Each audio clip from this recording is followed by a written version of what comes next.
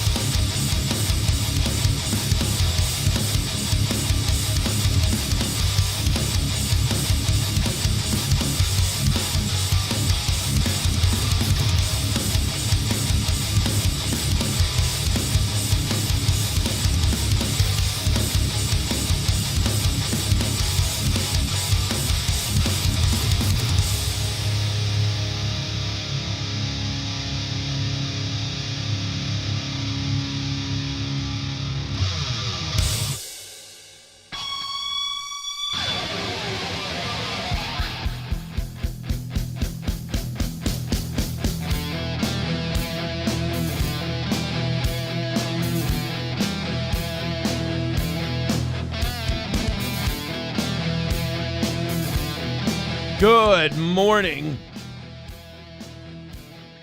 Welcome, everybody. I'm all by myself.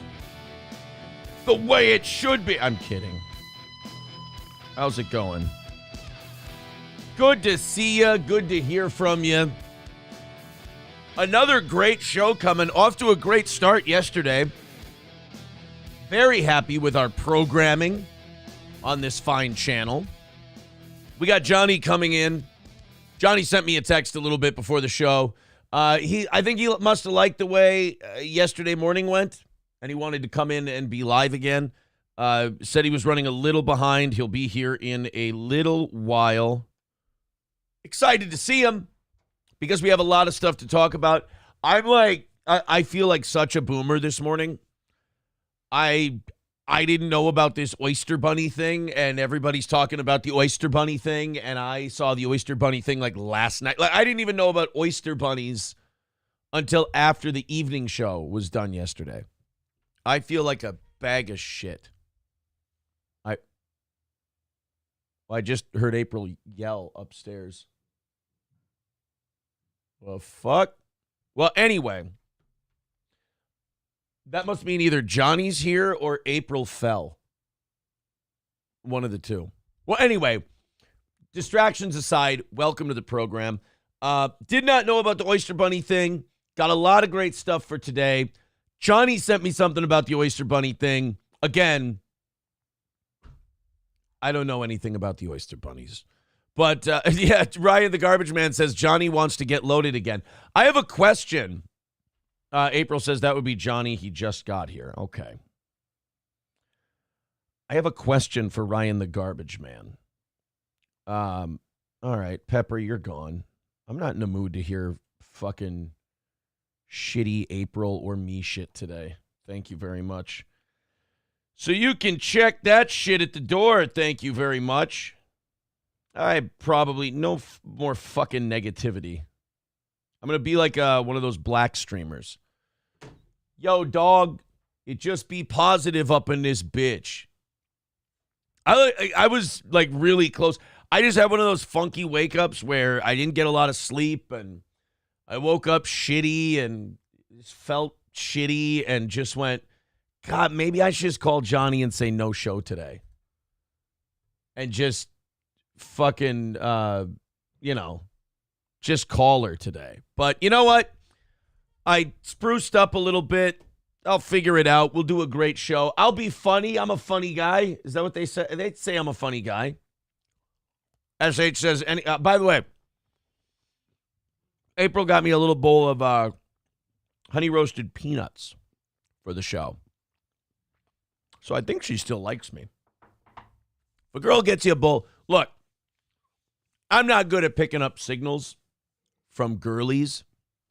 But I think if a girl gives you a bowl of honey roasted peanuts, I think she thinks you're okay. I think honey roasted peanuts are a good sign. Mussolini diff. Says, be like those black content creators, such as the one you aren't getting involved with. Hey, wait a minute. Chernobog says, I think they said you were a fungi. Oh, like a fungus. Oh, that makes sense. Cynically Insane said she knows you have a peanut allergy. It's fucking tragic, dude. That's so bad. What if that was true? Not true that I have a peanut allergy, but what if it was true that she thought I did, and that's why she gave me peanuts? What a fucking evil thing if someone did that. It's almost worse that they don't have a peanut allergy because you're trying to be really mean and hurt them and harm them and cause them great pain in their life, but you're so inattentive to them as a partner that you don't know they don't have said affliction. So you're like, oh, I think I remember that he has a peanut allergy.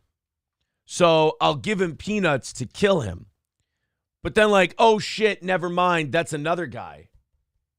He doesn't have a peanut allergy. But how hilarious it would it be if she's the only one who... Oh. Go ahead. How hilarious would it be if she was the only one who knew you had a peanut allergy? And you're like, how did you know? I didn't. Right, exactly. What gave it away?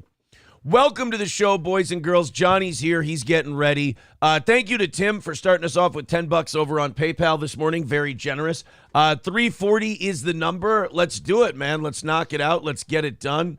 Let's do the money thing, out of sight, out of mind, and then we've got a bunch of stuff to talk about this morning.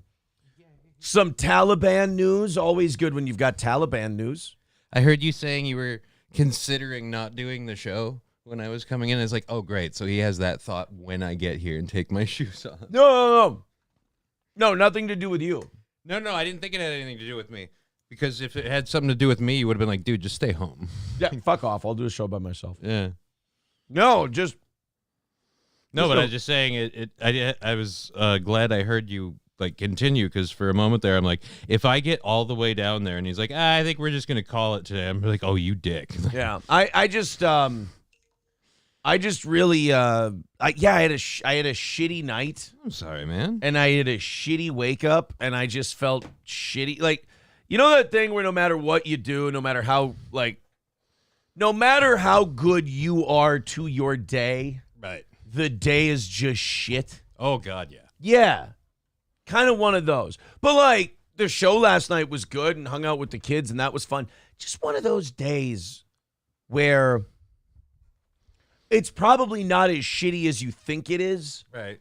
But you had a certain expectation for said day, and God or Jehovah, whoever runs the show. No, I blame God. To Look, quote Bryan Cranston in Trumbo, perpetually. I'm sorry. Go ahead. No, I just every morning I get up and I look in the mirror and I don't take an ounce of this personally. I just go, yep, I know who did it. The fucking G-man. We'll be meeting soon enough, homie. Don't worry, I'm keeping a tab. G for government. G for godless. Shoot, man. I wish this was the real Ronald Buck. He says, I can't wait for the rematch. You ain't getting up this time, brother. I hope you learned how to throw a jab. Stevie J says, JJ is going to get so mad when he learns I've been to over 1,000 NHL. Oh, there's people talking. This is pre-show stuff. Oh, no. Somebody was at a hockey game. One of our listeners was at a hockey game last night. Good for them. Hockey is an awesome sport. I support people seeing it. It's much okay. Hockey. I will give hockey this. I'm not going to be Mr. Hockey sucks. I don't like. I mean, I'm not a big hockey guy. No. To me, relatively unwatchable on television, but fun live. Yeah, dude, it's fun to watch live, and the reason it's not watchable on television is because like the puck moves so fast and they zoom in on it too much, you can get motion sick and stuff. It's a lot more fun to watch live, and it's even more fun to play. But it's just a nice, fun game. It's a good sport. I like people watching hockey. You can always enjoy a good brawl. It's one of the few sports where men are allowed to fight. They do. They just let them commit assault against each other. Yeah. That's the weirdest thing about hockey. Like boxing, they have ice is right there. Well, boxing, they have licenses and they sanction it and everything else. Hockey's just two guys start assaulting each other, and everyone stands around on national television and goes, all right, just let them go. Dude, we took a rubber disc and and used it as an excuse to give French Canadians blades for feet, okay? Like, it's just literally a crazy game, okay? We have already suffered a fatality from a skate blade. Yeah, dude, a guy's throat got cut and he died. And you know what the funniest I'm part? not worried about the punches being thrown. Not even the first guy to get his throat cut in a game. He's just the first one to actually bite it from his the poor guy. I'm the only guy to ever take off his skate and try to kill somebody. Actually, that's apparently not an original story. Other people have apparently tried to use their skates as weapons at times. It doesn't surprise me. No, like I said, blades for feet. French Canadians. Did we create the game or did Canada create the game? I'm pretty sure it was, from what I heard, like the urban legend thing is it was like a Native American game played with hockey. Middle Ages or even ancient Greece and Egypt. Okay. No. No. Fuck that. That's not real hockey. I was under the belief that it was created by, rumor has it, like native tribes that used like the head for a puck. The modern game of hockey emerged in England in the mid-18th century and is largely attributed to the growth of public schools. What? So public schools I have trouble believing this because the punching is such a thing. You'd think public schools would be like, all right, don't hit each other. No, public schools is private school is where you don't hit. Public school is where the hitting goes. Michael Malice said this once. He said, for most people, the only place they will ever encounter violence is in a public school. Like the only time they will personally have violence visited upon them is at a public school. I mean, it depends. If you have shitty parents, then you'll encounter violence there. But otherwise, yeah, maybe public school might be the most likely place. Matt Van Meter, gifting 10 memberships. Thank you very much, buddy. JJ, Lynn, Make White. I like that one. Davutz, Rick M, Ice Grills, Bill, James Cooney, Todd Pemper, Huck Korinsky, and Matt Melt, all getting memberships. Isn't it Greasy, becoming a member for 9 months, says, have you seen Mersh's horse noise stoke video? I think he means the stroke video. How do you feel about his siding with Satanist pedos because he hates the hat merchant Jim Mediker? Dude, you're getting internet gay on me? I just think Mersh is a funny guy and I like him. That was a big box. I don't have time to unpack it. Yeah, right. You just brought this big thing to my door. I heard you don't hate this guy. I hate him. What do you think about this? And I just look at him calmly, autism on the internet and all being what it is. I just look at the man calmly and I go, I don't think about any of that. Oh, yeah? Well, he did this thing that I'm sure he did. And I'm sure that it's terrible. It's unforgivable. I watch his shows on the internet. I find them entertaining and funny, and we have a similar sense of humor. He has a yeah, but wait. Did you know that there was a guy and there's Satanist pedophiles? I'm sure I'm sure that Mersh fucks kids. I'm kidding. I'm teasing. If I knew Mersh fucked kids, I would be a little more hesitant to endorse his programming. I don't think Mersh fucks kids. I mean, he has a lot of cats, so if you want to say he's doing anything, He might fuck a cat. Yeah, like a black cat, though. Mersh likes the dark berries. Mersh likes a nice, big, fat, black ass right on his nose. Calico in a storm, I guess, if you have to.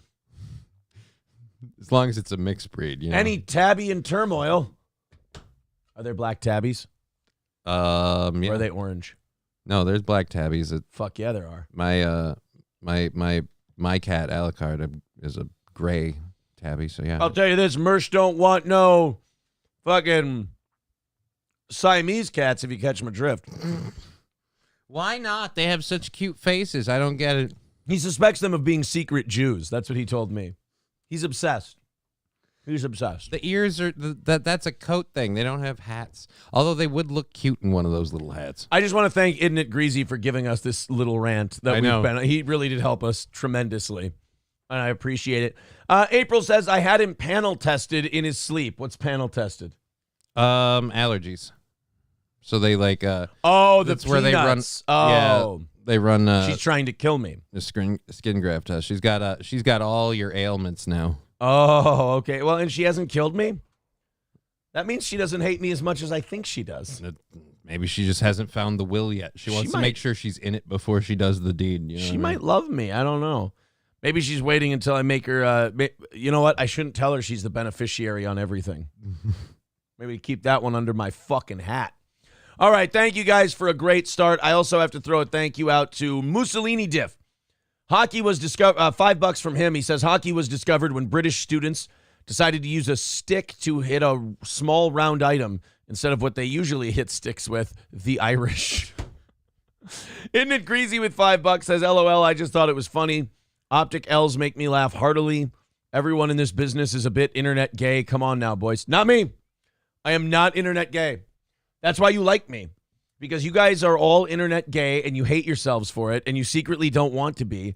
And then you see me go, oh, Aaron comes back on the show and he talks about the things he does in his life. Yeah. I like that. I like that he doesn't go on the internet and then go, what did this guy say about this guy today? I'm going to spend all day on Twitter taking analytics of other people's show to go, look, this is how things are. Can't help it. Yeah, no. Can't help it. Isn't it greasy? Thank you very much, buddy. We do appreciate you contributing. I also got to go to I've got to go to the old PayPal here. Okay. And get caught up as well because there's more going on there. I keep getting notifications. Well, for the love of Christ. Damn. Let's see who's throwing us. Oh, there we go. There's Los Federales with $10. Says, can we start calling Johnny not gay Johnny? I mean, we would that would only make sense if there was a well-known gay Johnny. Well, Johnny Weir. You're not helping. Johnny Weir, the figure skater. You know, the guy who wore like goose shit? Does not make any bells chime in this head, so. Well, here, this is what I say. We just hit 300 this morning. Okay. So we've already hit where we want to be for 7 o'clock. Fucking pile on. Let's just pile the fuck on. And bang this up. We're ahead. Let's stay ahead for the morning. So, hey, you feel like $5-10? $5-10 your fucking ass off today. Gift memberships, that's a cool one. Let's get this shit. Let's get ahead and stay ahead. I like this, man. Streamlabs, PayPal, Super Chats, Rumble Rants, etc. Thank you. In it Greasy with $2 says, I won't lie, you got me at the local chili contest.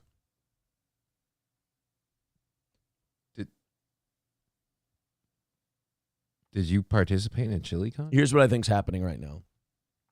He just landed a really good joke on me, and I have no idea what it is, and now I'm paranoid. Okay, because, it makes no sense to me. What's the gun for, Tony? Oh, there's this and nothing. How do you say, paranoid. How about, BJ says, how about we call you Not Thin Aaron? That's so fucking mean. I'm going back to bed. Again, I walked all the way here. Yeah.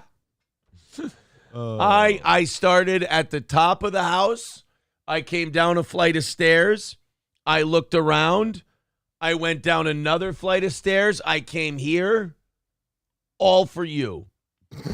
Mussolini Diff says, I am internet gay. Internet gay is defined as finding attractive women attractive and not finding ugly women attractive. See, now we're being bitter.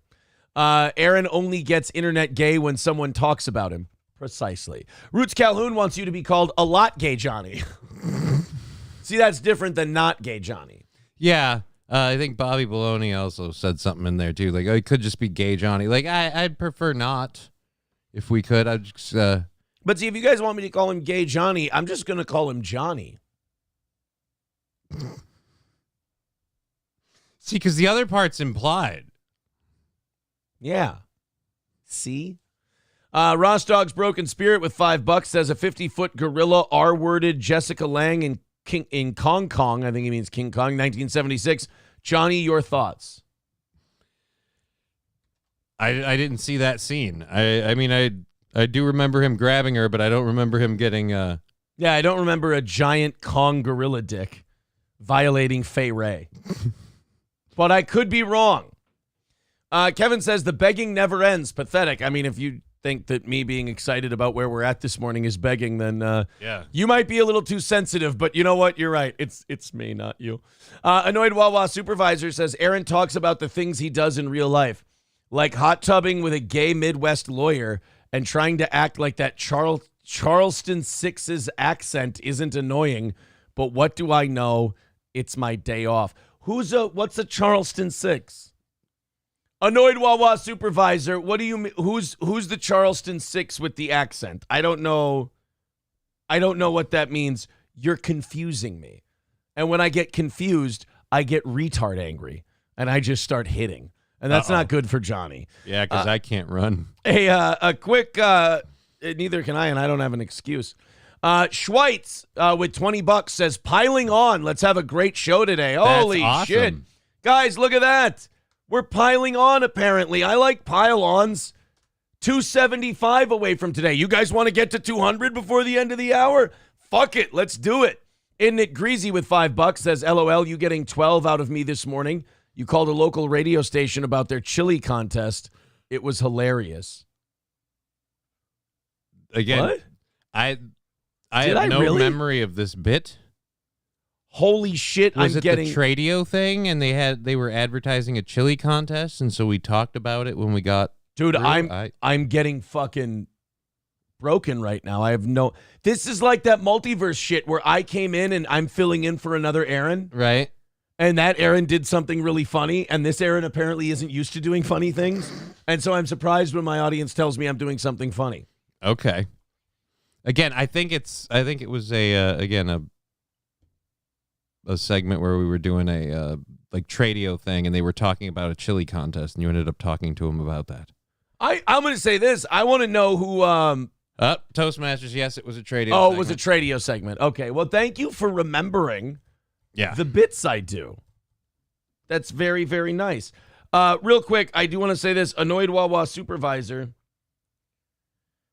What's up with the what does that mean? Who's the Charleston Six? Because if it's April, because I know who the gay Midwestern lawyer is. Right. That one is easy.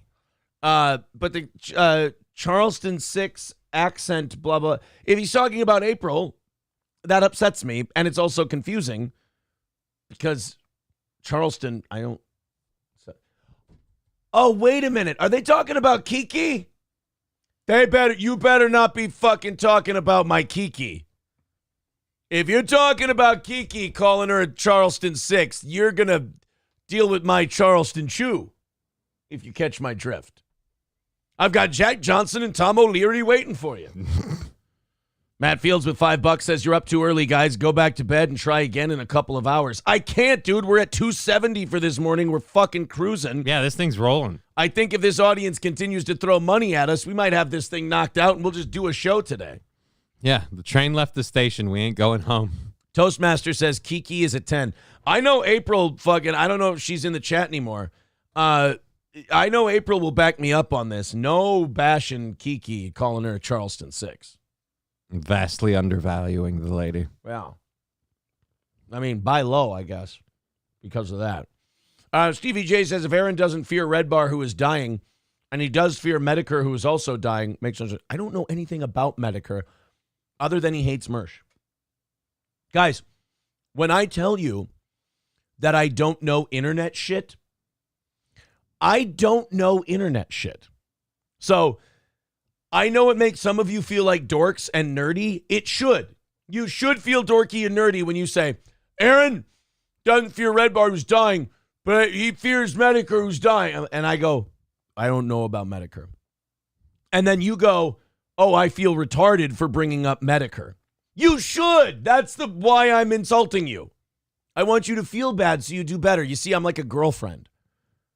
I want you to subtly feel bad about yourself so you think it's your idea to change. April says, no bashing my girlfriend. Yeah, see? No making fun of Kiki on this show. Oh, boy. Truth Seeker No says, came in 10 minutes ago. Money has been mentioned 4 times now. Yikes. Well, then guess what? You don't have to hang around. Bye, fag. I love doing that. The mods and the old school radio people are so happy that I just got back to giddily banning people. Because who cares? Yeah. They're like, Aaron, why do you entertain these retards? It's so much more fun to just ban them and taunt them. Right. Because now they can't do anything unless they go get another account or create another name. I love the people that feel so big and bad bragging about stuff or burning on people like, oh, I'm throwing it back at you as hard as... Yes, behind your fake name and your icon picture. Right, because we don't have names and faces right in front of you here. Yeah. Yep, it's just, oh, I got this piece of information that I'm lobbying because if I am wrong, there's nothing you can do to me. I just like making fun of guys like that and then knowing that they can't write messages back to us, so it makes them more upset. Yeah, they're spurging to somebody right now, but they're telling me, oh, he couldn't handle it, so he banned me. He's coping. Imagine being so gay that you get banned from a show because they think it's funny, and then you go to another show and you tell them the story about how you got banned. I mean, at what point do you just look at that a bottle of Placidils and just go, why not? Down the hatch. I mean, it's not like you've got a lot going on, but the whole thing with that is you go into these other shows bragging about getting kicked out of a show. You could just watch something you like. I know, that's the best part. And the show that they're bragging to, they don't even like. They just hate the same thing they do. And it's like, why don't you go find something you enjoy? I don't know how to enjoy anything.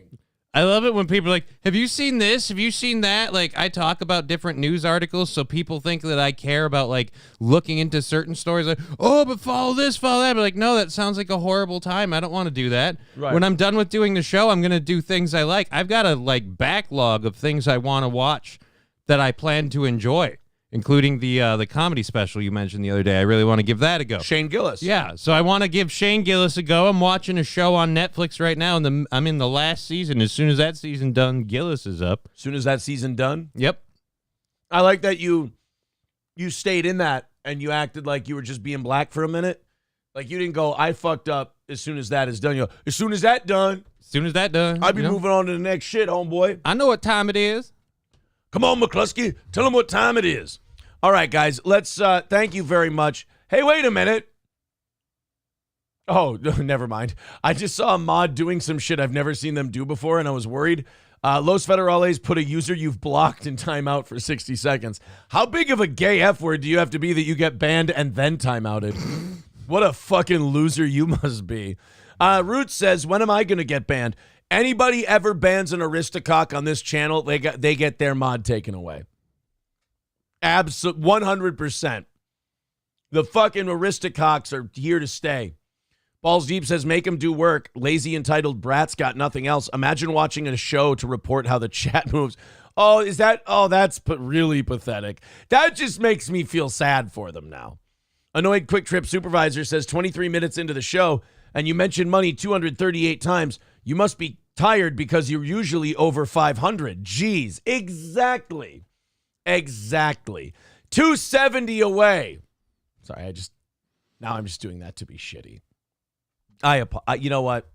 I know some of you are hate watching this and it's making you upset. So I just wanted to keep doing it.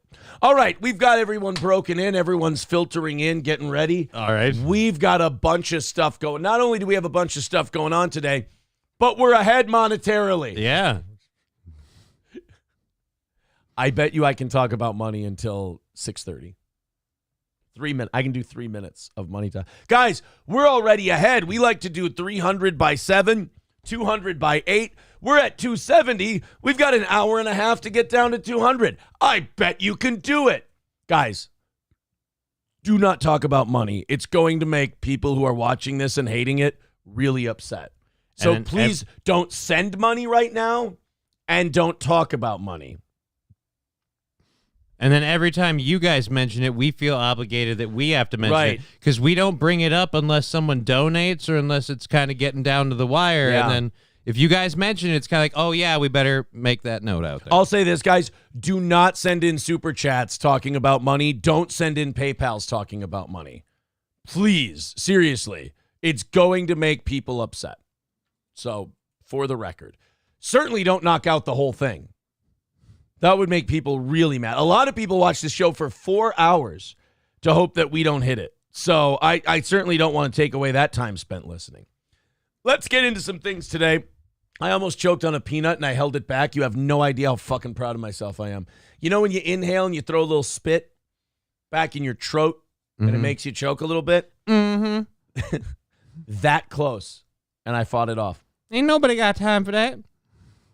Sorry, I just wanted to keep the... Don't panic. It's organic. That's like supposed to be a fucking terrible movie, Dirty Grandpa, the Robert De Niro movie. That's what I've heard. It's supposed to be terrible, and it's one of those movies that it makes me self-conscious for liking it because I really enjoy that movie and I think it's good. I've never seen it. It's funny. It's like I get why they say it's fucking terrible. It's like the whole movie serves as like a plate to set up Robert De Niro being gross. Okay. And like a perverted old man. I get that. And like the dialogue is not organic at all. It's really contrived and forced to make dirty jokes. But I think it's a hilarious movie. If you don't, this is the problem. Too many people take things too seriously. If you don't take it seriously and just enjoy the dirty jokes, it's funny. Yeah. Scarface with $4.99. Hey, quit it.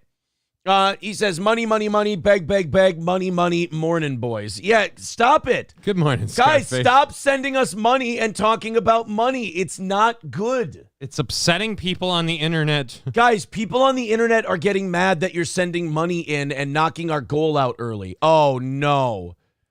That's not. Oh, we already had that one. Thank God. Otherwise, that would have set people off.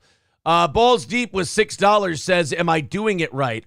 I mean, not really, because now I have to announce that you just gave us $6, and now we're at $2.65. So now we're $5 closer to today's goal. Now you're going to piss people off some more. Burnside's going to get mad. I don't want to see him get mad. He's got to stick around for a while. He's got to let his hate fester. Then they got to get out their calculators and figure out what's going on. Oh, I have no idea why. You guys. So 265 away today. If you guys keep piling on money-wise, like clicking that PayPal link and talking about money, you're going to make a lot of people very upset. And then we have to keep doing it. And then if the goal gets knocked out, we just have to do a whole show. Yeah. Fuck. I mean, guys, we got to can you please be responsible? Oh no. This isn't good. Uh-oh. Oh shit. Thank you very much to Los Federales for $10 over on PayPal. He says not gay Johnny needs to own his new slave name. No, I don't think so. There's some things I don't need to do. Don't fucking tell me. You don't tell me. No. I took on the Crutches moniker because I liked it. That's as far as we're going. Guys, stop sending us money because Lestat Jenkins Esquire is getting pissed. They're saying, get to a subject, please. I'm trying. I want to talk about the Taliban because they're being sexist, and I think we could take some cues from them.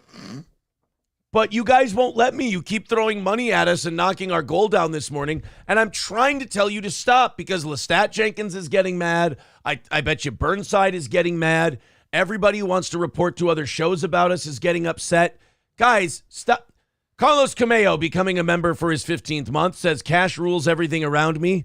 Cream get the money, dollar bill, y'all. Okay, that's very nice of you, and I appreciate it. But definitely don't start clicking that PayPal link and throwing money at us. It's incredibly grateful, but you have to know some people are not being helped. No. This, just so you know. We are. But. Yeah, so Dirty Grandpa, I wonder, has anyone else in the audience ever seen it? It was made about 8 years ago.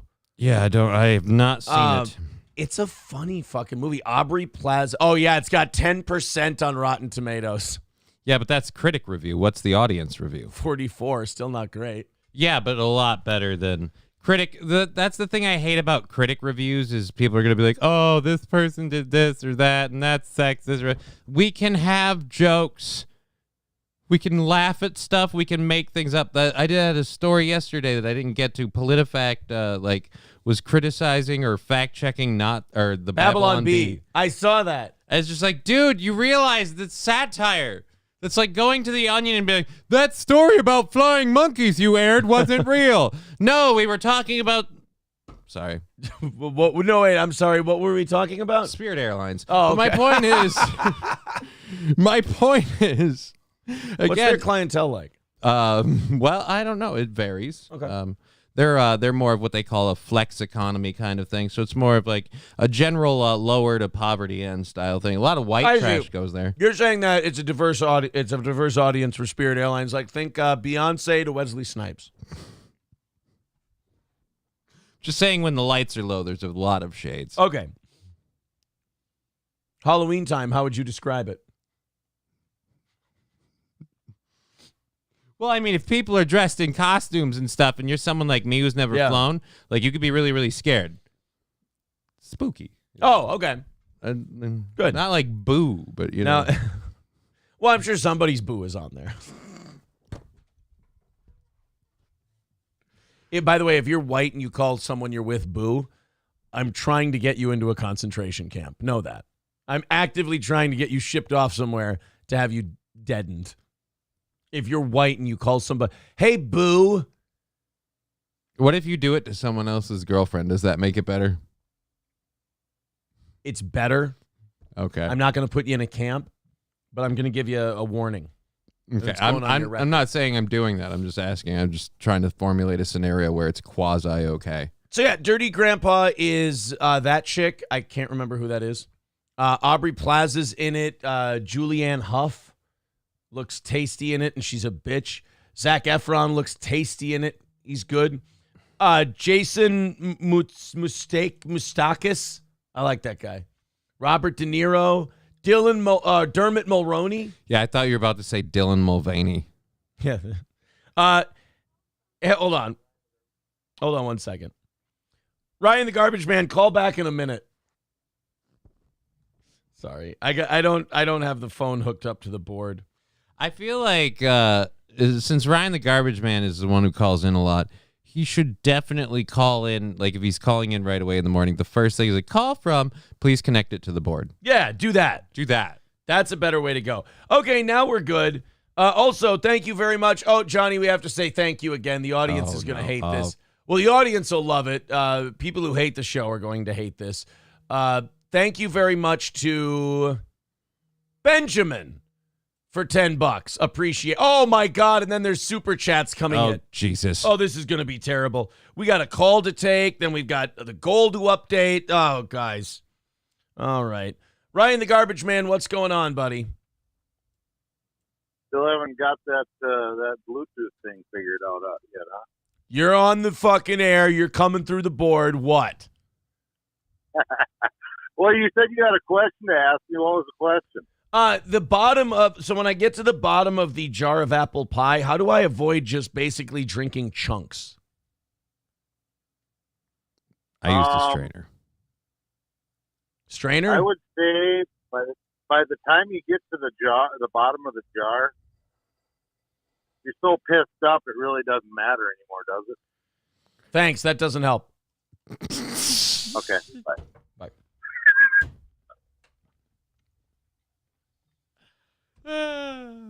Bye. Just get so fucked up you don't care that you're drinking butter chunks. What's the worst that can happen, man? I don't want to be that fucked up. Sorry. Isn't it greasy with $2? Says Flex on the Pores dribble chats. Buy guns and ammo. I say Gutierrez with $2. Says Van Dyke beard makes him look like a gay gym coach. Uh-oh. Carlos Cameo with $4.99 says you better count your money when you're sitting at the table. That's not how it works. That's not the words. How dare you? Isn't it greasy with another $2? Says my Dominican girlfriend calls me boo. It makes me cringe. Right? What is it with people who didn't build the modern world using the term boo? What? Nothing. It's weird. What did I say? I don't like it when I don't know why I'm funny. I just if feel like if you point it out, it loses something. You'll catch it in time. Oh, okay. Well, guys, we're officially 240 away from today, and we usually like to be at around 200 by 8 o'clock. So you guys have an hour and 23 minutes. I say you should definitely stop. Yeah. Because, again, you're making people mad every time you give us money. So Streamlabs, PayPal, Venmo, Super Chats, all that. You guys keep going down. If we get to 200 by the end of this hour, you might cause some people to have a coronary, and we certainly don't want that. So why don't I get to a topic? Yeah. Let's get to our first story, and you guys will just cool it on this fucking money thing. Again, I really need to know her name. Right? And if she has an She plays Shadia in the movie Dirty Grandpa, and she's a fucking cutie. She's like the kind of girl you look at and you go, I bet you she wouldn't be a total cunt as a girlfriend. Right? Because she's kind of got that like natural cute thing where she doesn't put a lot of work into it. Yeah. And it looks like she just kind of, moves through the world and just does stuff. You don't have to worry about, I got to impress people. Like, I like Audrey Plaza, but that looks like, for example, the character she's playing. Yeah, but do you like Aubrey Plaza? Aubrey Plaza. There we go. Her and Drake have the same name. Really? Yeah, it's Drake's first name. Drake's first name is Aubrey? Aubrey. So... That's why he has to call himself Drake. He has a fag name. It's a terrible name for a rapper. It's... His real name's Clarence. This guy's a gangster. His real name's Clarence. All right. The movie, what did it cost to make and what did it make in theaters? Yeah, you got Robert De Niro, Zac Efron, Aubrey Plaza, Zoe Deutsch is her name. Okay. Jason Mantzoukas. Oh, dude, I love Jason Mantzoukas. He's great. Everything he's in, he's fantastic. He's one of my favorite characters in Brooklyn Nine-Nine. And then he was in a show that Andrea Savage wrote and starred in. Nobody watched it. Me and my last girlfriend and I used to watch this show like every time. I think there are 3 seasons. Every time a new season came out, it was called I'm Sorry. Okay. And it was Andrea Savage, Jason Mantzoukas, and a few other people. Really fucking funny. A really funny show. But here's what the critics thought of Dirty Grandpa. Incompetence combined with the occasional burst of disreputable laughter makes Dirty Grandpa oddly lively for a movie that's largely terrible. You know what? That is a great review because as a movie, it's not good. No. But it's hilarious, and that's why I watch it. It makes me laugh. Equal parts bad and baffling. It seems to have been written and directed by alien life forms who read YouTube comment sections for a week and drew these conclusions about human behavior. Again, all these shitty reviews of this movie, I can't disagree with them, but I like the movie. But again, you're explaining something to me where if I don't want to think about it in terms of what does it mean about society, it could be very funny to watch. So like Zac Efron ran off 2 women on the golf tee as he and his grandpa were going golfing. So then as Zac Efron goes to tee off, he's very prim and proper, a lawyer, and he's hanging out with driving his grandpa down to Florida. And Robert De Niro goes, bam, and he would hit him in the butt with his driver, like poke him while he's trying to tee off. And he kept calling him a cock block in different ways. He goes, who does your taxes? H&R cock block? And then he just like different ways to say it. And it's like, I'm watching the bit and I'm like, this is fucking terrible for a movie. But it's hilarious. But it's just a gay funny riff. It's just a retarded funny riff. And so I'm watching the movie going, I know this makes this a bad movie. Right. But it's funny, so what does it matter? Like, that's the thing about comedies. Why does it matter if it's a great movie? If it makes me laugh and I'm having a good time, who gives a shit? Right. Tommy Boy technically is retarded. And it's the best movie ever. It's so good. I'm thinking of like, okay, you want a comedy that has an amazing story and is an incredible movie and just stands alone as a movie? Ghostbusters. There you go. I don't even really view that as a comedy. Hilarious, but also awesome movie. Maybe the most well put together comedy of all time is Ghostbusters. Honestly, it's just kind of that whole generation from that group was. Yeah. Well, you mean everything Harold Ramis wrote in the 70s? Okay, yeah. I didn't want to just kind of just brush off Dan Aykroyd and. Let's call it what it is. Harold Ramis was an amazing writer. Exactly. Loaded Wrench becoming an 18-month member says 18 months together, boo. Stop calling me boo. They're also saying, Zoe Deutsch is Leah Thomas's daughter. That makes sense. Look at her. Leah Thompson, I think they're trying to say. Or are they making a Leah Thomas swimmer joke? I don't know. I think they're trying to say Leah Thompson. SH becoming a member for their 10th month says pour the liquor chunks on pound cake or ice cream. Actually, the ice cream one's not a bad idea. Oh boy. Oh, the Burnside is just really mad at us today. Here, I'm gonna help the Burnside. There you go, buddy. Now you don't have to listen to this horse shit. Oh my God, I would hate that if I were you. Ryan quit calling me boo. Ryan the Garbage Man says, did you watch Kill the Irishman yet, boo? No, I haven't. Thank you. Roots Calhoun says Ghostbusters brought Sam and Dave into the mainstream. Huh? What? Who? The what now? Excuse me? All right, let's get to the Taliban. I always say that, and I never do it. Dread Pennies with $2 on Rumble says, Dirty Grandpa, if we're talking old comedy movies, go watch Out Cold from 2001. Absolute sleeper, hilarious, and a great soundtrack. Okay. Bird Collector says, maybe I missed it. Johnny, touch your forehead for 2 seconds if you see us. I want you to touch your forehead. There you go. They're also accusing you on Rumble only of not blinking. Rumble, nobody's mentioned it on YouTube yet. I went over to check the Rumble chat, and a bunch of people are going, you still haven't blinked. So you're not blinking enough for Rumble's sake. Sorry. You Fear Truth on Rumble says, are they a big fan of Police? Do they like licking boots? I like Sting's solo work. I mean, who doesn't enjoy it? Desert Rose? April and I sang Desert Rose together on Friday or Saturday. Saturday, April and I sang Desert Rose together. So I like Sting. Oh my God, it's Sting. You Fear Truth says, I don't get it. I didn't think you would. Anyone who comes to the show and goes, are they bootlickers? Do they like the cops? And I make a really gay, corny police joke, I figure they won't get it. Yeah.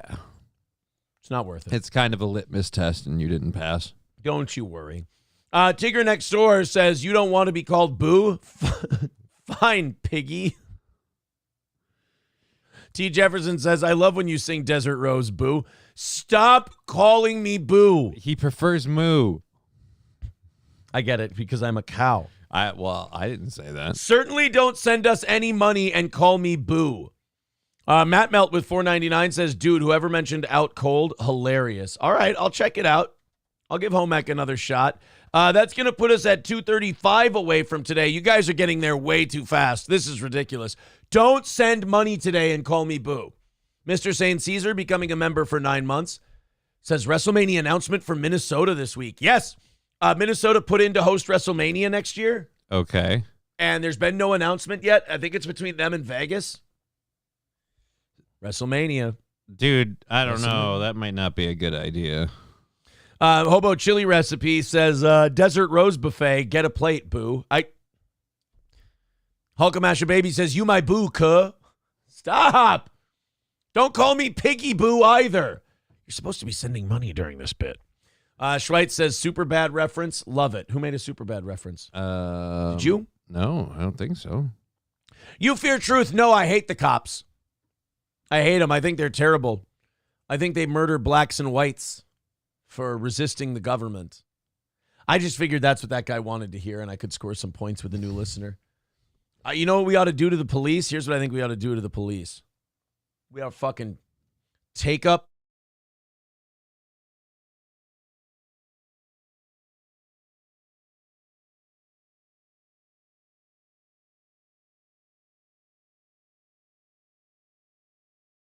until they bleed, and you can't even know that there was an.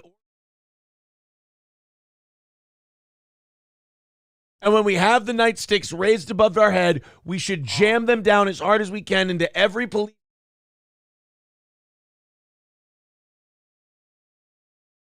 Truck oil in Texas, and then build a derrick on top of it so it can continue to pump the.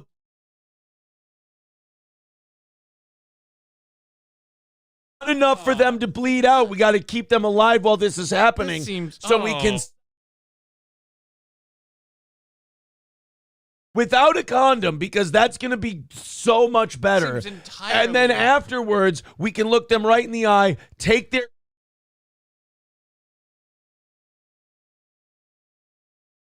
Like they did Phineas Gage, so they don't die.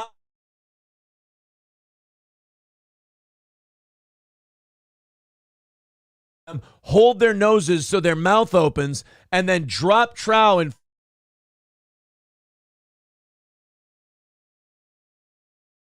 more damage to their brain, and that's what I would do. The TLDR of that is what Urban Dictionary calls a Derek Chauvin. Thank you. Twisted Fister says, sounds like too much work. Brother, You have no idea. Stevie J says Phineas Gage is a solid pull. Respect. Thank you. You know about Phineas Gage? Oh, Oh, shit. someone who got shot and didn't. No, you just wait. We'll play a thing about Phineas Gage in a second here. Nick the Milkman with $5 says, you're whining about money? Boo. Oh, wait, well, at least you're not calling me boo. That's nice. Guys, we're only 2:30 away from today. Might as well just keep knocking it out. Alan says, I think you're having some mic issues this morning. Am I really? It seems like everything sounds good. No, we were just going on a riff there. I didn't notice. Was there a problem? No, it was something wrong? Coltrane says Aaron hates cops that pull him over like 3 times in 2 days. Yeah, no shit. My somebody on the show last night, April was hosting by herself for like 20 minutes while I dropped the kids off. Yeah. And while April was on the show, someone was like, your husband got a ticket last month. And I wrote in the chat, I'm like, hey, asshole, if you're going to troll the show, get it right. I got 2 tickets last month in 2 days. Thank you very much. Yes, Phineas Gage might have been the most badass man to ever live, says Chernabog. Dude, he was a fucking survivor. That's for sure. Thank you to Los Federales for $5. He says, if we get to 100 in the next 30 minutes, I'll clear the last 100. Oh, boy. Guys, if by 7:20 we get to $100 left in the goal, Los Federales is knocking out the rest. And right now we're at 225. If you guys get it down another 125, Los Federales says he's knocking out the rest. Let's see. $5 from Isn't It Greasy. Upgrade your boot leather flavor with salt. You mind to a clean dress shoe with better tasting market researched seasoning. Perfect Comey cap analogy. Do you know what he just said? No. All right. Neither do I. Cocktiff says, your mic is cutting out. I missed the vax part.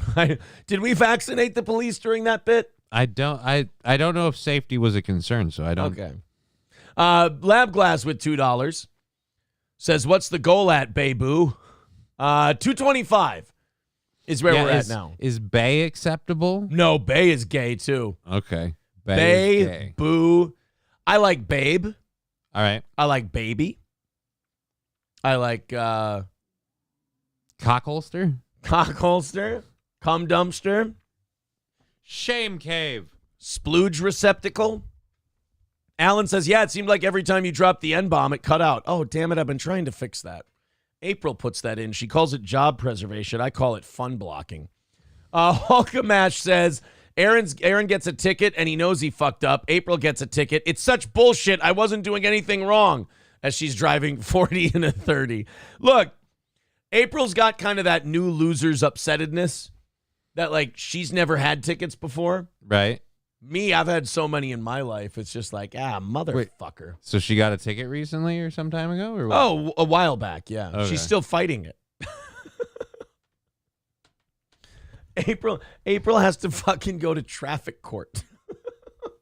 Because she's like, fuck it, this ticket's bullshit. And I'm like, yeah, but were you speeding? She's like, oh, yeah, like a motherfucker. It was one of those things where it goes from 50 to 30. Yeah. And she just got caught. And I'm like, well, were you speeding? She's like, yeah. She goes, but the cop wrote down the wrong make and model and license plate number on the ticket. She's like, so I think I see a way out of this. I think that's great.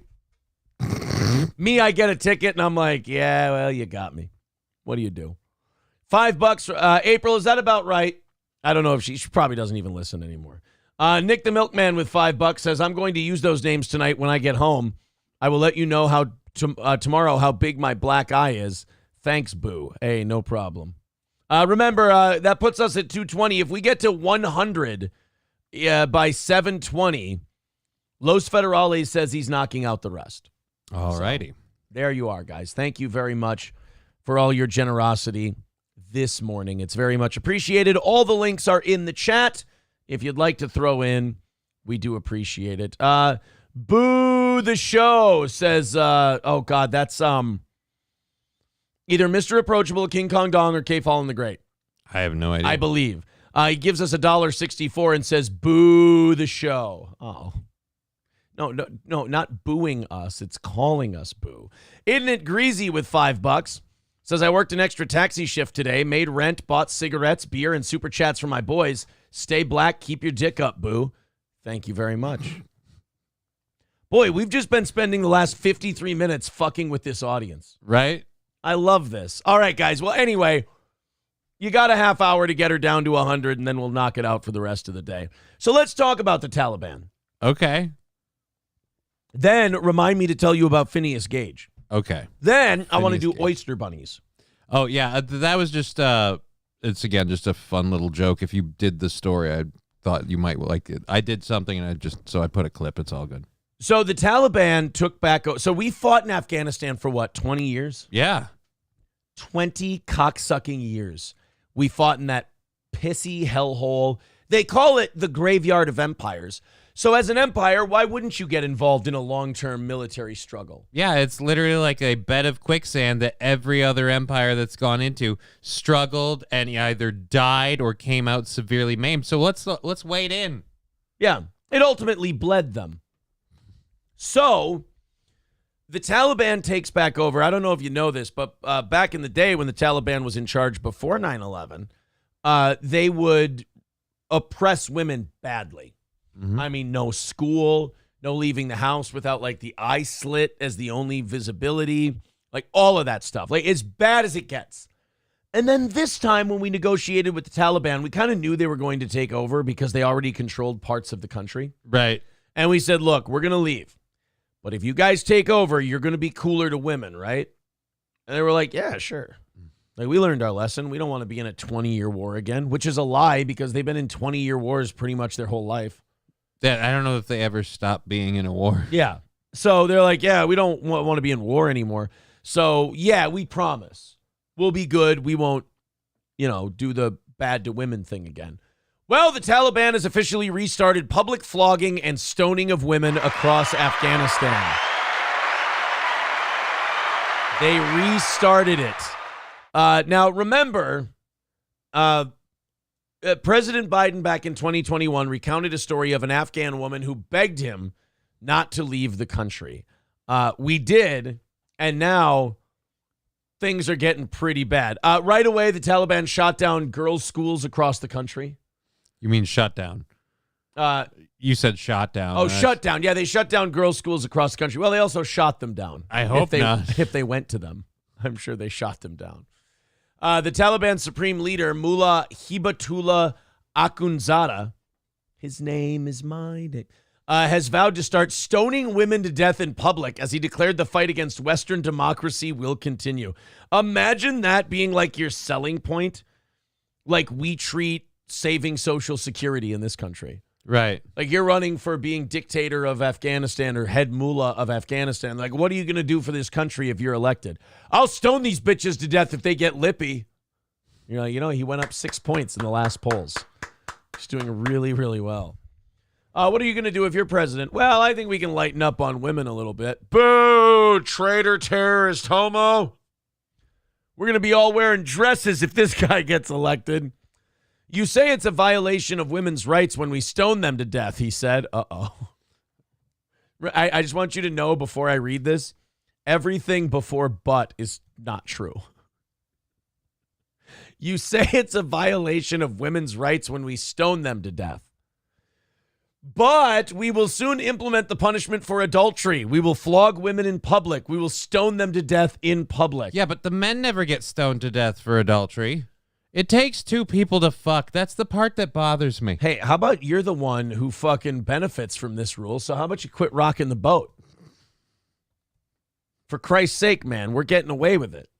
What, do you want to kill a man for slaying puss? The guy can't help it. The guy's a clam magnet. What do you want? But I'm just saying, there's no punishment for the guy? I mean, what if a lady... Well, what did we do wrong? Is R-wording adultery, or is that considered a crime? Where do we land on that one? In Afghanistan? Yeah. I don't know if they think our word exists. I'm not really sure. I mean, if you look historically at their relationship with livestock. I mean, if they see an ankle, they can't help themselves. Right, exactly. It's not my fault, officer. She was showing ankle. So he's going to start stoning people to death in public. And by the way, that's a fucking brutal one. Isn't that where they bury you up to your neck and then just throw rocks at you? I don't know if they bury you up to your neck or not. I just thought they threw rocks at you. Well, it's the way they should do it. You may call it a violation of women's rights when we publicly stone or flog them for committing adultery because they conflict with your democratic principles, he said. But I represent Allah and you represent Satan. And once again, we get right back to it where I'm just like, yep, deeply religious people will never be wrong because God's on their side, and you can't argue with the guy who's not here. People do the strangest things when they feel they're entitled. They do a lot worse when they just plain believe. John Goodman in Red State. A very good movie and line. Hey, you may call it I love that. He's like, hey, you may call it a violation of women's rights when we flog them and stone them, but then again, you're kind of a queer. Then again, you are Satan. Says the guy murdering and beating women. Like, right. Look, he's not making the connection. All right? It's not his fault. Look, you're the great evil, the great Satan. We will beat these women to death and then we will molest our young boys. And you think that is wrong? Well, then what's the point of being right? I represent Allah. That is right. Allah, I speak for Allah. Allah's up there like, no, I told you guys not to molest kids. Like, I'm not. Oh, God. I'm really, and you know what? Like, I wanted you to keep the women subservient because if you give them too much power, bitches be uppity. But Jesus Christ, I didn't say throw rocks at their heads. Jesus, I mean, what? I'm a broad strokes guy. I figured after a few hundred years, you would at least learn to control your own instincts enough that they didn't have to wear a sheet from head to toe before your erection took hold of you. So far, 57 women have been publicly flogged or executed. And by the way, they do this in stadiums. So it would be like we just take whores to U.S. Bank Stadium, and at halftime of the Vikings games, we just throw rocks at these bitches. If you'll now turn your attention to the 50-yard line, Lisa started fucking her boss. And our guest rock throwers today, the Coon Rapids High School varsity baseball team, who's having their annual bake sale. Ready, set, go! Remember, if number 53 wins, section 124 gets a free hot dog if he lands the rock that finally kills this whore.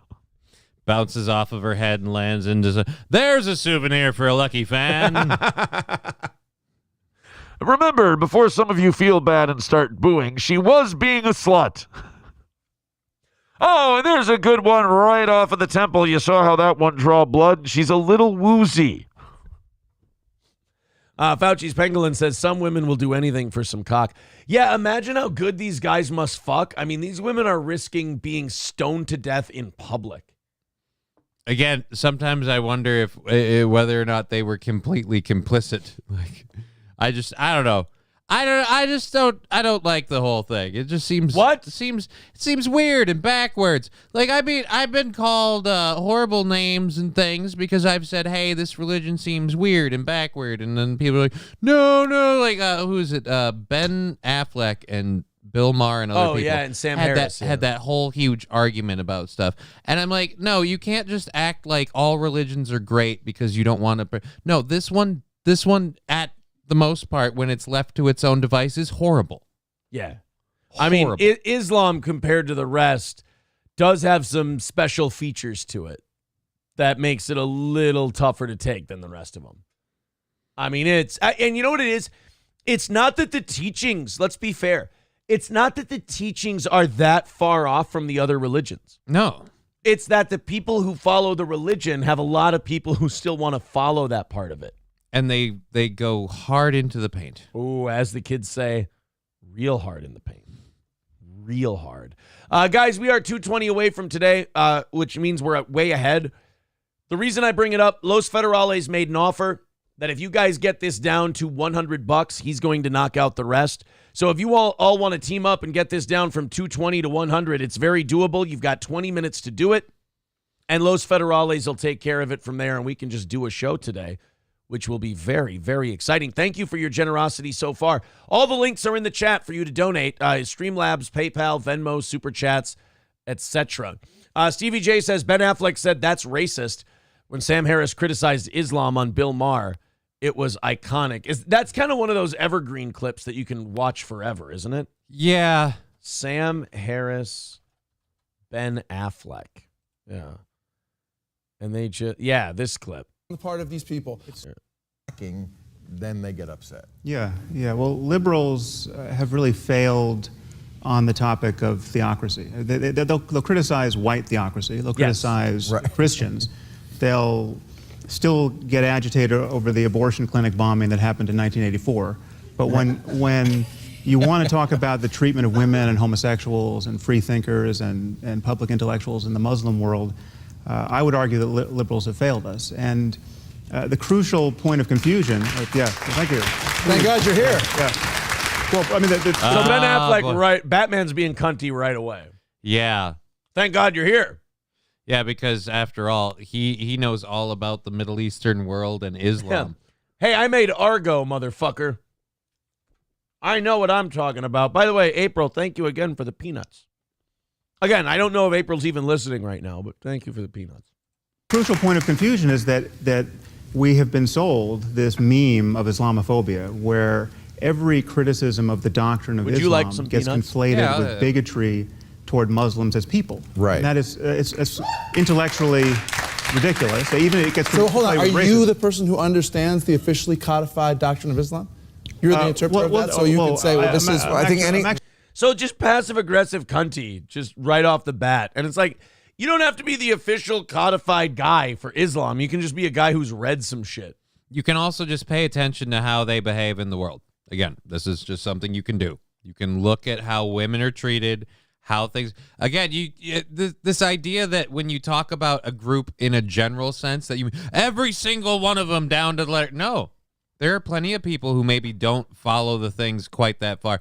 But when you, again, look at it en masse, bad... There are billions of Muslims. Yes, you have to speak in generalities because you can't nail down all of them. But the guy that works at my local 7-Eleven makes great hot dogs and is such a nice person. He's a Sikh. I've told you this 900 times. It's fucking racist when you do that. What are you talking about? He's wearing a towel. Yeah. So Ben Affleck's being a douche right off the bat. Actually well educated on this topic. I'm asking you. So you're saying if I criticize you're saying that Islamophobia is not a real thing.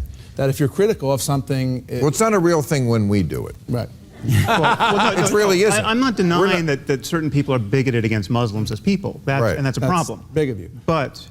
That's big of you. What a little bitch. Again, Ben Affleck don't like people who correct him. No, he doesn't. And you know what? This might have been around the time Batman v Superman was coming out. He may have been all roided out.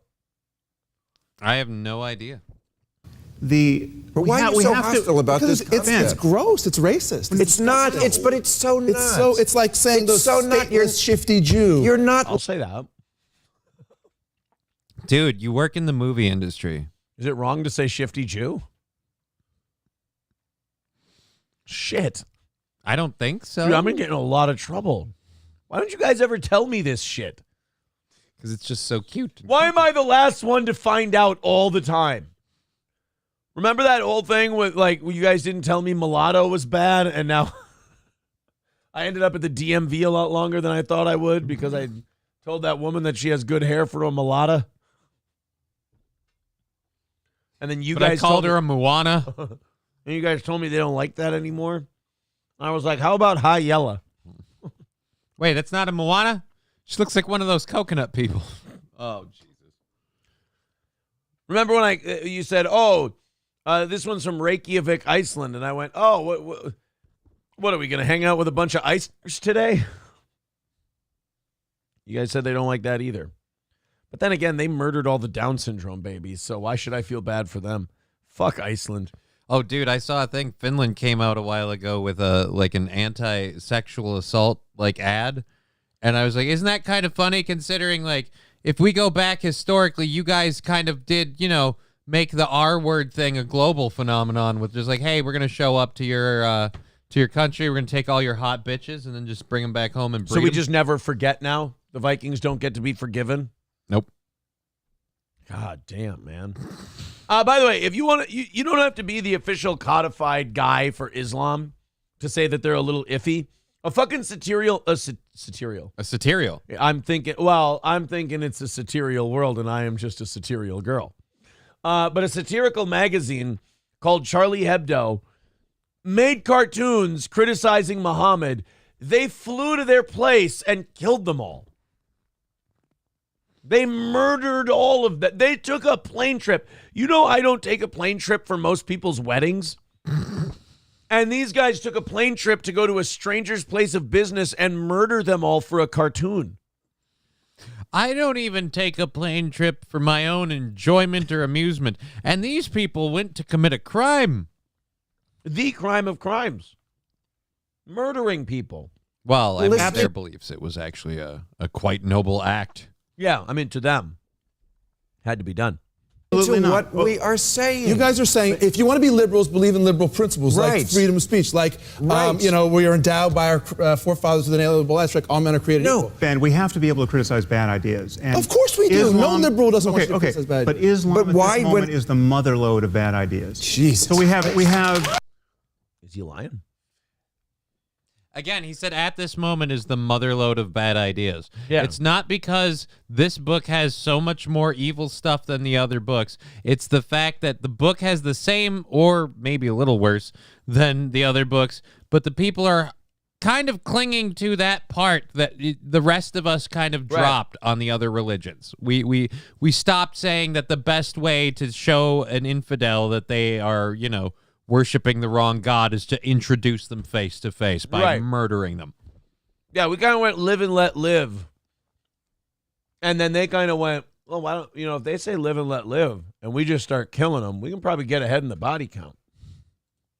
That's just a fact. Like blasphemy. It's not a fact. It's an ugly thing. Apostasy. It is one basic liberal let me principle unpack is it. tolerance. Let me unpack it. But not for intolerance. No, of course not. But the picture you're painting is, to some extent, true, but is hugely incomplete. It is certainly true that plenty of fanatics and jihadis. Bro, you sound gay. It's certainly incomplete. It is certainly true that plenty of fanatics and jihadis, the Taliban of Afghanistan and Saudi Arabia, and again, a few fanatics, actual governments, okay? The fanatics control governments. This guy's actually awesome. You're going to love him because he's going to bring up some examples of moderates. Here, you have the rest because I ate all of them. Yeah, no, it's fine. This guy's going to be great because he's going to bring up like moderates and free thinkers in Islam to prove Sam Harris wrong. And listen to what he says about where they are right now.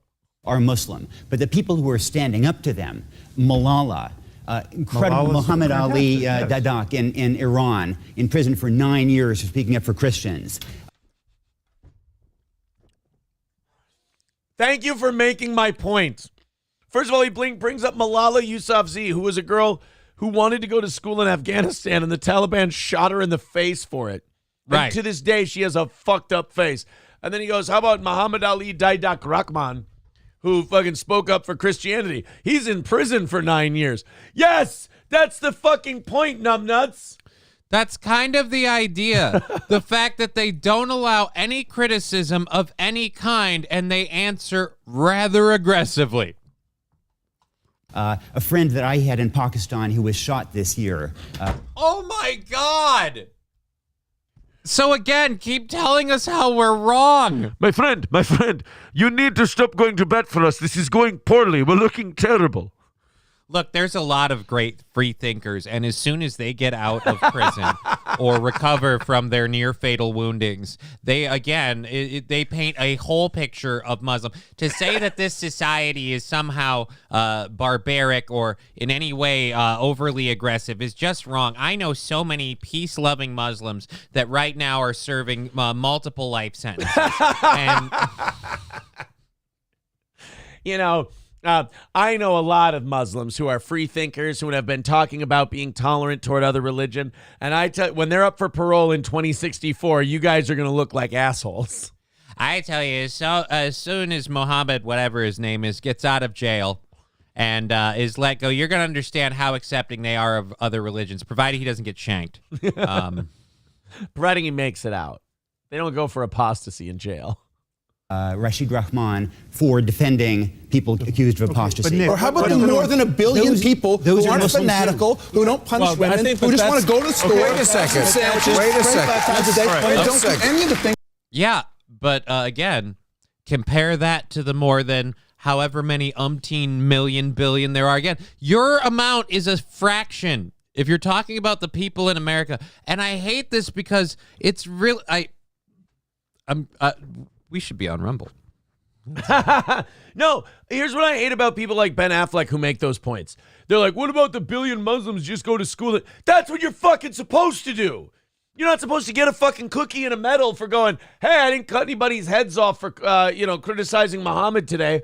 Wow. Fucking good, sociopath. Congratulations. Like if Ted Bundy didn't R-word and kill a chick for 12 months, you'd be like, okay, we need to encourage Ted. That's good. That's a positive thing. But you'd also know that you're talking to a fucked up person.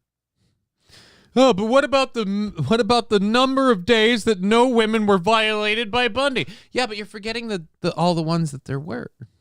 Right. And those are bad. Just letting you know. By the way, 220 away from today's goal. We do have an offer on the table in the next 5 minutes. If you guys get us down to 100, Los Federales says he will knock out the rest. But we're at 220 right now, and we're in a good spot at the moment. If we get her down to 200 by the end of this hour, we're still looking to be in a good spot. So we appreciate your guys' generosity this morning. Keep it going. And, Los Federales, if you still want to knock out that 100, nobody's going to criticize you for it. I did tell Johnny we'd take a look at Phineas Gage today. Phineas Gage. There's a lot of people. I mean, I watch Phineas and Ferb all the time because my daughter thought it was cute, but I never learned about this one. Yeah, people don't know about Phineas Gage. He was a railroad worker, I believe, or an iron worker, something like that. And he survived something that nobody should be able to survive. And while it fucked him up, it made him one of the biggest medical marvels that you've ever seen. And Johnny's never heard of Phineas Gage. I only do this because we made a Phineas Gage reference earlier today. Here you go. Imagine waking up one morning and you're a completely different person. You can't control yourself. You say bad words. You can't stop touching other people, and you have. I thought you said I was waking Mr. up. Bean? I thought you said I was waking up a different person. This just sounds like Tuesday. Yeah, you wake up, you say bad words, you touch people.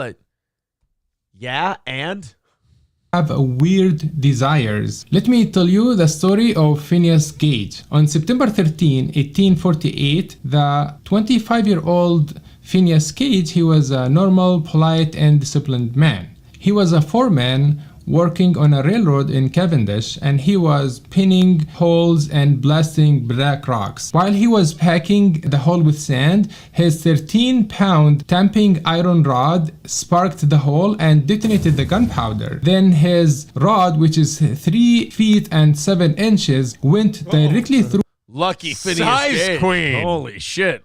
Old Phineas was packing a 3-foot 7-inch rod. Good for him. Can't even use that thing. They're going to get intimidated. You got to stand in the other room while you fuck. You pass out from blood loss when you get a boner. Which is 3 feet and 7 inches, went directly through his head, went from his left cheek to behind his left eye, went through his brain, and exited through the middle of his head and left. So, Johnny, what happens when an iron rod goes into your cheek and then out through your head? What happens to you? You should be dead as hell. Yeah, you should be dead. That would be death. Landed 30 yards, which is about 25 meters away. Wow, this was a big trauma for him. Miraculously, he did survive this trauma and he was able to walk a few minutes later. But since the So a 3-foot 7-inch iron rod shot through his head and then shot 50 yards down the train tracks. And he was able to walk a few minutes later. And then, so he went down and he's just like, oh fuck, that smarted. Oh, that hurt like hell. Oh, no, guys, give me a minute. I'm going to need some time. No, hold on. Don't help me.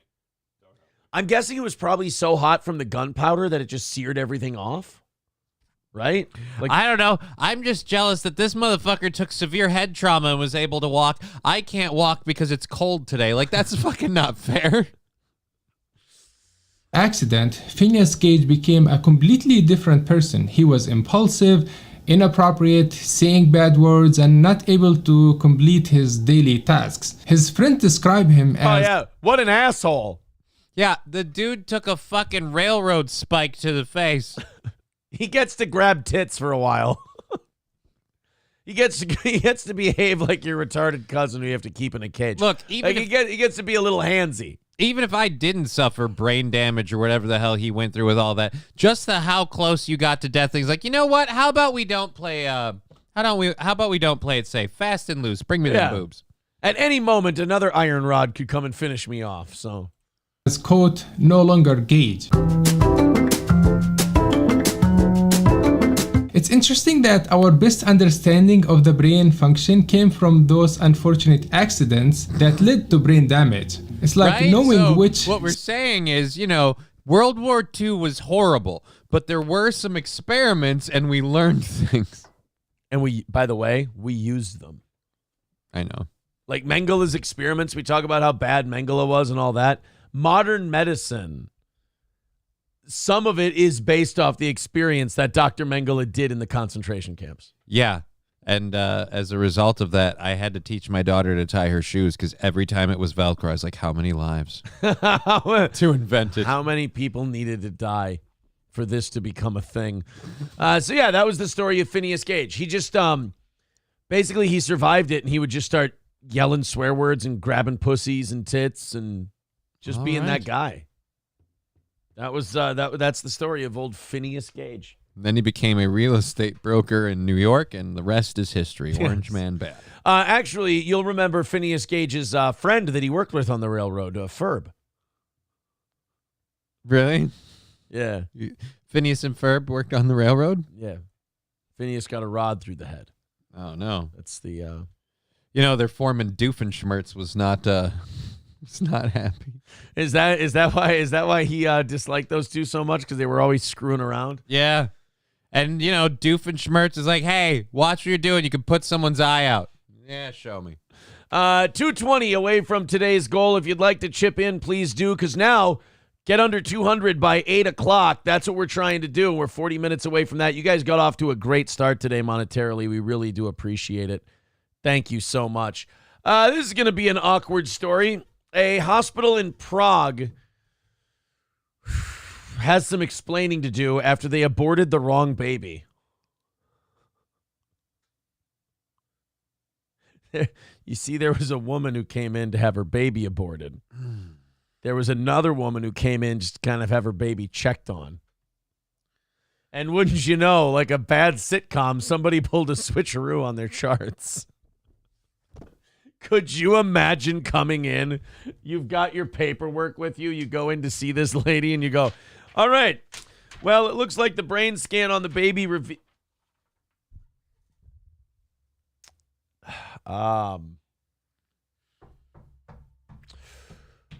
what is it, doctor? I'm just very groggy and I don't feel right. Yeah, that's not abnormal. Look, don't panic. You know how you really wanted that baby? Yeah. Someone down in room 204 didn't want their baby. And since you're room 402... Whoops-a-doo. No, wait, you're going to laugh. All right? Just hold on. So, we took the chart of the woman who wanted the abortion and we put it in your room, and then we brain scanned her baby. So then can we make the other lady have the baby and give it to the one who lost hers? See, now that would be the way to do it, because I was like, well, what if you still give the other woman the abortion? No. And let's use this story to talk about how shitty abortion is. It's not sad if the woman wants it done. Right. It's supposed to be fine. You're not killing a baby at all. But if the woman wants her pregnancy to continue and you perform an abortion, people go, this is fucking terrible. This is awful. You killed her baby. And like, you almost want to look at pro-choice people when they, if they talk about a story like this and just go like, keep going. See, that's the thing, though. I'm like, you are killing a baby. Just the difference is there's a right time to do it, in my opinion. Yeah. You don't look. Do you want to kill that baby before it develops a brain, has conscious thought, can even feel pain, has any sort of soul or any of that kind of stuff, or do you want to let it go full term and then kill it slowly over 20 to 30 years as it grows up without a father and becomes a product of a repetitive cycle system? Just gaslight the shit out of her when you get into the room and just go, "What? You were pregnant? What are you talking about?" Ma'am, we're gonna have to bring you to a special ward. She thought she was pregnant. I don't know what the fuck she's talking silver lining, I hope you enjoyed making the first one. about. You're going to get to be pregnant with another one way sooner than you thought. Guess who's going to start taking hot loads next week? Yeah. Hey, you know what, though? Hey, I know that you look at this as a bad thing now. But we did, lie to her and just, we did a brain scan. Totally retarded. Hot retarded. Not going to be able to tie their shoes. Not cute retarded, hi, you're my friends. Grr. So some would say we did you a favor. And quite frankly, your crying is unnerving us when really we deserve a thank you. I can see how you're upset, but remember, some of the tests did look like Downs. And not hey, down with the sickness. I like sandwiches, Downs. Just... Look, we feel really bad about what happened with this abortion thing. We're sorry we aborted your baby instead of the woman who wanted one. But we got you something. We all pitched in, took a little money out of our paycheck, and we bought you a new baby from the adoption center. Here you go. But this one's black. Oh, so now we're going to be racist. Okay, I see what this is really about. Look, right now, the important thing is your body is healing. You need nutrients. You need things. You repair everything that's going on. So we brought you some soup stewed tomatoes here. Oh, yeah, no, I wouldn't give them stewed tomatoes. That might be... triggering, as they say. We're going to play some music for you. Do you like Lightning Crashes by Live? Just wondering. I just thought that maybe you would, you might enjoy that song. Just stab in the dark, which is ironically how we performed your abortion. Oh, no. Mark Robinson says, don't worry, it's not murder if they don't think it's a person. Well, here's the problem. That woman wanted her baby. Yeah. So it is kind of telling that when you don't want the baby, people are like, oh, it's just an abortion. What are you going to do? But when she does want a baby, then it's a baby, and it's horrible that she had an abortion. Well, guys, I got to let you know, nothing changed in terms of the makeup of what was in her body. It was just what the person in control of the body wanted. So it kind of makes your pro-choice arguments fall apart a little bit. Yeah, again, it's simple as this. It is killing a baby. But like I said, there's a right and a wrong time to do that. I think Patrice O'Neill once said, he goes, his position on abortion was, kill your baby, bitch, but don't say it's your body. He goes, just kill your baby. He goes, you're an apartment building for that life. It's not your body that's a human life in you. So he's like, Patrice's whole take was, just be honest about what you want to do. Yeah. You don't want to raise that kid. And you know what? If that's a fucked up thing, but if you get to it early enough, in my opinion, like I said, you're doing the right thing, because honestly, 9 times out of 10, that kid doesn't have a good life if the parents aren't ready for it, if the parents can't take care of it. And, if dad doesn't stick around, all of a sudden we got a whole list of problems growing, right? A woman was mistakenly sedated and given an abortion 24 hours ago. 24 hours ago, I was gonna have a baby. Doctor forgot where to go. He aborted my baby. Get me to the OR. Wash and scrub your hands. Rip out my baby, even though that wasn't the plan. My bassinet is empty. I don't understand. Oh, no.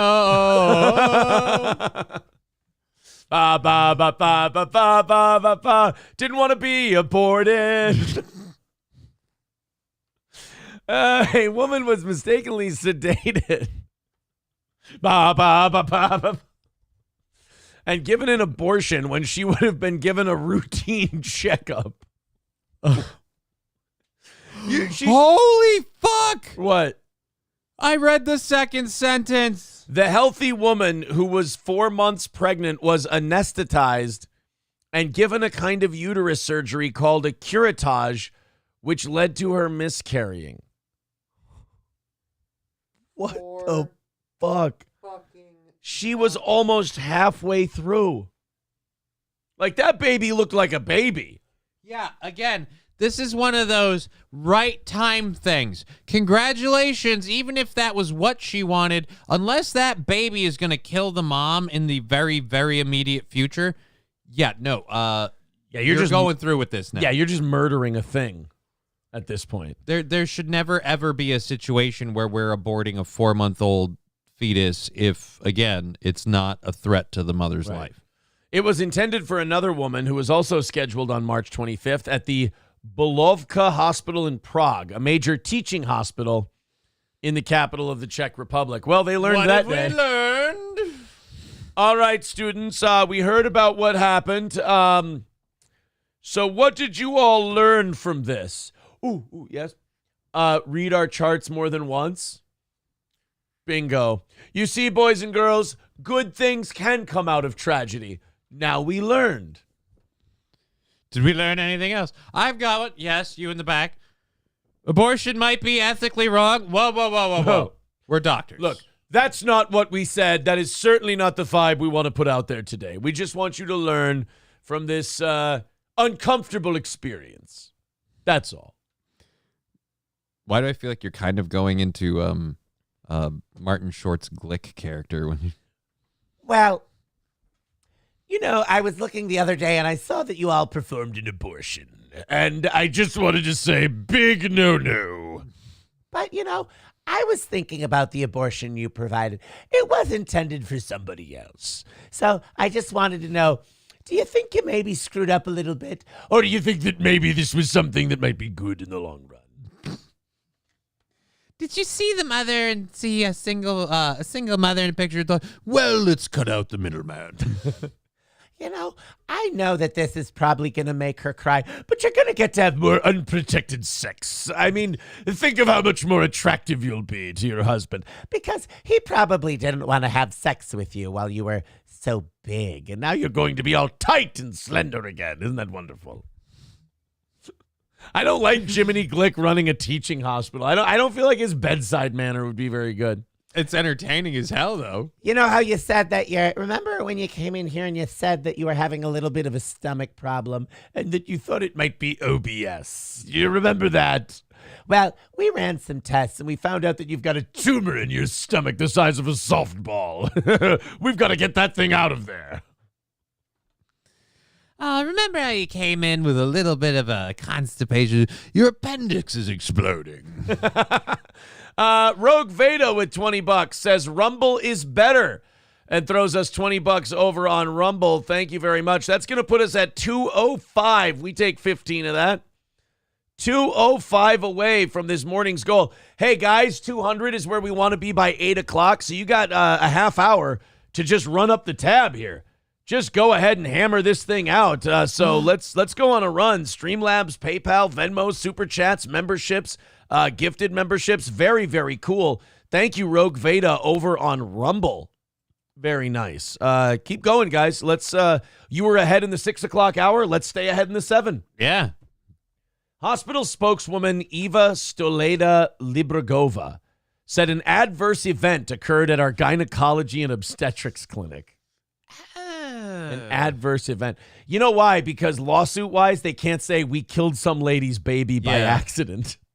Look. She was looking for an ultrasound. We brought in a vacuum cleaner. Look, she was coming in for a routine surgery, and we stabbed her baby in the head with some scissors. Our official statement is whoops-a-doodle. She wanted to really know, the gender because she started feeling it kick and was like, all right, I want to start thinking baby names. And we're like, well, about that gender. Turns out not important. Yeah, don't worry about it. Hey, that paint you bought for that bedroom? Hope you didn't use it yet because it can stay in office for a little while longer.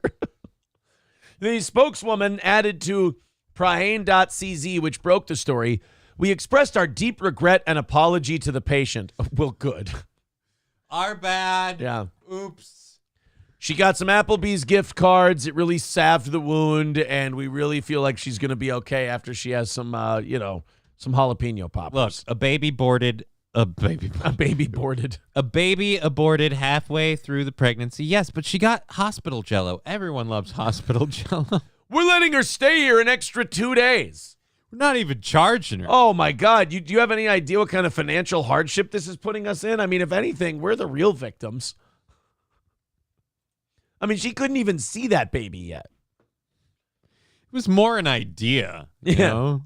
The baby was a concept. Let's just be really honest about it. And let's be honest, I never saw the dad, but I saw what he made.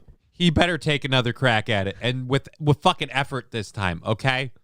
According to the findings so far, as a result of serious violations and non-compliance with internal regulations by the employees concerned, an operation was started on an incorrectly identified patient. The spokeswoman added to Prahane.cz, which broke the story, "We expressed our deep regret and apology to the patient and her entire family for this unfortunate event and assured her that we will do everything to mitigate the damage as much as possible and also compensate her." How do you compensate someone whose baby you just killed? Right. Lieutenant Dan, ice cream. I brought you some ice cream. Cynically Insane says, can't you put it back in? Well, I mean, you could, but it's not. It's not going to start back up. Todd Pemper says you send a Cabbage Patch doll. It would have looked like this one. We're thinking. Look, we're going to get... Look, you lost your baby, but we're sending you home with a complimentary Mr. Potato Head so you can make it a boy or girl and love it as much. Geese Artel says next abortion 50% off coupon. That's nice. I mean, usually you don't get those, which is good. Oh, no. Yeah, I don't really know how you quote-unquote make that right at this point. Oh. That's kind of, if I may be controversial, that's sort of a fucky deal. That'll be really, really weird for her going forward. We're having our second child. Oh, where's your first? Dead. Oh, what happened? A bunch of retards at the hospital killed it by accident. Ooh. By the way, about 700 of you hanging out at the moment watching the show. Go ahead and hit like, hit subscribe, and keep those numbers rolling today. Very nice. 205 away. Let's get under 200 in the next 25 minutes. We do appreciate you guys staying ahead of the sticks, as it were. Let's go ahead and listen to this guy. This is a man who recently cleaned shit out of his pants. And it's good to hear the perspective of people like that. This guy got across the Baltimore... Sorry. Yeah, it's fine. Got across the Baltimore Bridge. April hates when I do this with my pants. Hold on. But when you roll them up like capri pants? When I roll them up like capris, it's so comfy. Dude, I love capri pants. This is the worst part that I had a pair of capri pants I love. A pair of what? The capri pants.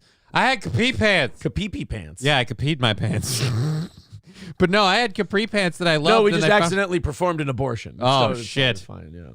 Oh, that's what I call it every time I prematurely ejaculate. Oh, by the way, Hobo says they also gave her 10% off at the gift shop downstairs. Oh, which is nice. That is nice. I'm starting to think you can kill my baby.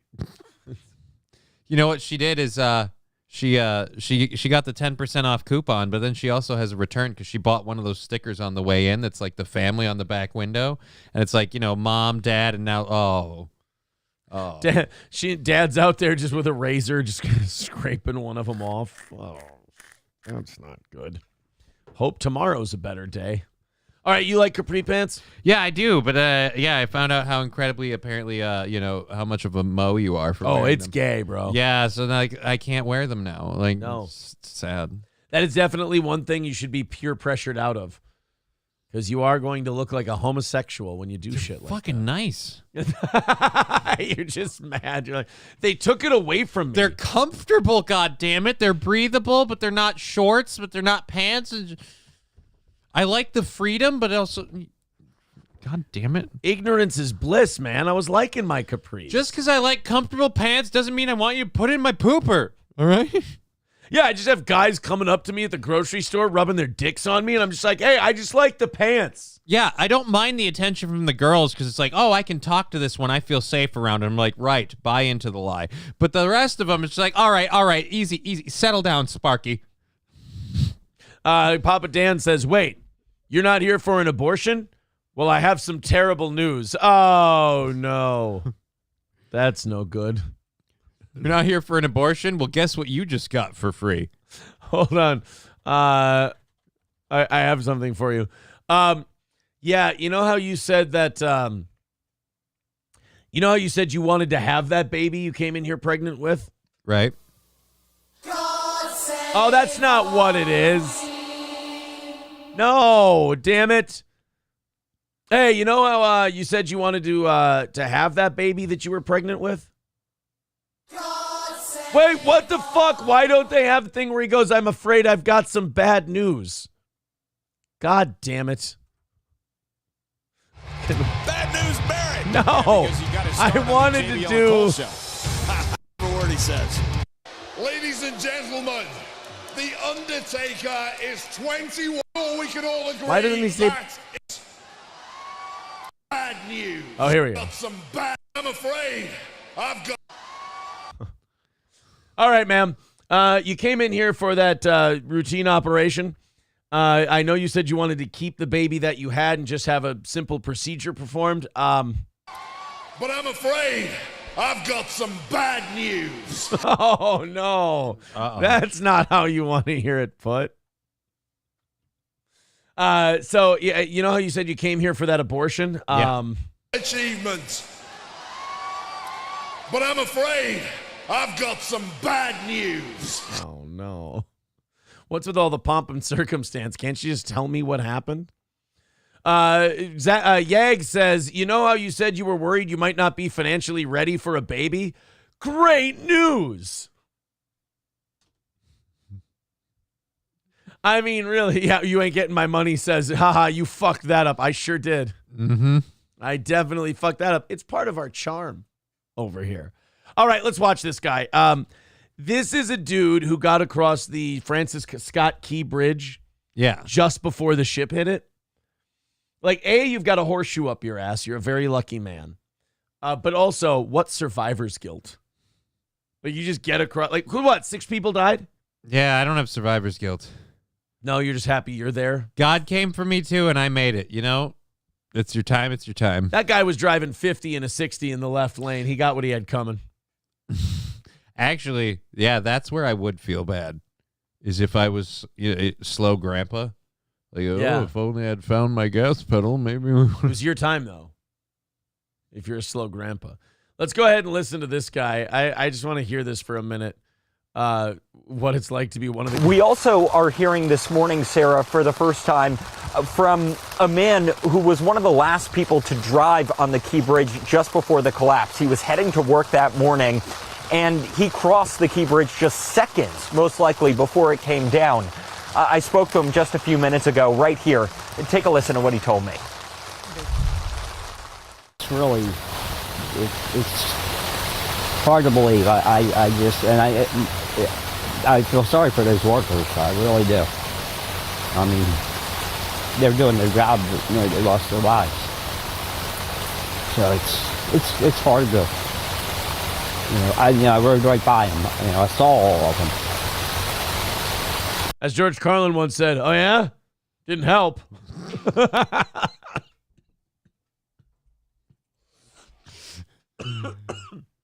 I drove by.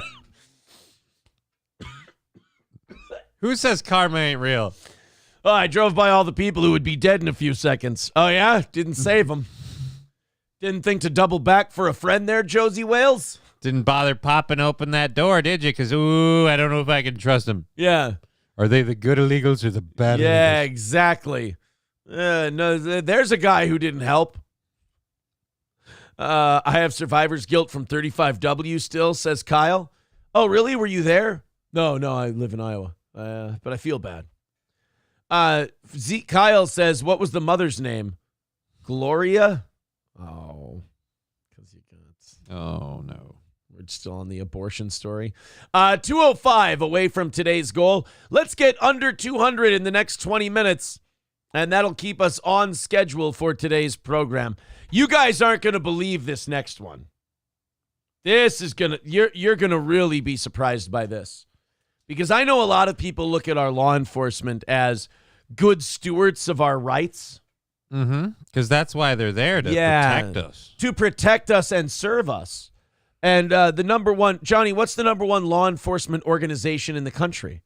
Well, I mean, like internally it'd be like the FBI or Homeland Security, right? Hold on. Woo. Yes, the FBI would be the correct answer. So you would think that the FBI, I mean, they're to protect and serve better than anyone else. Yeah. Absolutely. So this is going to really, I'm sorry to anyone this might upset. This might blow your mind. The FBI is attempting to rehabilitate the public image of Section 702 of the Foreign Intelligence Surveillance Act, as Congress has until April 19th to reauthorize it. The Bureau recently posted a video to X that features FBI Director Christopher Wray attempting to put a gloss on Section 702 as part of this months-long campaign. The Bureau's timely propaganda did not escape the attention of critics on Twitter, where the post received a community note that read, "The FBI violated American citizens' Fourth Amendment rights 278,000 times with illegal, unauthorized FISA 702 searches." 278,000 times they monitored people, American citizens, without a warrant. Oh. Yeah. So, kind of a huge crime thing. That's a big deal. Some people might even be upset about something like that. I once again, I'd really like to point out to people, like, yeah, so it seems so weird that this current administration is really hung up on people on January 6th and all of that stuff, because after all, they aren't doing anything untoward, hinky, or questionable at all. 278,000 times. The FBI just got called out in a community note on Twitter, said Senator Mike Lee. Congress, take note. FISA 702 has been used for warrantless surveillance of U.S. citizens hundreds of thousands of times, yet the FBI demands 702 be reauthorized by April 19th without a warrant requirements for searches of U.S. citizens. I mean, if the Constitution isn't a total joke, which, by the way, it might be at this point. Yeah, it's largely a napkin. You got to get rid of this. Yep. You can't just, even if you want to, look, if your goal is, I want to pretend that we're still a free country, then you have to get rid of this just to keep the facade available. Like, just to keep the facade open, you got to keep this. I mean, if I could ask for a cherry on top, could we kind of undo some of that Patriot Act stuff? That would be nice. That'd be so Hey, great. while you guys are getting rid of shit that violates our rights, any way you could stop stockpiling our emails? No, we, the thing about the intelligence agency is that, when they get a lot of power and then they realize they've been abusing it, they always just give it back. Right. They never keep it. When are we going to fucking learn? Like, how many times does this have to happen before we just go, no, I don't care if this is pitched to us as a good thing. We're going to be against it just because of who it is. But I said it on my show. I feel like, how long does this have to go on before it's like we really need a return to razor boards? Right? Like, be careful. You're going to fall out of a hotel room balcony. Oh, talking like that. Oh, great. They're just going to say he didn't want to live anymore, so he decided to run up the stairs and jump to his death. By the way, 2:05 away from today's goal. Thank you guys very much. Coming up next, we're going to listen to Florida Sheriff Grady Judd talk about the squatting in Florida. Oh, God, yes. You know how Florida's trolling New York with like really harsh squatter laws because New York just lets people camp out in other people's places? What should be a complete crime, right? Yeah. Well, Florida's getting after it, and Grady Judd had some things to say. I love Grady Judd. Yeah, he went on Fox News to talk about squatters, and he had some opinions. Uh-oh. Put it that way. So you take care of things right here. Get these people to get us under 200 by the time I'm back. Oh. And then I'm going to go pee for the first time today. Right about at the halfway point. Yep. Not bad. There we go. I'm going to go pee real quick. I'll be right back. Johnny's got it from here. You guys throw in a couple on the old PayPal or Venmo or Super Chats or whatever. And then we've got Grady Judd coming up next. Hit like, hit subscribe, hit share. I appreciate you. Honestly, I feel like Grady Judd could be an amazing personality, like on the internet and stuff. It's not something he wants to do. It's not the job that's asked of him, but it's the one we need him to do. I definitely want to see what Grady Judd has to say about squatters. I hate the squatting thing altogether. The idea that if you can't prove that you live, even if, like, I can understand you signed a contract and, all right, someone lied to you, okay, fine. But the idea that you can just stay there in perpetuity, that people can't, Because again, if I had someone squatting in my home, oh boy, like I ain't gonna put up with that. Don't fight against the government boot on your neck. Just politely ask them to change shoes, says Ozymandias. Yeah, the problem is, like, at this point, can you... Literally, fighting the government requires the military to back you up. Because if the military stands with the government, if the police stand with the government, if the jackbooted thugs stand with the government, they have more toys than you're going to be able to compete against. It's really not going to work out for you. Plus, they know your porn history, so they know what you spank it to, which means they have the thumb on the pulse of your deepest desires. You're never going to get away. They have us all. We have what is it? We have cell phones that make waffles, so nobody cares. My kitten is peeing everywhere. What the fuck, Mersh? Are you mad? Medjo, how is Mersh responsible for what your cat is doing? Judd may be right on the squatters, but he's wrong on pot, so can't win them all. Look, nobody's perfect. I didn't say the guy was absolutely 110% like the greatest person in the world. There are a lot of people who have, in my opinions, the wrong opinions of pot. But, oh well. It's weird that pot's so bad. Pot's this huge thing. But coffee is widely available. Caffeine, you can get it in stuff that you can just straight add to your water. And cigarettes, while taxed to an unbelievable extent, are also, again, incredibly available. So, MILF category have the best boobs, says Medjo. Where did we get to MILFs? We were talking about Mershon cats and Grady Judd. I don't know MILFs ever became a thing. The FBI is monitoring my tranny. Amanda Hug and Kiss, absolutely. In fact, I'd be willing to bet that members of the FBI are probably making it. Because look, if you're looking for that kind of entertainment on the hub, you're probably looking for like some. That got away from me a little bit, but I'm good. Okay, I'm all right. Somebody's allergic to peanuts after all, huh? No. That's not just. You know when you start peeing, and then you're like, well, hold on a second, and you got to finish that off and then do a flipperoo. No, because I'm already sitting. Oh, I forgot. Yeah, wrong guy. I just go, oh, so now this just changed. That was for all of you. Rhetorical. Now I feel like a dick twice. Anna from Young Turks praised DeSantis over the squatting bill. Dude, I'm telling you, Anna Kasparian's about to become a conservative. Really? Dude, what was she ripping on the other day? Like, she was praising DeSantis over the squatting thing. And then she was, she was shitting on Democrats for their hypocrisy on Ukraine and Israel. Oh. Like, why are we giving these people, Americans, hard-earned fucking money when they don't deserve it, and they're fucking around with it, and they're being corrupt and all that? I'm like, oh, shit. Someone's about to trade teams. Yeah, Anna might be getting based. Who knows? At any rate, guys, I do want to get under 200 by the end of the hour. There you go. We got off to a great start this morning. Awesome. Thank you so much. So let's go to Grady Judd talking about squatters.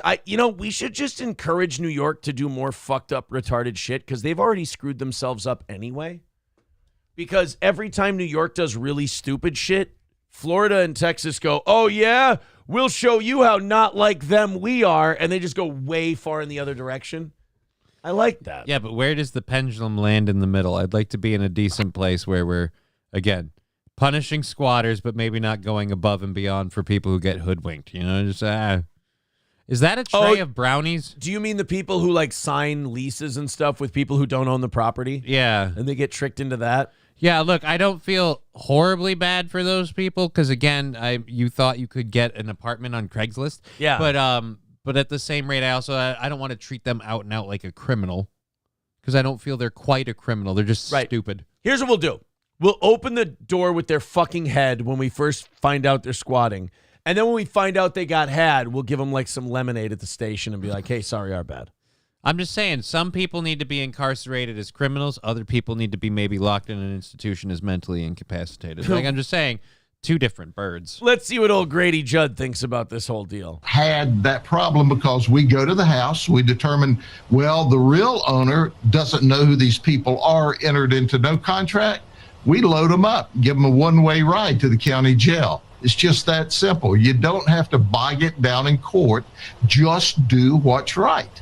So, Sheriff, what's been the difference ever since you've been locking them up? I'm sure they're leaving your county and probably leaving the state now and going to other states because now you're giving the discretion to your cops. Is that right? That's right. It's always been that way in this county. They pop smoke on us and leave whenever they get out of jail. They what? They pop smoke on us and leave when they get out of jail. Is that like a military term for exiting? Grady Judd's old school. Well, because that sounds like Pop Smoke. Yeah. I know there's a rapper who got murdered whose name is Pop Smoke. Is he trying to say that all the squatters are black?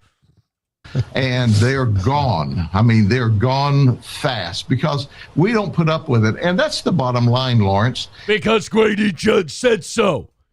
You got to squat in a home. What? An apartment. What? A condo. What? A multifamily. What? You can squat at a goddamn homeless shelter. What? But if you come over here and you're somewhere you ain't invited. What? If we didn't want you. What? If we don't need you. What? If we didn't ask. What? Invite. What? Rent. What? Lease. What? Rent to own. What? Own outright. What? Mortgage. What? Paid off. What? If you're in here and we say you're not supposed to be. What? Then we'll throw your ass out. What? And that's the bottom line, because Grady Judd said so. Across this nation, if you get tired of it, do something about it. We do that every day, and that's why our crime rate is at like 50-year lows here in Polk County, Florida. Imagine that when you lock people up. Oh, imagine that when you lock people up. My Christmases get awful lonely. It's I got family in Chicago, but I got family in New York, and they don't live there. Grady Judd is like, yeah, I mean, why do you think we have such low crime rates? I don't know, mild fascism. We hear someone complaining, and we just drag him out first and ask questions later. Why do you think we have such low crime rates? Well, that burning cross says a few things. Yeah, keep some of the riffraff out. The repeat offenders, they can't do the crime anymore. So, Sheriff, I guess I would ask you, because there's a lot of states, a lot of counties that have said this is very complicated. What is your advice to them to end this crisis that's happening all across the country? Lawrence, you're right. You don't have to make it a civil deal. When somebody breaks into your home, whether you're in it at the time, it may be up for sale. You may have gone on a cruise around the world. For whatever reason, your property's empty. People don't have the right to move in, turn the electricity on, change the locks, and claim it as theirs. It is fucking insane, though, that like in some of these states, you can't make this a criminal thing. Yeah. It's a civil thing. Like, you have to go through civil court. Squatting is one of the easiest fixable things. You just close the loophole. Make a law that says if you do this, they can just run in, drag you out, and get you out of there. Right? And if you're going to go, again, people are going to quit doing this awful fast if squatting in someone's house means they end up getting 3 hots and a cot for like a year or two in a federal penitentiary. Do like really liberal, like super progressive people, are they like defending this? Or is this one of those things that we all agree on, but yet somehow we still can't get anything done? I don't know, because I don't know anyone who is defending it. Right. There is literally no defense for, well, these people are taking homes that aren't theirs and just deciding they live there, so they're theirs now. Yeah, like who's for that? Who's like, well, you have to understand. Because, like, I wouldn't put it past anyone. There's people out there who use the term minor attracted persons because they think pedophile is too mean. So, like, I don't doubt that there's crazies out there who might excuse some wild shit. But this one seems pretty universal, and we can't get some states to do anything about it. Yeah, and I guarantee you ours is one of those that has understanding laws about You think squatters. we're friendly to squatters? Good God, yes. Minnesota nice and Tim Walz and the government. Yeah, I guarantee you. Dude, I have right now, and we'll finish this Grady Judd audio because I love him. I have the biggest fucking zit on my cheek right now. And it's like right up here. And it's like, it's so full that it's like, it's sore to the touch. And all I want to do is pop the fucking thing. Yeah, then this happens. I don't care. I'll take it. I just want to feel. It feels like one of those where if I step, my plan was step right off camera right there. And just go in the laundry room, squeeze the fucker, pop it. It feels like one of those where when I pop it, you know how it feels like the whole skin just comes apart and just whoosh. It feels like it's going to be one of those. And I want that feeling so badly. You know when you pop one of those big but bastards? what if it's not there? What if it's one of those where it's like it feels ooze, like it's there and you got to oozer? work it? Yeah. I don't want it to be an oozer. But you know like the ones where Slimer. After it pops, you feel like cool air in it? You know? How big of a cavity do you have in your face where it's like, now I feel the vacuum of the open. Yeah. It's like, the rush in of air. Yeah, you feel the pop and then you're shh. Like, that is really nice. That is gross, and you should probably call a dermatologist.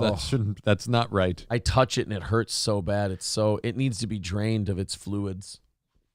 I look like I called Mike Tyson a sissy, and you got that problem going for you? I really, you have no idea. After one of these stories, I'm going to open up the 7 o'clocks after this one, and then I'm going to do some reads. I'm stepping right over there. You're not going to see it. I'm not going to make you watch. Yeah, I'm not going to watch. Peek my head right behind that wall there, and I'm hurting for a squirting. What did you guys do in the 8 o'clock hour? Well, Aaron made his cheek ejaculate. Then we talk some shit about people. It's not difficult. It's burglary. It's theft of your property. Yeah. It's trespassing. Just use your current laws and go arrest them and lock them up. They'll be more than happy not to come back whenever they find all their stuff stacked outside after you have appropriately taken them away and the homeowner gets their home back and throws their junk out. What I like about Grady Judd is he's clearly not running for any kind of office. Like he's not one of these sheriffs who has like aspirations to do more things. No, he's happy with the job he has, and the people who have him there are very happy with the job he's doing. So he's like, why change it? I can just be a sheriff for another 3-4 years, retire. Fox News will probably give me a TV show where I can yell at people some more. Real quickly, Sheriff, because I've gone to a lot of the scene of, it's really a scene of a crime. The amount of damage that they do, they're doing drugs there, cooking drugs there. Is there any legal Why are you there? Well, you just heard. Yeah, didn't he just say like, I've been to some of these places? Yeah, he said he's covering stories. He's maybe.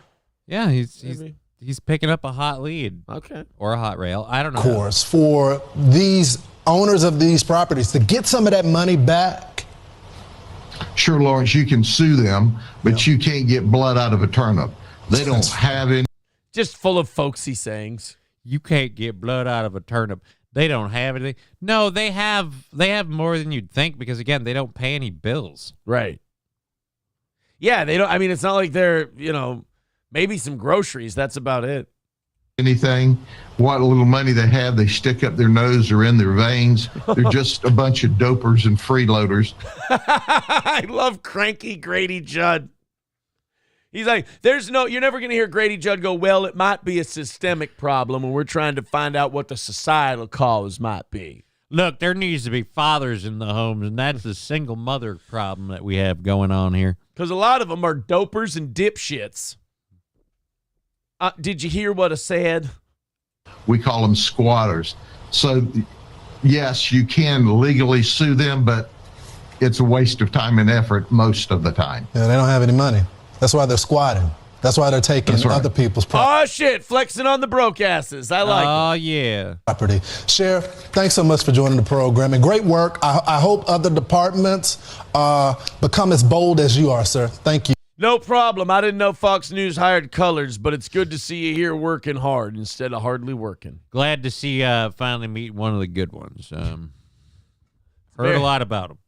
By the way, still 205 away from today, and we're past 8 o'clock. Oh, God, get it back under 200, and then get us under 100 by the end of this hour. And we'll call it a day. Yeah, and then we're making great time. Today's goal is at 205 when it gets down to 0.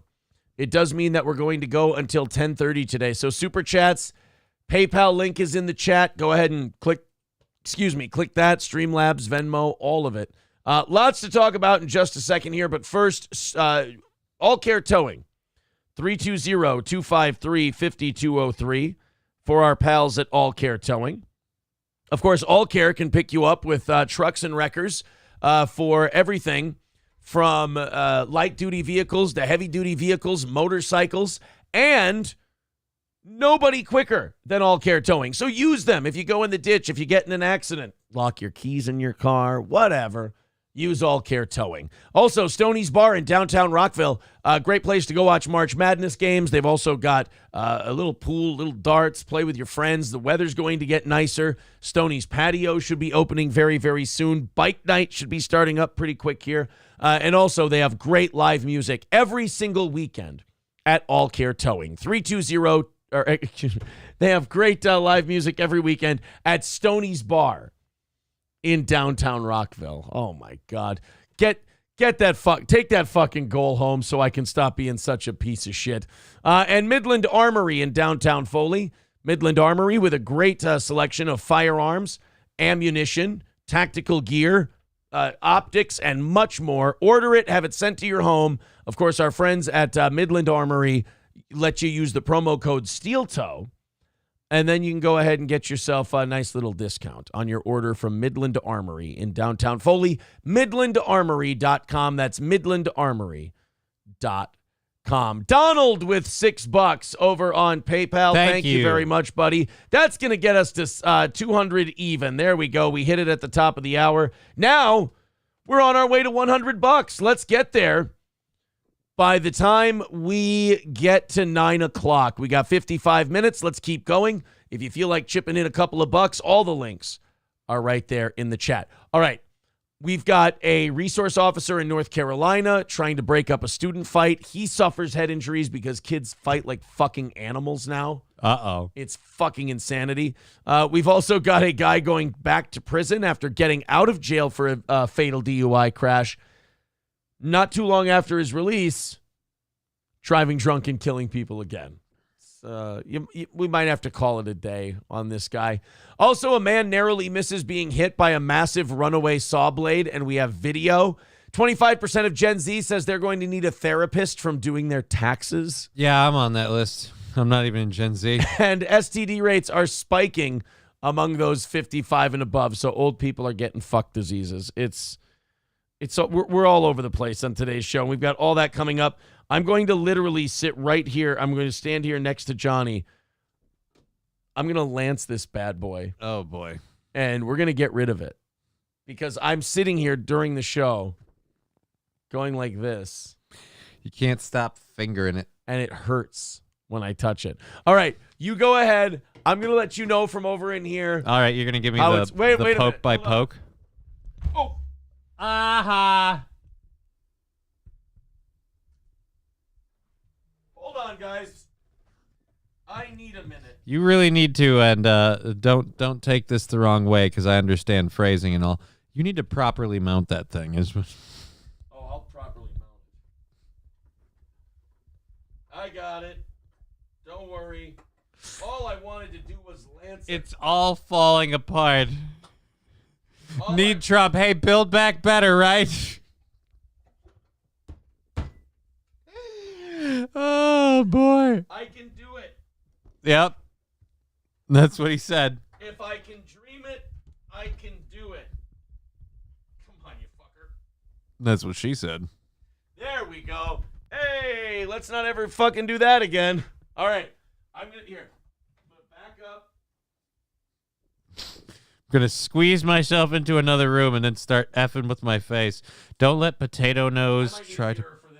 Oh, God. Now it's becoming an operation. I told you this is something you got to wait for later, man. You don't got the time. Oh, it's a juicer. I told you. I fucking called it and ordered a pizza. I told you not to buy. It's just now I got to squeeze all the leakage out of it. Squeezing all the leakage out of it. Name of his sex tape. Oh, I got it. It was both. This is weird. I'm trying to host a show for the host who is currently de-zitting his face, and the weird noises he's making of relief are... Dude. It was both. It was both. It juiced and it shot. It was a juicy shooter. Juicy shooter. Name of it. I got myself a juicy shooter. Sean, no, we did not cover Oyster Bunny yet.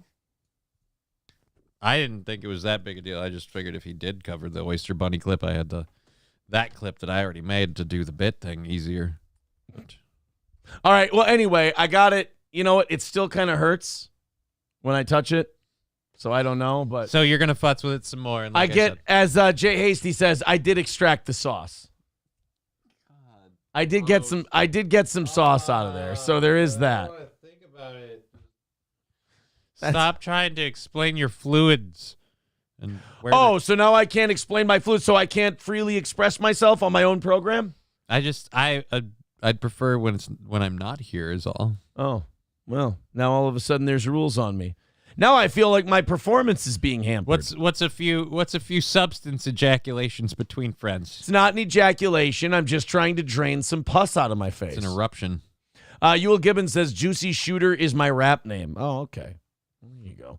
Guys, $200 away from today's goal and overtime. Thank you very much if we could knock that out. You guys have been doing very well today. All right, let's go to North Carolina. Oh, I sang Raise Up by Petey Pablo in my car yesterday. Okay. And I was able to stick most of the lyrics. Okay. Most of them. I felt pretty good about myself. I wish the audience could have saw me rapping to 2004 hip-hop in my vehicle. They would have been so proud of what I was doing. I'm going to make you proud. Proud. Proud. Proud. Proud. You looked at me judgingly. I was waiting to hear where this story was going. I never know with you, so I just... Oh. You know what? We've got seepage. Gray Idol says you should weigh yourself now. Yeah, I might have dropped a pound or two. Los Federales says, I'd be impressed if you can rap to Logic. Yo, a penny saved is a penny earned. Sorry. Rap to... Is Logic a performer or... I thought you meant you just wanted me to rap things that were true. Logical, yeah. Yeah, just logical. I don't want any of these rhymes getting stale. There's only two genders, male and female. Oh, shit. Aaron rapping with Logic. Holy shit. Bird in the hand is worth two in the bush. If you can't connect that thought, I'll give you a push. That's really bad. Let's try to see what I could deduce. Gay ain't the way because they can't reproduce. Oh. Wait, what? They wanted me to rap with Logic. I'm sorry. I didn't know. Optic Nerve says the return of Reasonable Rob. Need Trump says, yeah, you're doing a great job, Aaron. Not every day that somebody just stops the show to go pop a pimple on your face. At least your shirt is not on backwards. Hey, what? I'm just rapping with Logic. There's here. I'm not saying that I know it all. I just know a lady's brain is twice as small. I'm rapping with Logic. Aaron's Been Logical. Yeah, that's my rap name. Been Logical. You can't rap with Logic? I don't think I have. I don't have the chops. I'm not a rapper. Oh. I'm a honky through and through. You want me to talk history? Don't make me start cursing. At one point, blacks were 3/5 a person. Is that not? Is that? But that's logical. Africa didn't have castles. They didn't have any moats. That's why they didn't realize they should be afraid of boats. Oh, man. You want me to rap history? Oh, man. I put on courses. Did you know Native Americans couldn't even ride horses?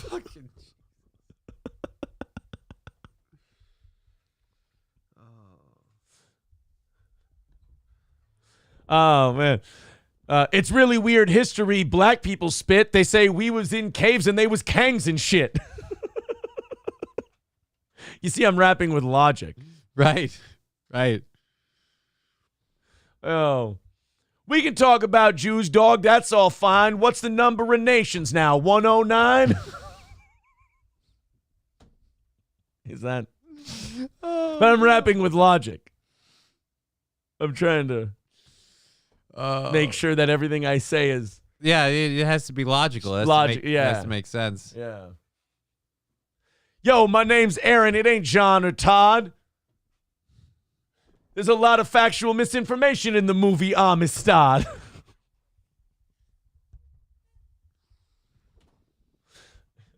I rap with logic, and you say that's nice, but did you know it was the Jews who really killed Christ? Oh, God. What? Are we not supposed to? I mean, we did. I'm trying to rap with logic. They told me that I couldn't rap with logic on the show, and I'm trying to.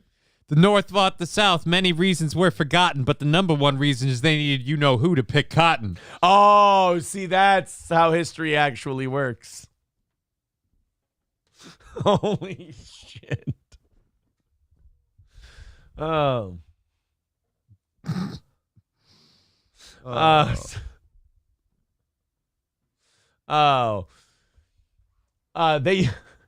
They used to pass blacks off like Malone got from Stockton. Those were the days when you could buy them at auction. Oh, no. Oh, that's just rapping with logic. That's just rapping with logic. It's rapping with logic. It's a character I'm playing. It has nothing to do with how I really feel. At all. For some reason, your flow reminds me of John Cena. I'm choosing not to take that as a compliment. What? You don't think John Cena is one of the great rappers of our time? Yo. You didn't enjoy When it his comes album? to history, I be spitting truths. We want your land, Native Americans. Here's some beads and booze. It's rapping with logic. We took all your land, but don't be soft. Here's a blanket. Oh, and don't mind the cough.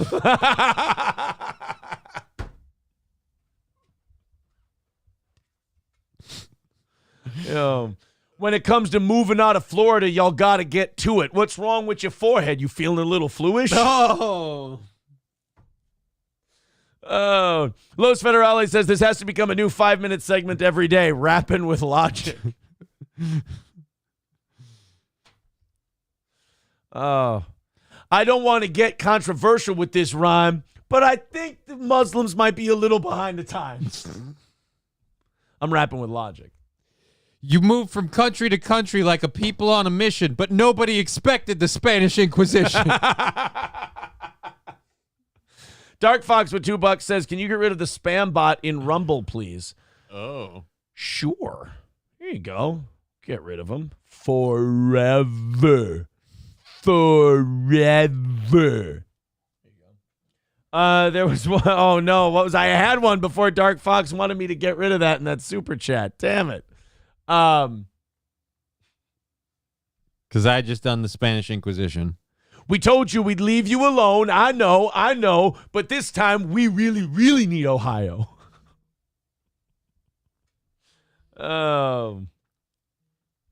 Yo, I know this can be kind of a hard burden to carry. It all went downhill when we let gays get married. See, you're rapping with logic. Cray Idol says, I like this rapping with logic. Well, then throw us a couple of bucks if you're enjoying rapping with logic. You can even write a few lines for him.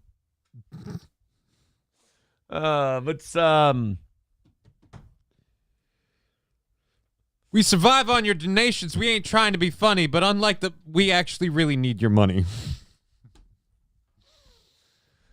Oh, man.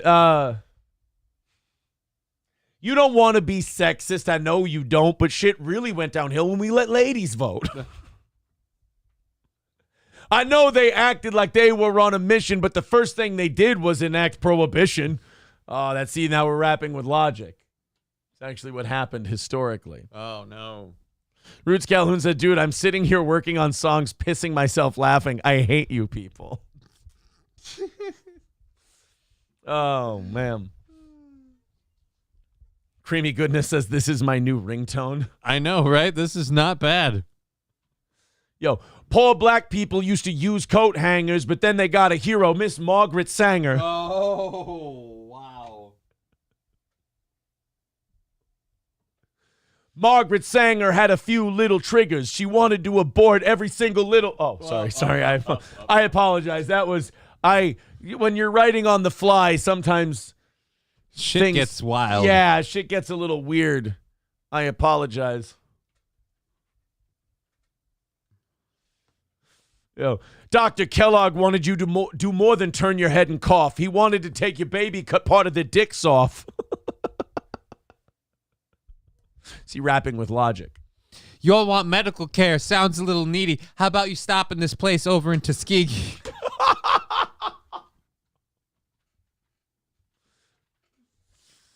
Roots Calhoun says, I'm stealing that Sanger line. You got it, buddy. Don't worry about it. Oh, God. Tuskegee. Holy shit. I know. Oh, good God. We're going to send you to a facility I don't want to be ya. Hey, how do you blacks handle gonorrhea?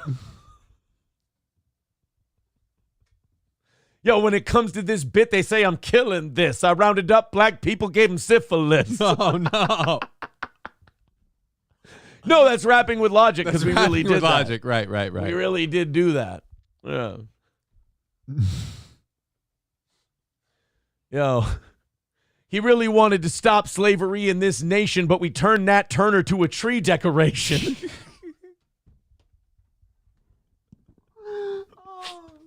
This is playing at my hearing. You think my history raps are meant to kill? No, I'm not looking at your white lady. I'm not Emmett Till. Oh. So you're rapping with logic. Dr. Silverwolf with $5 says, maybe if Aaron made me a mod in Rumble like he said he was going to, I could have done that. I'm willing to go permanently to Rumble. Also, smooth bars, G. Thank you very much. 195 away from today's goal. We appreciate your generosity. Hobo Chili Recipe says, I'm the Imholt. All you N-words don't crowd me. I wear a circus tent as a coat because it found me. God. Oh, no. Mussolini Div says, yo, I'm here to say Enola Gay is going to get rid of all your problems today. Yo, at Pearl Harbor, they said, what's the haps? And then at Hiroshima, Nagasaki, we said, fuck you, Jet. Oh, boy. Sorry. I apologize. I think, you know what? While I was rapping with logic, yeah, that was a bit harsh. It was. It was a bit harsh. Rough. Oh, man. Yo, I know Hitler was a terrible guy, but anyone else think 6 million is a little bit high? No, I'm just no. We're not. No, we're not rapping with logic. Really? King Yeti goes, blacks that aren't aborted grow up to be menaces. Good thing they don't know what the fuck eugenics is.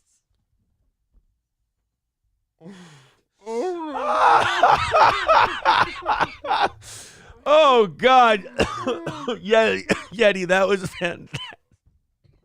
We should knock out the rest of that goal just before he dies. Oh, King Yeti says, I got these facts and I don't want to miss you. The Civil War was really fought over a states' rights issue.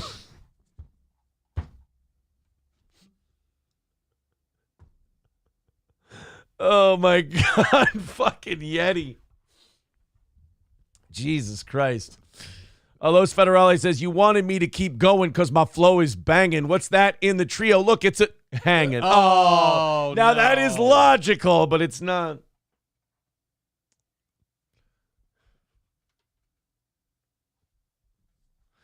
Oh, man.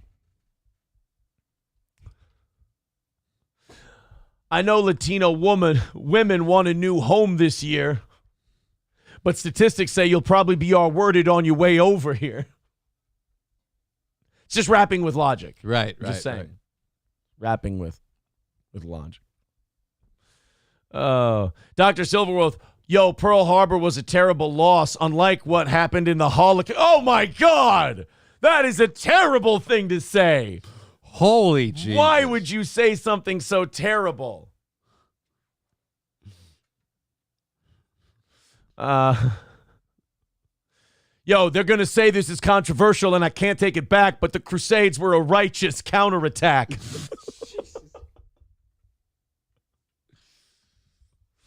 Oh, boy. Yo, on Halloween, we all celebrate the spooks, but when it comes to railroads, it was built by the... Oh, sorry. I apologize. Just koofy people. Really goofy. Yeti, very good. Roots Calhoun says Aaron hit the Quick Trip and got him some scones and started thinking about black kids in fatherless homes.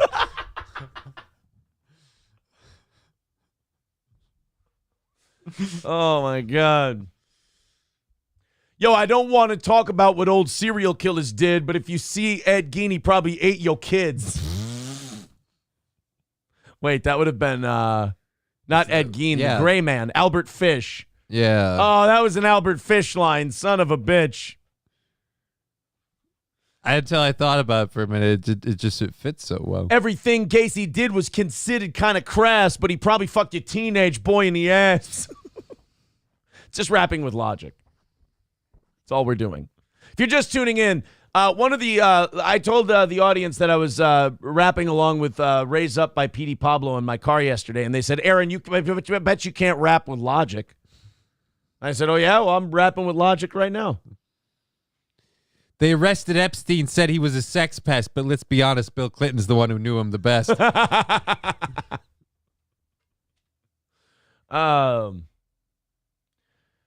Yo, everyone knew that what Epstein did was hard, but let's be really honest, he was employed by Mossad. Oh, no. I don't know Ludacris Rollout. I know Rollout by Ludacris, but I got my big bomb on me. That man's fat, flying over Nagasaki. So drop that. They're not real people, because they are oh. Sorry.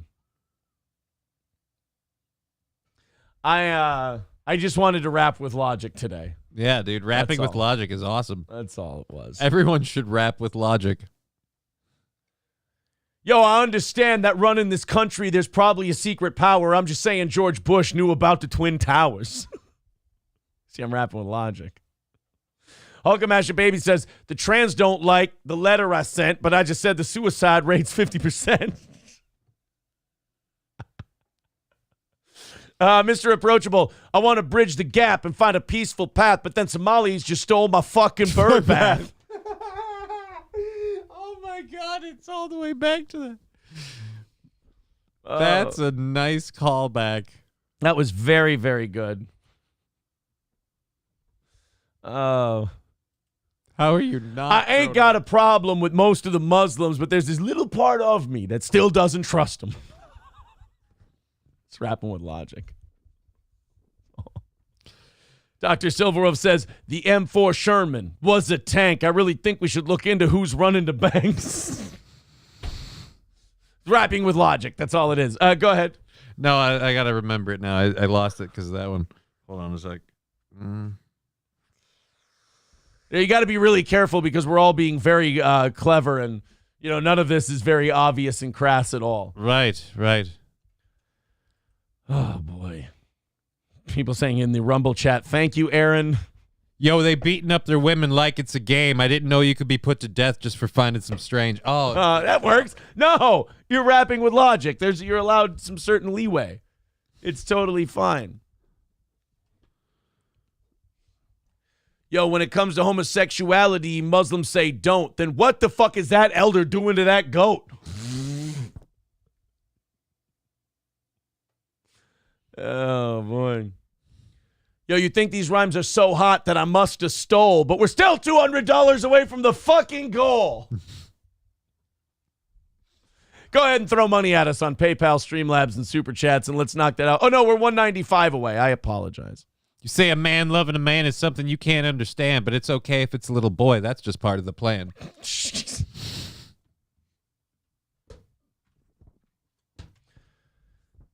You molest them little boys, dog. That probably hurts. Who are you trying to be, a priest in the Catholic Church? All right. Optic Nerve says, did I get bounced? No, of course not. Scarface says, LBJ took out Kennedy by working with mobsters. Little did we know he owned most of Bell Helicopter. Hulkamash, the gays like buying up all of the toys. Maybe that's why they adopt all those little boys. Oh, no. Hobo Chili Recipe says, it's my philosophy that integrating these into our society became an atrocity. Oh, no. That can't be good. Yo, it ain't that I'm looking for a goat to scape. I'm just saying I'm surprised at their fatherless rate.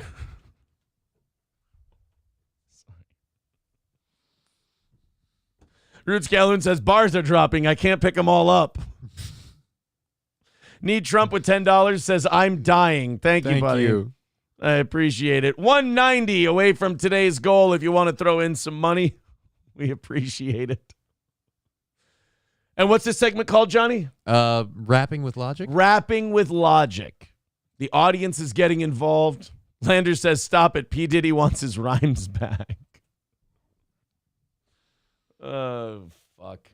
His next album, he'll be P. Diddler. Or can we do P. Diddley? That sounds cuter. P. Diddley? P. Diddley. Bo Diddley's actually going to change his name because he realized what it means this time around. Yeah, Bo Diddley. No. King Yeti says the black community has problems and over 200 fears. Lyndon Johnson said he'd have these ends voting Democrats for 200 years. He did say that. He's rapping with Logic. Yo. I know saying this might make me bad, but do you ever root for the other side at Stalingrad?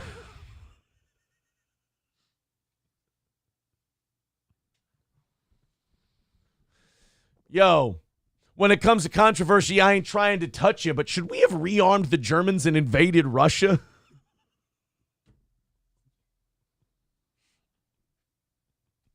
Roots Calhoun liked that one. We bombed Japan twice, and it was just a start. We were aiming for Moscow. That was the important part. Oh. We had the atomic bomb when the war was at its height. We would have dropped them on the Germans, but we realized they're white.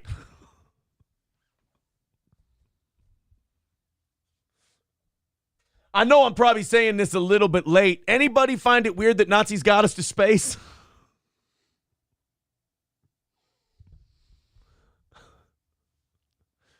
Oh, I know Dr. Mengele isn't considered a win, but didn't he teach us how to separate conjoined twins?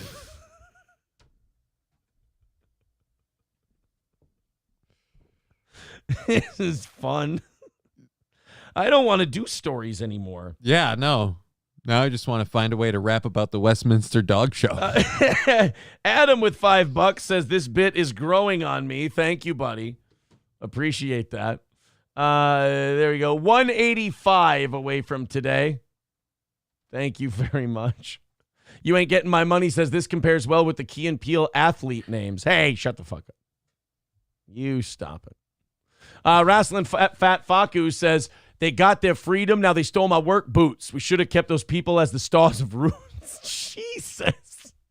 Hoffman says Muslims are bad. I get the hate, but they agree with 110. Wouldn't that be great? Stevie J says, LA is the best. I celebrate diversity. I hand over my wallet when I encounter adversity. Oh, man. I don't mean to beat on history again, but when you were missing a Chinaman, you could find him in an opium den. Oh, wow. Oh, you can say what I want. You can say what you want about these bad rhymes. You can say what you want, but the trains ran on time. Root says Yeti. Holy shit, I'm incorporating that into something. Yeti says Hitler was bad. Japan was a beast. Patton wasn't wrong when he said we should have went east.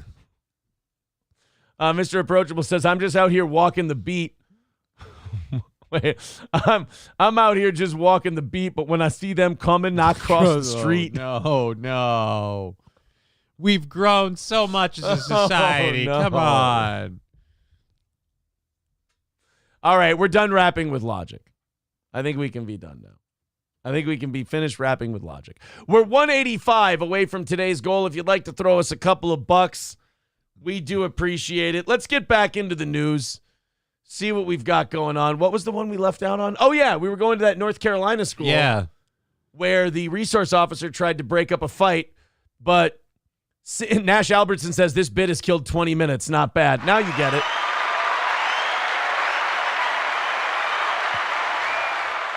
Anytime you want us to rap with logic.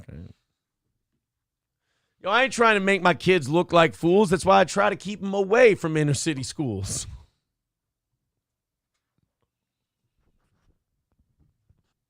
I ain't trying to say that it's a black thing. I'm just saying they like to fight and throw around slang.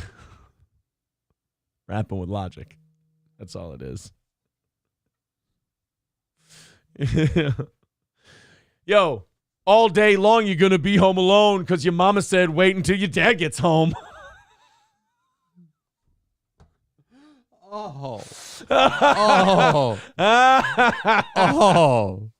It hurt worse after I thought about it harder. Oh, man. Yeti says, if you want truth and have yearning for learning, just wait till you find out what books the Nazis were burning.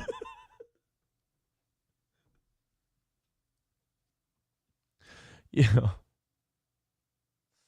Oh, man. Yeah, I ain't trying to get away with a whole bunch of slick talk. I'm just saying the trans are trying to cut your kids' dicks off.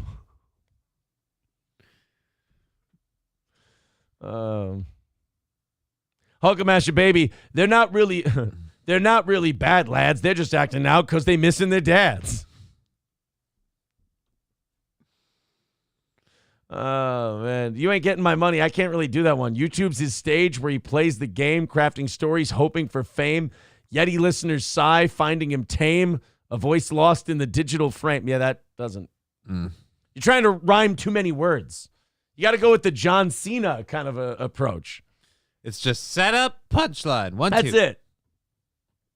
Oh. I know the medical industry's trying to hide this, but don't get the vaccine. You'll get myocarditis. Yo, when it comes to this show, I ain't trying to bumble. I know for that tomorrow I'll probably just be on Rumble.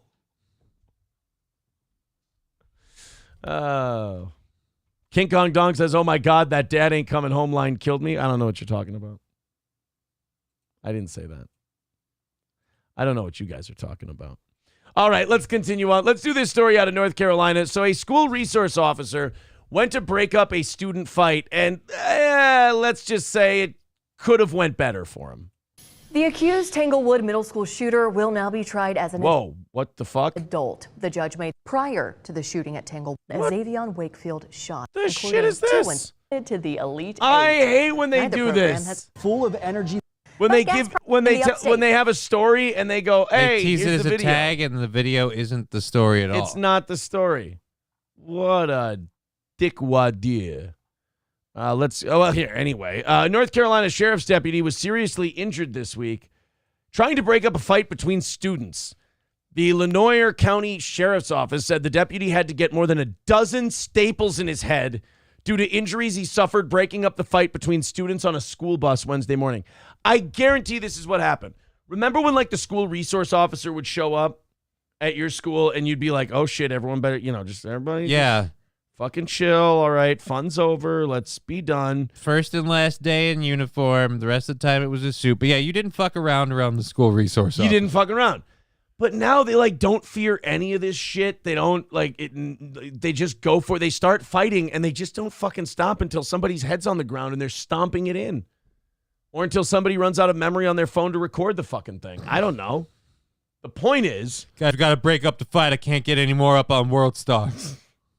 But the school resource officer comes in, and he's like, oh, you know what? My mere presence will break this thing up, right? Yeah, not anymore. Not anymore. Now they just keep fucking fighting, and he gets lost in the shuffle. And I'll say it, mostly inner city schools, kids start getting in fights, and it starts to look like the cartoon fight ball.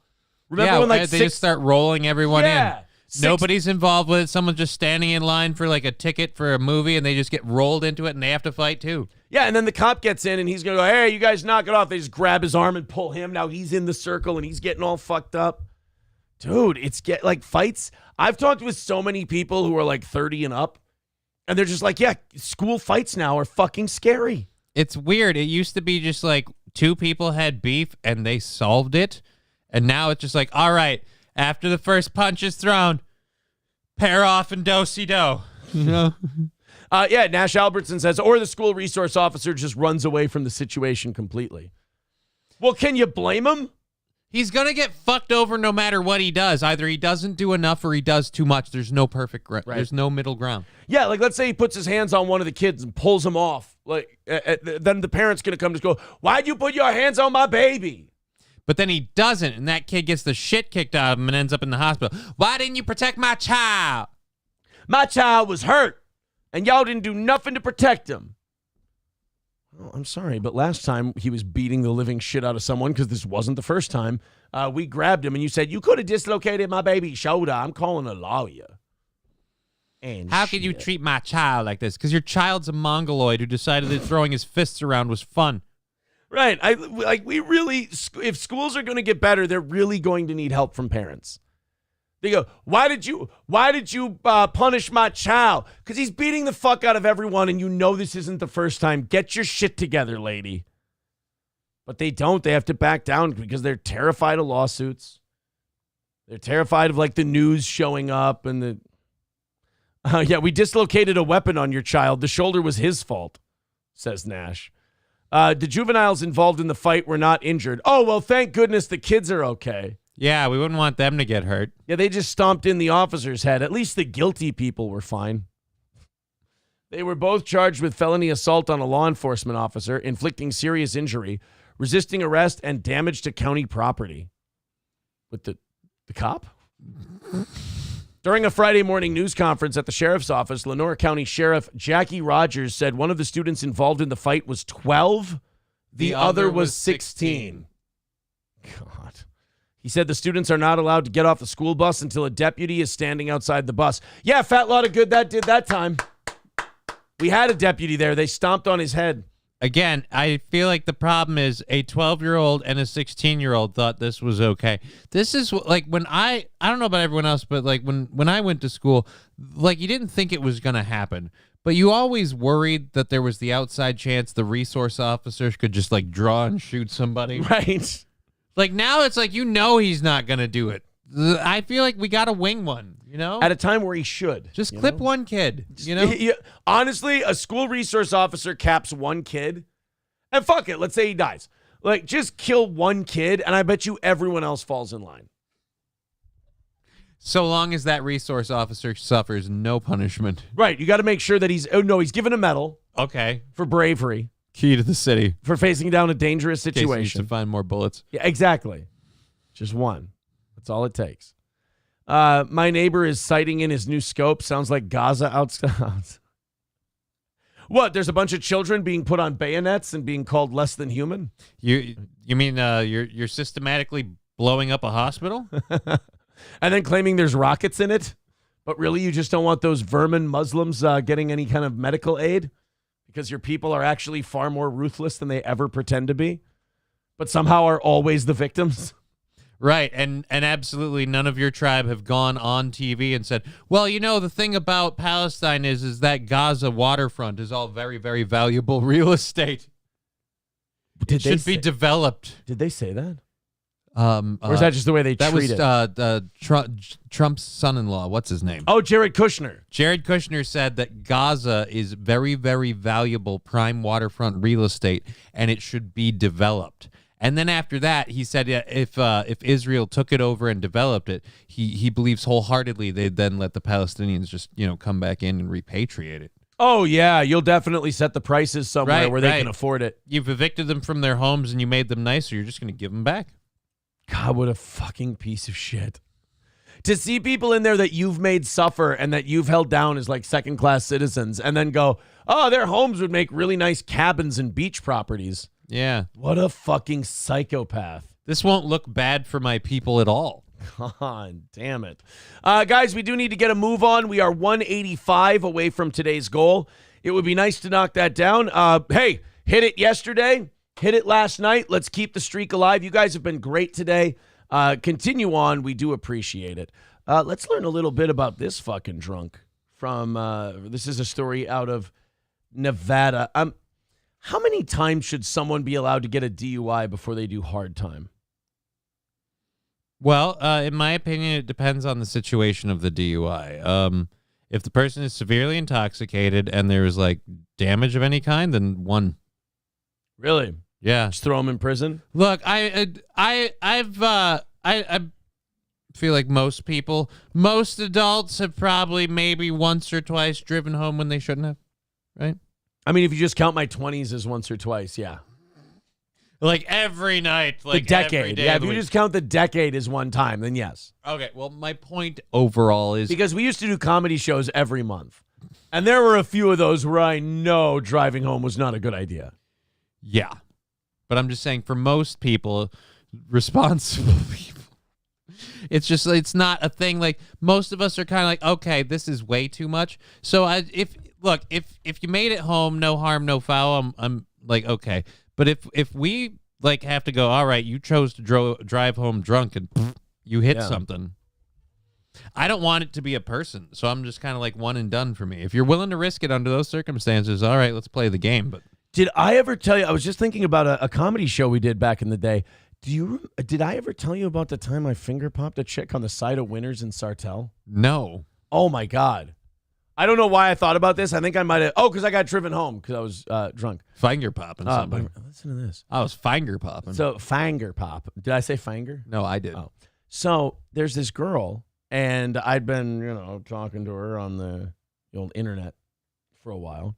She was a fan of the show, and she was coming to the show at Winners in Sartell. Slender, tits, cute face, nice. And we got a little drunk, and we went over to the side of the building, and we were just talking. And talking just led to making out. And then I just fucking turned her around, like facing the brick wall, and just gave her the old middle. And, dude, I'm even, like, we're talking, like, we're whispering, we're like, should we do it here? Like, should we just... And we're just like, I mean, there's people all over. I mean, they just need to walk around the corner and see it. And I'm just sitting there, I'm like, dude, fucking do it, you pussy. Do it, you fucking homo. Just fucking, come on, do it. I didn't. Oh. I didn't. I just would have had to just a quick slip. And it was, God damn it. So then we get into her friend's car afterwards. And I'm thinking, now is the time. Yeah. Can't go to my home. There's someone else living there. I was done. So we keep going to these houses, and she's like, we get to hers, and I'm like, do you want me to come in? She's like, ooh, I don't know, my babysitter's there and my kid's home. And I'm like, all right, I'm going to head out. I'll see you later. Don't worry about it. We're good. Man, I'd like to see that girl again. No, I'm just kidding. That was one of my favorite times at one of our comedy shows. I don't think I've ever told you that story. Yeah, I don't think I was there. Just finger popping a broad on the side of the building at Winners. No, it was an Adrian and I show because it was a smaller venue. Right. That was a fun show. That was a good time. King Kong Dong says, guy's butthole, most likely he was drunk. SH says, pushed up to a brick wall, hot. Aaron, you pussied out. You suck. I know. Silverwolf says, I drive by that every day, you sick fuck. Which one? There's more Winners than in one winner. Sartell. Oh, it was in Sartell? Yeah. Yeah, that's the one I DJ at all the time.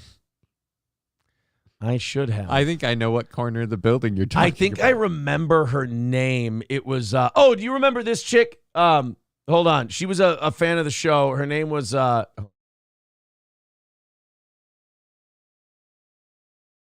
she was cutie. All right. I have to look into that. Cis Trans Am says, passed it up. Beta.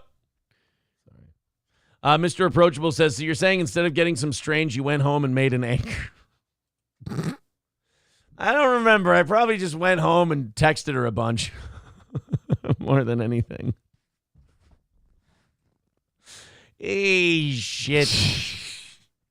Oh, man. We was Kangs on the radio, and I could just go to comedy shows and just finger pop abroad. That must have been nice. Those were the days. I'm sorry. Did you want me to set you up back then? No. We did a couple times. We tried to set you up. Well, I appreciate it, but the one person you tried to set me up with, I'm glad that didn't work out. Actually, The one at St. Augusta. I think so. Yeah. Yeah, the fire hall or whatever it was. Yeah, that one. What happened?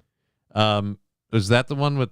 There was one with. Oh, that was Corey. There was one with two old ladies that it really seemed like Corey was like, yeah, you can make this happen, and I'm like, no, I don't want to. And so, because he's like, no, that was the one where I was dressed really funny. Yeah.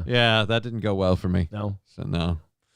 Need Trump says, now that was fucking funny. Aaron was drunk and it was a dude and it was his butthole. It was not his butthole. I will attest right now, there was no he and there was no They butthole. were both drunk. One of them didn't even realize that was the first night they had met. And then years later, he would realize when their relationship culminated and Aaron and Nick became the best of friends. He's like, oh, that's the guy that anally that one night. It's Hey. Oh, yeah. Oh, Jesus. More than a couple. More than I'm comfortable with. More than I'm comfortable with. Hey, one time, check this out. You want to know what a piece of shit I am? One time,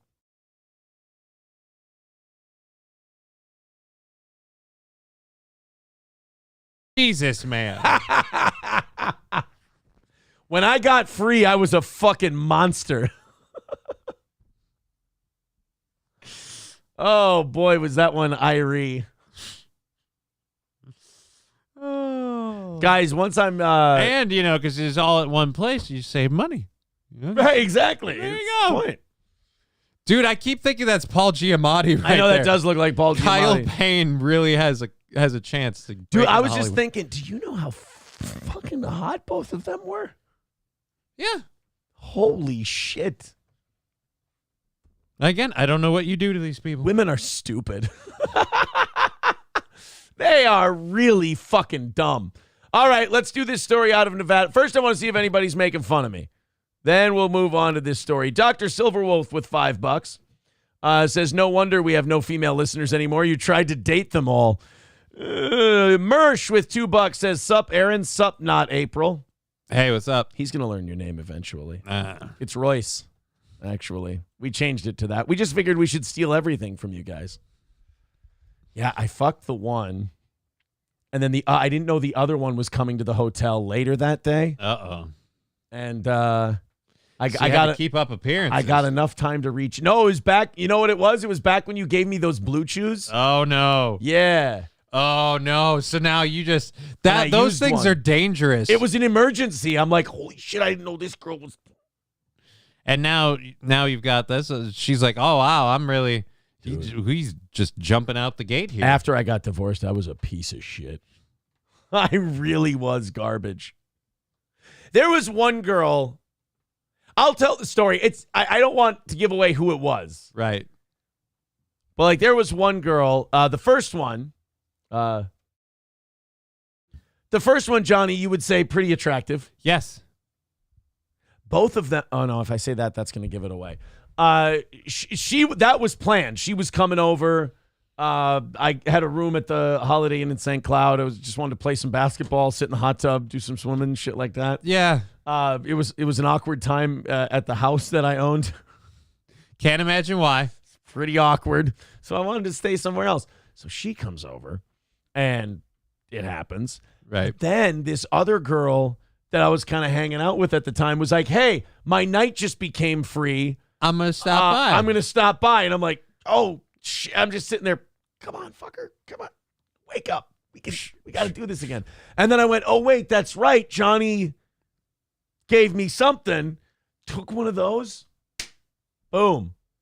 Two of them. They're retarded. They're dumb. They are. And by the way, the second one, also very attractive. Right. And because of the pill, the second one probably knew nothing. Thought, oh no, not at all. Yep. Weren't you dating April when you got those blue chews? Do you think I got blue chews one time?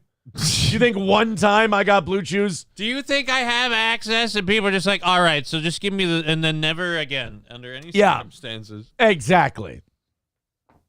Root says, dude, I tripped on Viagra in Cancun. That shit is no joke. Right? It's not something. When you take them and you don't need them, they are bad for you. Well, that's why I always advocate if anyone's ever be like, definitely start small. Don't. Oh well, I'm going to take the whole thing. No. Work your way in and see what you need. Right. Like if I took one of them one time and I didn't like. It wasn't like a medical necessity. Like I had fucked earlier and I fucking whatever. I took it and it just feels like there's this line on the left side by your heart, and it just kind of tightens on me. Your chest tightens up a bit. Yeah, You're gonna have a headache. Yeah, your muscles all feel a little, and then you have this weird kind of like the only way I can qualify it is a rage boner. Whenever it shows up, you're literally angry. You're just like, oh, yeah. Why are you here? Oh, dude, when they first kick in, yeah, you're just like, what the fuck is that? And then you're like, well, wait a minute. I can't fuck this girl without these now because she's going to think it's going to look like that all the time. Right. And all of a sudden it's like, oh, great. So shit varies, bro. Yeah. It's a little colder today. The humidity's up, so it's softer. Neon Collect says, fuck, am I going to need blue chews in my 30s like Aaron? I don't need them. They're just a really great fucking... I don't need them all the time. But I definitely need them sometimes, and for that reason, I have them. Bro, if you want to blow and stay hard, I mean, get after it, doggy. If you ever wondered if you could turn your penis into a lead pipe, well, I guess there is a pill for that. I've never told you guys that I'm like moral or I'm like a good Christian conservative boy. Like, I was a piece of shit. Oh, my God. Was. Just garbage. I probably made Johnny and Adrian and those guys feel so awkward at comedy shows sometimes. No? You guys were fine? I wasn't awkward with anything because again, I wasn't trying to hook up with anybody. I was just doing my own thing, having fun, people doing their own thing. I didn't see anything. I only have problems when I see people doing things with people who are apparently not okay with it. That's where I have a problem. Other than that, consensual adults is your business. Roots Calhoun says they set you solid. Exactly. Also, I've used them like if April and I are ever going to be in a place where there might be a lot of interruptions or like distractions or anything like that, or it's just kind of a weird deal. It's like, you know what? I just want to be ready when I'm ready. Just make sure. Like there are times like if a kid knocks on the door and like starts to open the door a little bit and you're like, fuck. We were hugging. Right.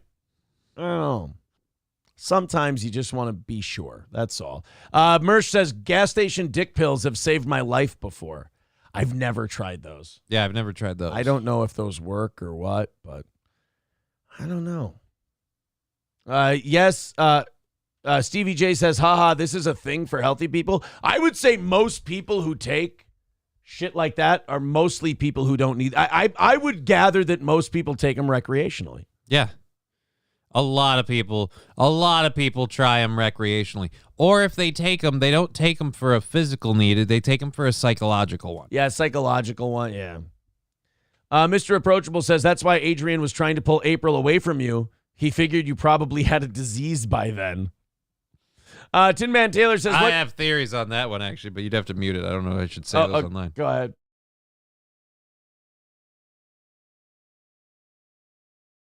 Figured. Yeah.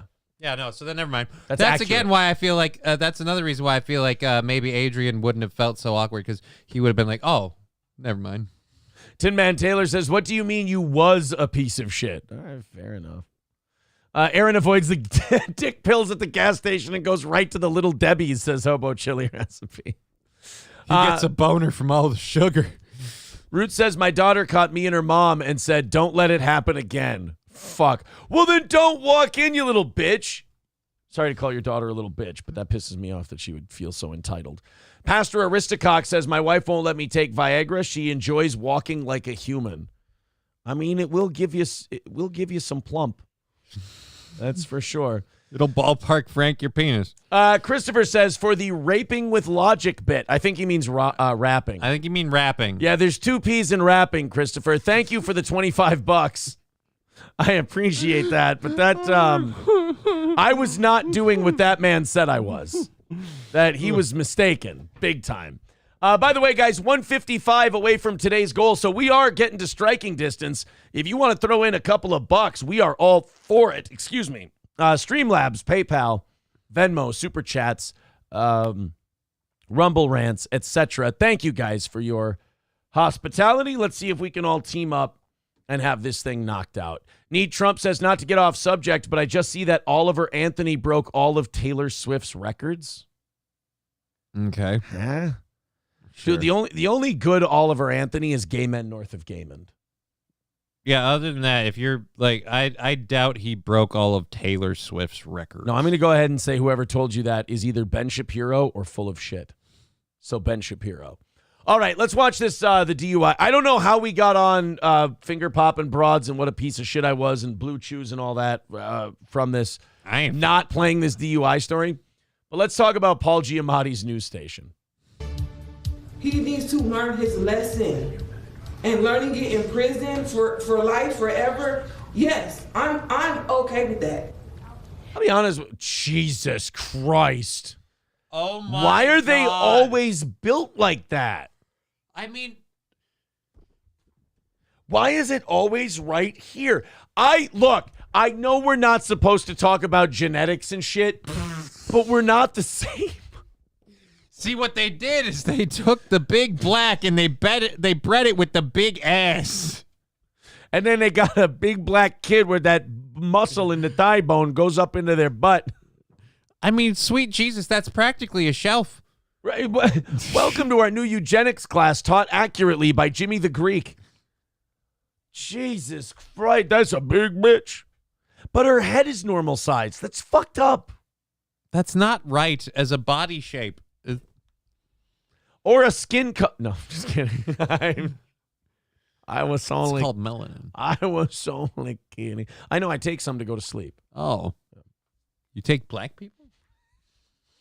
Oh, I'm sorry. That's ribs. Oh. So anyway, I love how this woman goes, he needs to learn his lesson. And if that means life in jail, then I'm fine with that. Well, I don't really give a shit if he learns his lesson as long as he's spending his life in jail. This is the thing I say, and I know this sounds wrong, but if we're just going to keep him locked up until he's dead, can we save some money?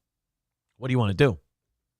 Can we fast forward this whole thing? You just want to take him out. Yeah. Take him down. Take him out. Do your stuff.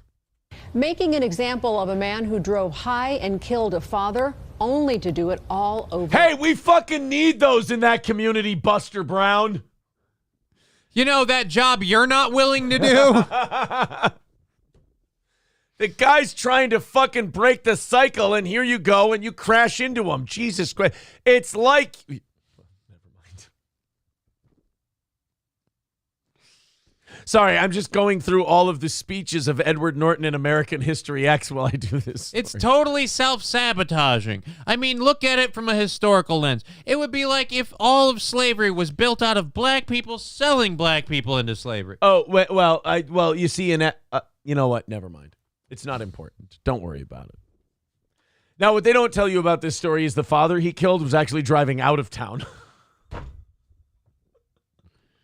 He was from out of state. Yes. Again, this is a case our 8 News Now investigators broke 2 years ago. A driver sent to prison for driving impaired and killing a man, only to get out and kill a second person the same way. So he went, a couple years ago, he went away for killing a guy while he was drunk driving and high. They let him out, and he just goes right back, gets high, gets drunk, kills a guy again. All right, so now I don't know what metric we're grading on, but whatever metric it is, did he do this one better? Did he kill it or not kill it better? Let's find out how he did. News Now investigator David Charnes broke this story and was the only reporter in the courtroom, David, learning how much time the offender will spend behind bars. Well, Brian, Denise, prosecutors want to use Prentice Bates as an example of what happens when you drive impaired and you kill somebody. We told you how he killed a husband and father more than a decade ago, and he served his time. And we also served his time. He did it a decade ago, so you put him in jail for less than 10 years. So the people whose lives he snuffed out, those people would still be here right now, but thank God he only 10 years. That's all they were worth? Okay. That's it. By the way, this guy's a little fella, isn't he? Yeah. Boy, he is short stuff. You know you're tiny when you grow your hair out to get an extra inch. Yeah. You that he told the parole board he got no help while he was behind bars. And then we told you. And then they let him the fuck out? Yeah, I'm here for drunk driving and killing a guy. Yeah. I've been trying to quit drinking. Oh, are you in any programs? No, they don't. They really just have me in my cell. And At least you're in jail, so you haven't been, drinking or doing drugs, because those things you can't get in prison. Thank God, right? Thank God that we keep that stuff out of jails. Totally. He drove impaired and killed yet another husband and father. Question is, will this sentence of life with the possibility of parole after 10 years change him in any way? No. He's shown this. He just wants to get fucked up and drive home. By the way, life sentence with possibility of parole after 10 years. He'll be out in 10 years. Great. This man will do his time and get out and get to see his family. We won't get to see my husband no more. That husband and father, 40-year-old DeMar Sims, was sitting in a parked car when Prentice Bates drove high and crashed into him. My brother was at work and he never returned home to his family. Boy, this guy's just a stereotype buster, isn't he? Yeah. He's a married dad. He's going to work. You hit a fucking unicorn, you son of a bitch. Those things don't exist in nature. We need them. Great. Now we're down one chupacabra, dickface. As the 8 News Now investigators first reported in 2022, Sims would not be Bates's first victim. In 2012, Bates, driving high and on the wrong side of the road, crashed into 58-year-old Jim Burchett, killing him. He learned absolutely nothing from that case. Absolutely nothing. Bates served 8 years in that first fatal DUI, with the parole board granting him release. During this parole hearing, a board member noted Bates was never in substance misuse treatment while in custody. Right. So that's someone who doesn't think he has a substance problem. Right. Maybe you guys shouldn't have let him out then. I don't know how this could have happened. In your criminal history, a lot of repetitive drug and alcohol crime offenses. Now before a judge in his second fatal DUI case, Bates reiterated that sentiment. I need help too, I never, even though I got time, but they never ever offered me no type of help. They just set me down and then just kicked me back out. I'm having a really hard time feeling sorry for this asshole. Yeah, they just set me down and then they just kicked me back out. Yeah, were you sitting there asking for help? I feel like you weren't asking for help. I feel like you were happy to just sit down there and kick away your time. You don't think this guy was rattling a tin can against his bars going, "Get me into rehab, get me into rehab. Help me learn not to keep doing drugs." Yeah, I don't. You don't think he was begging for that? I don't think. Do you think he did any drugs while he was in prison? I think every goddamn day. Oh, okay. As the 8 News Now investigators first reported, while Bates was out between his 2 fatal DUIs, he picked up yet another DUI. The DMV did not process his license revocation for 3 months until 6 days after he had killed his second victim. Your behavior consistently poses a threat to the members of our community and obviously caused a death again in this community. To me, it wasn't a mistake because this man was on these drugs, got in his car and knew what he was doing. I got to agree with her. Yeah, he's very much seen what happens when he is him. Yeah, you've done this before, bro. Like, and how many times did he do it and he didn't kill anybody? Again, and I know it sounds very, very cold here, but what do we, as a society, what do we gain from locking this man up until he can't move or whatever anymore? I get it. Like, how long? Like, what is it? What do we gain from taking care of him? Yeah, does that punishment suit? Like, does the family get anything out of this? Do you feel some sort of justice has been served that he'll sit in a cell for the rest of his life? Like. Yeah, you're saying he's a waste of space. Just get rid of him. Right. I hear but you. I'm an asshole. Yeah. I mean, I get it. It sounds fair to me. Love that chicken from Popeyes. We saw the judge there sticking with the guilty. What? I don't know why that played. It seems weird. It seems out of place. Oh, my lucky stars, a Negro. Bates agreed to a lifetime with the possibility of parole. The same parole board that granted him parole after 8 years last time he killed somebody will see him after 10 years this time. No, why are they still a parole board? They should lose their job. During his parole hearing, they asked him, "Have you been in any kind of treatment program?" And he said no. And they let him out. And you let him out. To get 2 more DUIs, one of which involving a fatality. 383 Novocaine with $5 says, back in the Yahoo chat rooms, SCSU girls would post, I got an itch, I want to scratch it. That was being a piece of shit. No names, no dinner, just bang and buy. That sounds all right. Those were the days. 150 away from today's goal. Thank you, 383 Novocaine. Guys, if you want to throw in a couple of bucks, we're right there. We're at 150, and we've got about 50 minutes. Now's the time. Until we need to decide if we're doing an extra half hour or not. So Streamlabs, PayPal, Super Chats, Rumble Rants, etc. Let's knock that out and call it a victory for today. A lot of funny lines in here. It's on you to sign up for drug and alcohol classes, says King Yeti, unless it's mandated. It's not always mandated. If it's not, then it's on him to apply for the classes. You're going to get it, but you can watch it on mine either. I didn't think of it. It would have been great. You're right. I should have. We should have used it. Damn it. Should have used the Damn it. That sucks a dick. You're right. Oh, well. Hey, you know what? It was a black guy committing a crime that led to somebody's death. You know what I say to that? We'll get him next time. We'll get him next time. All right, 150 away from today's goal. Everybody chip in here in the next couple of minutes, and maybe we just knock that thing out right now. Yeah, and just have a fun show for the next hour and a half. Have a fun next hour and a half. Hit like, hit the thumbs up button on all of the things and the places and the stuff. And hopefully we have another successful program today. A man has narrowly missed being hit by a massive runaway saw blade. I want to see this story because what does that look like? That is... Like, what's a massive saw blade look like to you? Well, it's a concrete saw. Okay. So it's about...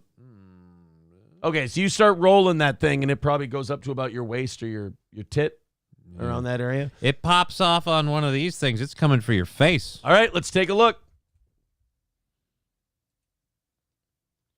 Yeah. So there's a guy walking in a green vest. Yeah. Seems all right. It's going into a store. Oh, this one doesn't have audio. No, there's no audio on this one. Everything's good. Oh, that's not the guy. Where's the runaway saw blade? Hold on. This one's longer than it should be. It's got 30 seconds left. Because the guy should be coming down from this angle. Yeah, where the fuck are you? Where's the man? Where's the saw Again, blade? it should be entering from the bottom of the screen here. Some second here. There we are. There we go. There he is. There's our guy. Nope. Yep, there's our guy. Bing, right up the top.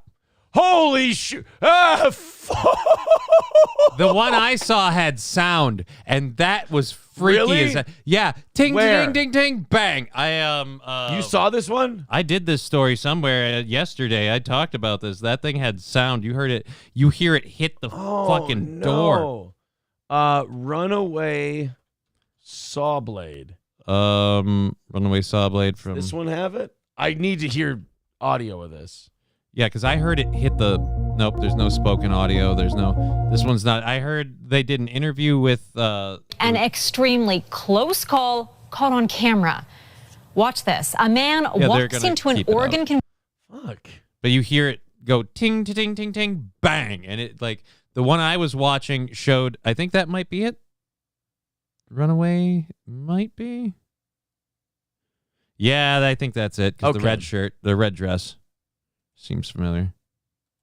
Back now, 7:30. We got Chanel Jones. Morning. Nope, that's Good morning. In for Craig, and we got. He dodged a runaway saw blade. You can see it, but Holy shit! What did it launch off of? Was it on some kind of piece of machinery? It was literally on a concrete saw. They were cutting up the road, and Talk somehow, about a close call. This guy almost got hit by a runaway saw. A man walks into a convenience store. Seconds later, this happens. An incredibly scary-looking saw. Oh, fuck. Dude, that gets him right in the dick, in the taint. Dude, that's taking him. That's taking hip to leg. That's taking something. You're not. Ooh. And it shook the whole shop. Like they, if they show the camera footage from inside, the whole building goes like when the thing hit. Saw comes barreling across the parking lot, smashing. And how about the fact that it went literally just right perfectly in between the parking barriers? That is a 1 in a million shot. Because, again, if it pops up on one of those things, oh, boy, does that go somewhere. Yeah. Into the store. The impact is so intense, the store actually shakes. And here is that oh-so-lucky guy who narrowly escaped being sliced in half in Eugene, Oregon.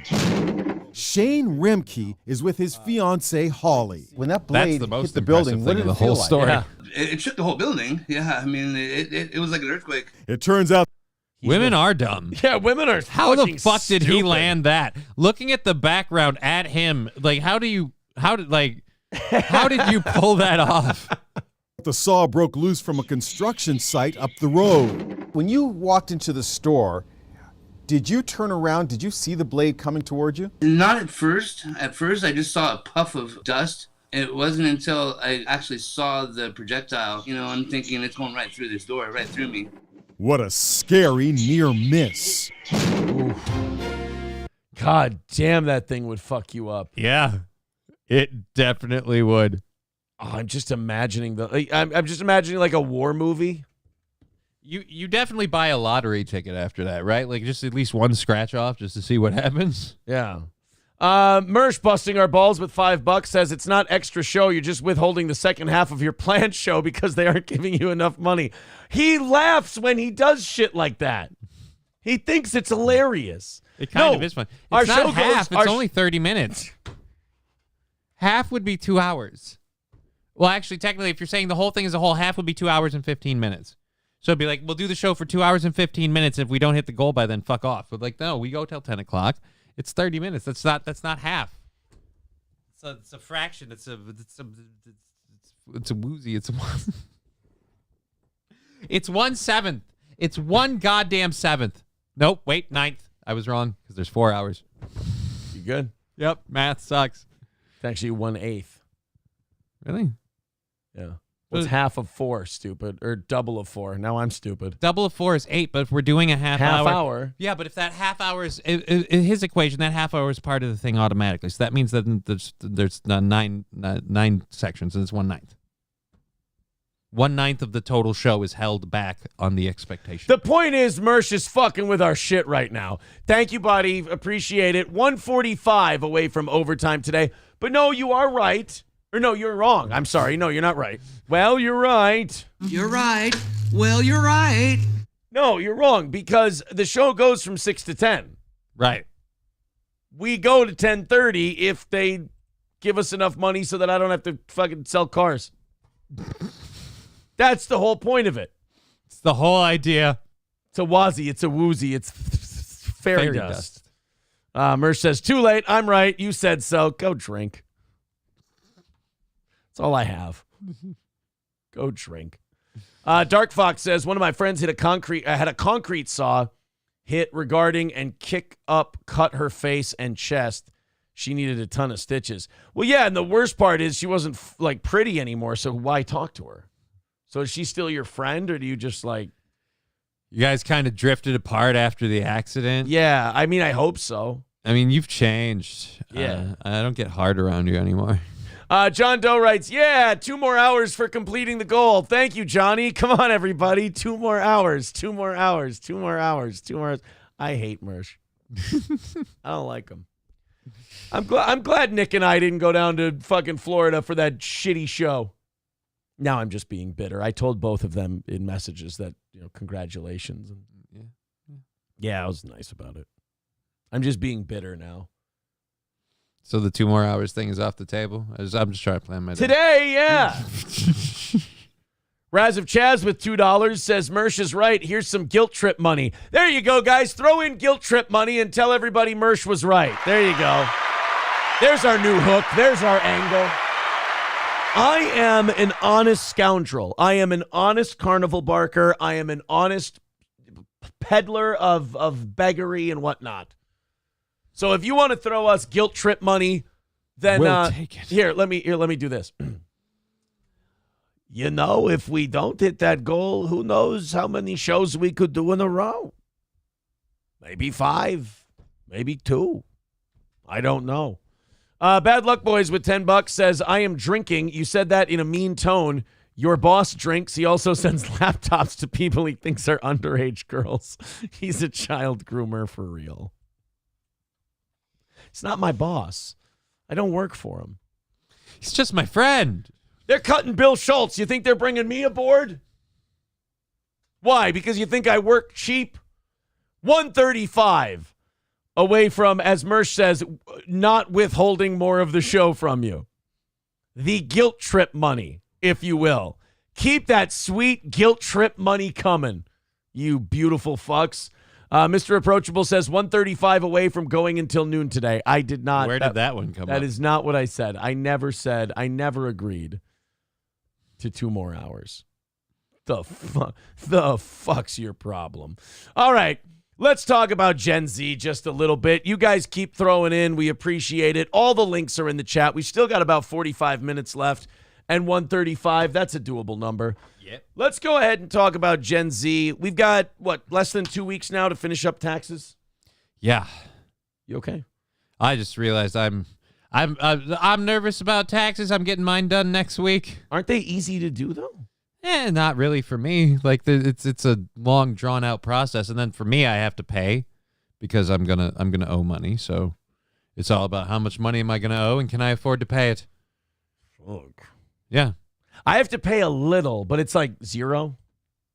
I'm hopefully not gonna. It's about zero. I had to pay a little over $2,000 last year. Really? Yeah, and I'm hopefully gonna be way under that because I haven't made that much money this year. I had the same thing. I was like, when I saw, when I did the taxes, the business taxes. Yeah. I went, I needed to lose more money than that. I was like, I needed to post more of a loss than what I actually did. That's not a big enough loss. Yeah, but then this year it was like, not a problem. Or no, are you saying this year you needed a bigger loss? No, this year I needed a bigger loss. Oh. Because sometimes when you get D-worded with 3 kids, you get 2 1 year, 1 the next, 2 1 year, 1 the next, 2 1. And this was a 1 year. And so when you have a 1 year, but your withholdings are still like you have 2 every year. So it goes, okay. Yeah. So you try to post some losses, business-wise, to counteract it. And I got close. I mean, the number I ended up at was owing in total $150. $150? Yeah. That's okie dokie, right? It's not bad. Rogue Veda with $20 over on Rumble says, excellent math, Johnny. That's why you're the second best co-host. Hey, second best. There we go. Nice work. Out of the 2 co-hosts here, what? I'm number 2. That was not, I don't think that's what he meant. 120. Look at that, guys. Just 120 away. Let's finish it off. Thank you very much for all of your generosity. So, speaking of taxes, it feels so good for the generation behind you to be a bunch of queers. Well, literally. I mean, if you look at the statistics, right? They're pillow puffers, all right? They really are Peter puffers. Peter puffers, right. Gen Z is 1 in 4 of them, according to a new poll, says they will need a therapist to deal with the stress of tax filing season. How old is a Gen Zer right now? In their early 20s? Yeah. Mid-20s? So it's like the first, second, third, fourth, maybe 5th time you filed taxes ever. But when you're, really, even if you're like an adult with kids, you can still take the basic deduction. Right. Taxes Most people are going to take file. the basic deduction. You just type in what's on your, in fact, now with your W-2, you can just take a picture of it, send it to the tax app thing, boom. They enter it all in for you. Yeah, the only reason my taxes are a bitch is because, again, I have to do a whole bunch of deductions, and we have to be like, all right, so how much money did you make? All right, where did we spend? Like, I had to do all of that shit, but for most people, it shouldn't be too hard. No, not at all. Somebody saying another bridge got hit in Baltimore. Fault bridge collapse, blah, blah, blah. You lying sack of shit. Smaller vessels pass through alternate channel for first time. You're lying, need Trump. Don't you give me breaking news and then have it not be true. You just derailed everything. God damn it. Son of a bitch. Baltimore. Top story. No. There's nothing. Yeah. I didn't see that. Doesn't need Trump reading some weird shit. Well, anyway, they should have simple returns at that age. Few, if any, deductions, 20 minutes tops. Yeah, like doing your taxes should be you go on an app. You can do it yourself. Type in what you made. Take the standard deduction. Boom, you're done. 20 minutes. Yeah, it shouldn't be that hard to find. But 1 in 4 Gen Z taxpayers says they'll need a therapist to deal with the stress of tax filing season. Additionally, 54% said filing taxes has either brought them to tears in the past or expect it to this year. Dude, it's the softest group of people who's ever lived. I can understand it bringing you to tears if you've been like saving and you have all these hopes and these dreams and all of your money's getting pissed away. But I mean, at that point in time, how much money do you have saved up that's getting sucked out in taxes? I mean, what when you're at that age, don't you get money back because you just had your standard W-2, yeah, and then you have your deduction. So you're gonna you have your rent, usually like renter's rebate in Minnesota and rent stuff like credit, that. Sure. Yeah, you should be making a few $100. What's the deal? And then they make you pay like $100 for the filing stuff. So yeah, you'll take home like $200. You're good. Go to the bar a couple nights. Richard Pianoforte. Oh, it's good that his hobbies are listed right in his last name. Managing director of tax at Fiduciary Trust International is surprised that number isn't higher. I have children in that age group, and I don't think they're prepared for it. School doesn't prepare them for it, and it's totally understandable, he says. Even figuring out which documents you need to file can be anxiety-inducing. With 62% of first-time filers say they aren't sure where to get their W-2s. Or 1099s. Or 1099s. Here's a good hint. From the person who pays you. Mm-hmm. From the person who pays. Okay, Pastor Aristocox, I am not biting on your horse shit. I'm going to let you know right now. I'm going to look this up, but only because I know it's bullshit. Kyler Murray? I know it's not true. Kyler Murray. I know you're just being gay. I'm going to look it up, but not because I think it's true, just so I can go, okay, he's a stupid asshole. Here. Oh, weird. He hasn't been traded to the Vikings. Strange. Odd. Man, I can't believe I fell for that one. Would that be a trade you'd even want, though? Like Kyler Murray, would that be a good thing? I mean, it would depend on what we give up. Right. But no, I don't want him. I don't really want Kyler Murray. Like, if you look, I don't think his numbers are that good. I know he was hurt last year. But Kyler Murray, yeah, he's got dog shit numbers. 3,900 yards, 26 touchdowns, 12 picks. That's pedestrian. 3,700 yards, 24 touchdowns, 10 picks back in 21. That's pedestrian. 2022, he was hurt a little bit. 2,368 yards, 14 touchdowns, 7 picks. Last year, 1,800 yards. He was hurt a lot of the year. 10 touchdowns, 5 picks. Yeah, I don't want him. No, thank you. The thing about Kyler Murray is that we know what he is. And drafting a new guy, you get to see some potential and maybe he can be better than that. I agree with Curtis Versus. Kyler Murray is a jobber, 100%. Guys, we are $120 away from today's goal, meaning it is very doable, and we have over a half hour to do it. So if you want to throw us a little bit of cash on PayPal, Super Chats, or Streamlabs, please do. But as far as Gen Z saying that they need a therapist to do their because of the stress of doing taxes. Bitches. A bunch of. Like, dude, I get it. No wonder they cut their dick and balls off. They ain't using them. It's too anxiety-inducing to figure out what I'm supposed to do with it. Right. So then let's check in on older people. Okay, older people. What do they do? The Gen X and the Boomers. Over 55 years old. Are they still booming? They're fucking. STD rates are spiking among those 55 years old and above. So the Boomers are getting sick. They're getting the drips. They're getting crotch rot. So the baby boomers are going to start making more babies now? I think they're all pretty much done. That'd be scary, though. I think they're all menopaused out. You knocked up your 89-year-old girlfriend. Oh, boy. Sexually transmitted infection rates have risen sharply among adults 55 and older, according to the CDC. That's the part that doesn't make sense, though. So old people are having sex, but the skin is so loose. How does that work? I just feel like it'd be just like two beanbag chairs sliding on each other. You grab and you pull back, I think is what you do. You got to tighten it up, all right? You grab that thing by both labia, you spread it like bat wings, and you get in there and do your job. That's how it goes. Just, at that point, people are like taffy, and you just, oh, man, come on. You're like taffy. They're so pliable. It's just, how do you know that grandma and grandpa don't meld into one person when they start fucking? I mean, you got to trust that those two are going to come apart. It's like pleather, just... Rates of chlamydia, gonorrhea, and syphilis in people ages 55 and up more than doubled in the U.S. over the 10-year period from 2012 to 2022, according to data from the Centers for Disease Control and Prevention. The number of syphilis cases among people ages 55 and up increased 7-fold during those 10 years, while gonorrhea cases increased nearly 5-fold, and chlamydia cases more than tripled during that time. You're getting more syphilis than it. Oh, no, going up 7-fold just is from the number it was. I was going to say, shouldn't chlamydia be going up more?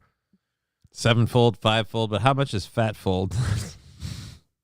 It's all wrinkle folds. Again, like. Could you imagine how badass you'd feel being 70 and going to the doctor for an STD? I'd feel kind of good. I'd go to the doctor and be like, I got some weird shit coming out of my dick. The doctor's like, how old are you? He's like, 72. I got the clap. Yeah, that's right. But then at this point, it's an applause. You also have to be mad. Yeah. But then you got to kind of be mad at the old hoe that you're fucking. Like, how is she? Like, clean your coos, man. Come on. Jesus, woman. I don't like that you're poisoning our men. You know? I wash my weenie before I bring it over. Those guys served in Da Nang, and now they're getting sick with Da Tang. Boo. Give us $120 so I can practice being better at this. So they're all getting sick. Kowalska pointed to a few factors that may be driving up STI rates among older adults. They've got more medicine to fuck with now. Like women have pussy pills, men have dick pills. Yeah, I don't get how. So pussy pills just what, make them lube? They like lube up? Flova Scotia. All right. Like in Super Troopers 2. When Thorny took them. For one, people are living longer compared to past generations and enjoying more active lifestyles in their 60s, 70s, and 80s. Oh, gross. And you know what the worst thing is? Like, to us, we're like, oh, gross. But when we're 60 and we're fucking 60-year-olds, they're going to seem hot to us. No, they're not. Yeah, I bet you they do. I'm dreading that day. Really? I'm honestly, that is one of, fingers crossed, one of the beautiful ironies of maybe not making it that far. It's like, well, we avoided that problem. Really? Yeah, dude. You don't think we're just going to adjust? I hope not. I got this weird thing where, like, I'm very picky on women. They can't look too young. It's going to be a thing I have to overcome. No. Grandma, no thank you. Boy. By the way, Root's saying, I got herpes from a stripper in Milwaukee. And Stevie J says, you're not supposed to go down on strippers. And Root says, I love them, Stevie. Yeah, don't do that. Don't go down on strippers. Just find yourself a moderately clean gal. Can we? I just didn't know that was an option. For the love of Christ. From what I hear, the old dogs still ogle the young honeys. I would like to, like, do we have any 60-year-olds in the chat? Like, is fucking a 60-year-old woman fun? Like, is it like, as you age? Oh, after you get done, you get to play Find the Teeth. Oh, man. Just, could you make me believe? All right? I just want to believe that when you're 60, fucking a 60-year-old isn't going to be like, bleh, bleh. I guess what you have to understand is that they probably don't think you. Yeah, I'm not saying I'm fucking I can see that yous didn't think none of me's much neither. But during the course of our sex, I seen a lot of changing about the way I felt about yous and the way yous felt about me. If I can come and you can come, everybody can come. No. No, is that not how the Rockies? I don't think that's the movie. I'm pretty sure. Sean says the older the berry, the sweeter the juice. That's not true. The older the berry, the more soft and mushy it is. And then the juice goes kind of weird and sour. That's my thing though. Like just again, grandma's gonna be awful soft. I'm gonna have a problem with that. It's just no. So the hormone replacement therapy, which can treat symptoms of menopause, can prolong sexual desire in older women, while erectile dysfunction drugs like Viagra can help older men remain sexually active. Yeah, because modern medicine has kept us all alive longer than we're supposed to be. Yeah. And now they got to give us sexually active longer than we're supposed to. So now they got to give us all hard dicks to make good for it. John Doe says, dude, I think 60s dudes wants 30s and 40s chicks. Yeah, you're probably right. God damn it. Dysfunction Junction says. Yeah, somebody else had it. 120 away from banging out today's goal and doing a half hour of overtime. Hit that PayPal link. It's in the chat. Streamlabs, Venmo, Super Chats, Rumble Rants, etc. Just a few more of those $20 drops, and we'll be home for the day. Thank you guys very much. You've been playing it well all morning long. Let's just bring it in for the last little bit in these last 25 minutes. Thank you guys very much. Jennifer writes, you and April should watch the movie Still Mine. It is a very sweet movie of old love, and it shows why we should hate the government. Okay. So it's a family that brings people together against the man. Yes. Oh, you're going to feel like making love and taking up arms against the feds. That's what this movie does. Let's go. I got to turn off my ad blocker for this one. There we are. Guys, I got terrible news.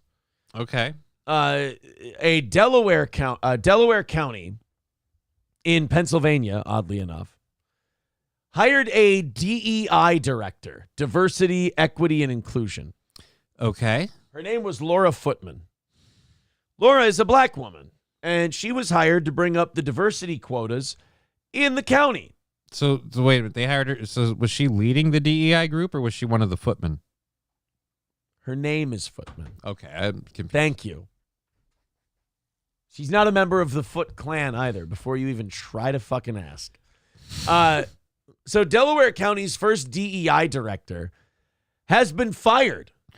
Right. You can't do that. You can't fire the diversity lady. They probably fired her because she was black. Oh, no. They actually fired her for racial discrimination, believe it or not.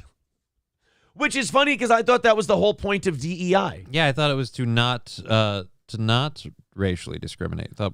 But to me, I'm like, I think I'm on this woman's side, even though I probably should hate her. She was hired to keep white people out. Right. That's what DEI means. Yeah, so you can't fire her and say, oh, well, you're discriminating against white people. It's like, well, that's what you brought me in here to do. You said diversity, equity, and inclusion. Naturally, every workplace is going to go, oh, yeah, we have too many white people and not enough minorities. Yeah, it's almost like there's a lot of white people in this country. Right. Lauren Footman, 32, filed a complaint with the U.S. Equal Opportunity Employment Commission last November, alleging that Chief Administrative Officer Mark Woolley had treated her and other black employees unfairly. She also said he had retaliated against her for filing a similar complaint internally. Oh, two people to tell this story. Footman filed the complaint while on medical leave due to anxiety and depression, and she said her working conditions made it worse. Well, then quit. Then you have to go. I'm tired of all these people like, I need a mental health day. Okay, but everything else is slowing down around you. Yeah, if you need all of this help, then you have to understand we can't have you here because you're slowing things down. Either fucking ship up and fly right or just fucking bail out, man. Pick one. Right, like everyone else around you now falls behind because of you. So I'm sorry you're sad. I'm sorry you have anxiety. I'm sorry all of that shit's a problem. I really am. But the fact that you take it as like, if they fire you for it, you take it as like, look what they did to me. What did I do? They're not obligated to keep you employed. That's your job. Literally. And if you don't do your job and you go home a lot, look, take care of your mental health, take care of your anxiety. Absolutely. But if you taking care of your anxiety and your mental health means you can't do your fucking job, you're probably going to get fired. Because they need someone who can do the job. When she returned in January, she found out she was being fired. So last November, she left her job because of the anxiety and didn't come back until January. Yeah, you're fired. They found someone else to do the job, and that person they found out did a good job. They probably made a little bit less than you did. And the company didn't need their mental health days. So right. It's like, all right, this one seems to work out regularly. County spokesperson Adrienne Moravsky said she would not comment on a personnel matter, but added that Footman's firing was not related to her EEOC complaint. We do not tolerate or support hate and are actively working to ensure our DEI office and our next DEI official will have the impact that is needed here in Delaware County. Okay, so they're saying what's the hate? What's the hateration happening up in this holleration? Hateration and holleration in this dancery. So they're saying that she's a bigot. That, what's her name? I forgot the daughter's name already. What was the daughter's name? It was, or not the daughter's name, the employee's name. DEI. Lauren Footman. Oh, right, Footman. I want to know what Footman was like, what she was doing, what her discrimination was. What's her, where is she racist? Does not discriminate against African Americans, women during the performance of his job duties. The investigation was conducted by 2 lawyers, blah, blah, blah, blah, blah. The report noted Mr. Woolley's status as an African American man does not, of course, shield him from a claim of discrimination against African Americans. Wow, so Lauren Footman accused her boss of being racist against black women while he's a black man. Oh, boy. That's a winning play. That's going to work. He just hates black ladies. This race trader's just looking for a white bitch up in this office.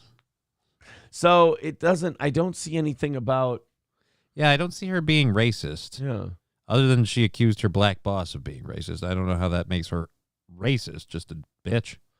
Footman was hired in April of 2022 for what the county described as a historic role as the first executive officer focused on diversity, equity, and inclusion. Among her responsibilities was making sure the county's workforce represented the demographics of Delaware County, which is 67% white, 24% black, 7% Asian. See, now, to me, that's a huge mistake. You just take the best person for the job, and the stats are going to be a little fucky. Look, guys, we need a vendor from each part of the community. Yeah, except this part of the community doesn't have the vendors you need, because that's not what they do, right? Like, you can't just say, oh, we have this many black people, so this many black people means we have to have this many people representing them in the business we do. That doesn't mean that those businesses exist. Yeah. I mean, Ken Decker says, I married 30 years. She's my forever and everything. When she passes before me, I will find a 30-year-old. Attaboy, Kenny. You keep your eye on that brass ring, pal. You've got a sharp mind, as it were. So that's the lie they sell us, is the guys are like, hey, man, I'll just let her pass before me, and then I'll hook up with something else. And then we work ourselves to death, and they're the ones that are hanging out at the end. Right, yeah, they outlive Fucking us. God damn it. Guys, we are 120 away from today's goal. Let's knock it out. We're very close. Let's go ahead and have everybody chip in these next 20 minutes and get that 30 minutes of overtime. We've got plenty of stuff we can do during that overtime period, but we're inside of the 20-minute mark, and we are $120 away. Streamlabs, PayPal, Super Chats, etc. We can get this done. So in Northern California, they have this thing called the Bay Area Rapid Transit System. Okay. BART is what it's called. And they're having problems with people being harassed. You know, public transit, women, there's just creeps. It happens. BART on Friday posted instructions on Twitter about bystander intervention cards, saying you can ask any station agent for BART's free bystander intervention card, which you can use if you're experiencing or witnessing harassment in stations and trains. The post includes a video featuring 2 female college students who ride BART and explain how the cards work.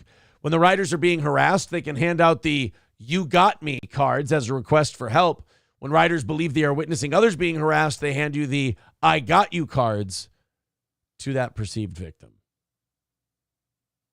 So we're making all of the passengers take their safety into their own hands and reminding them that, all right, guys, now team up.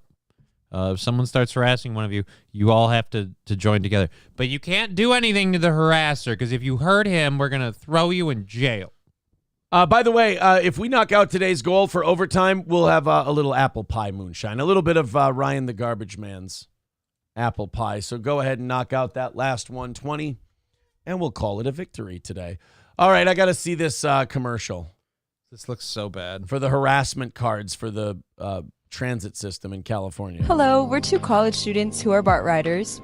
And safety is really important to us, so we're going to go ask for the bystander intervention cards. Hello, excuse me, will we be able to have some bystander intervention cards, please? Yeah, sure. Hang on. This is so bad. This is awful. Thank you so much. I hate people So that get these this card stupid over little here places. is for when you're being harassed. So you hand this card to a stranger, and that stranger's just going to come over and help you? Yeah, This is because fucking you have to retarded. trust that stranger isn't going to be a creepo. I'm sure if you ladies approach some dude and give him this card and he stands up for you, you're not going to at all feel like, all right, he's not expecting anything like a phone number or talk to me at all. Yeah.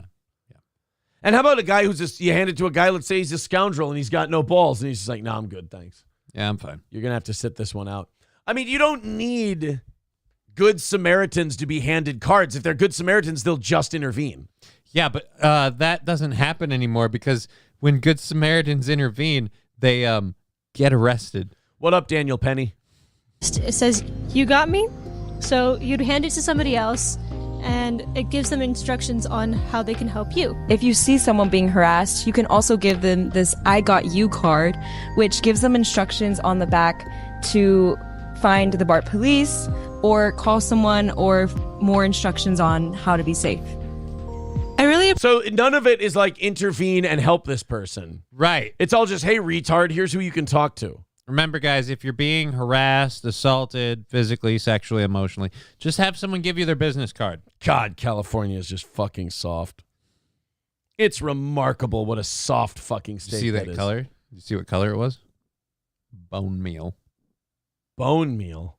From the card thing in American Psycho? Yeah. It's bone meal. I appreciate these cards because they gave me a concrete way to deal with an unsafe situation. I'm not very equipped to deal with them on my own, and so these cards give me a sense of community and a sense of support. Especially for young college students and for youth, I think these cards are really accessible. It just gives a very easy way to either help someone or ask for help without having to do much.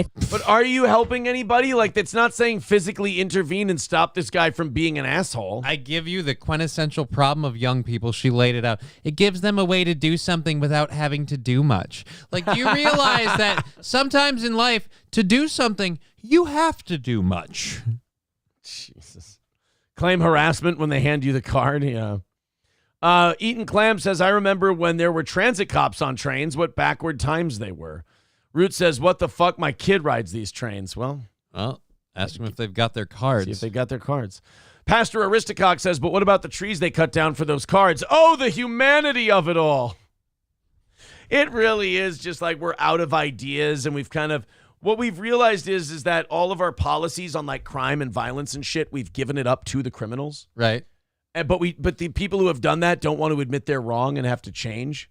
So they just got to keep coming up with more cockamamie ways to keep the scam alive? Yeah, but now the whole thing is clustered fucked into some weird-ass thing like a Ponzi scheme of madness. What's going on over there anymore?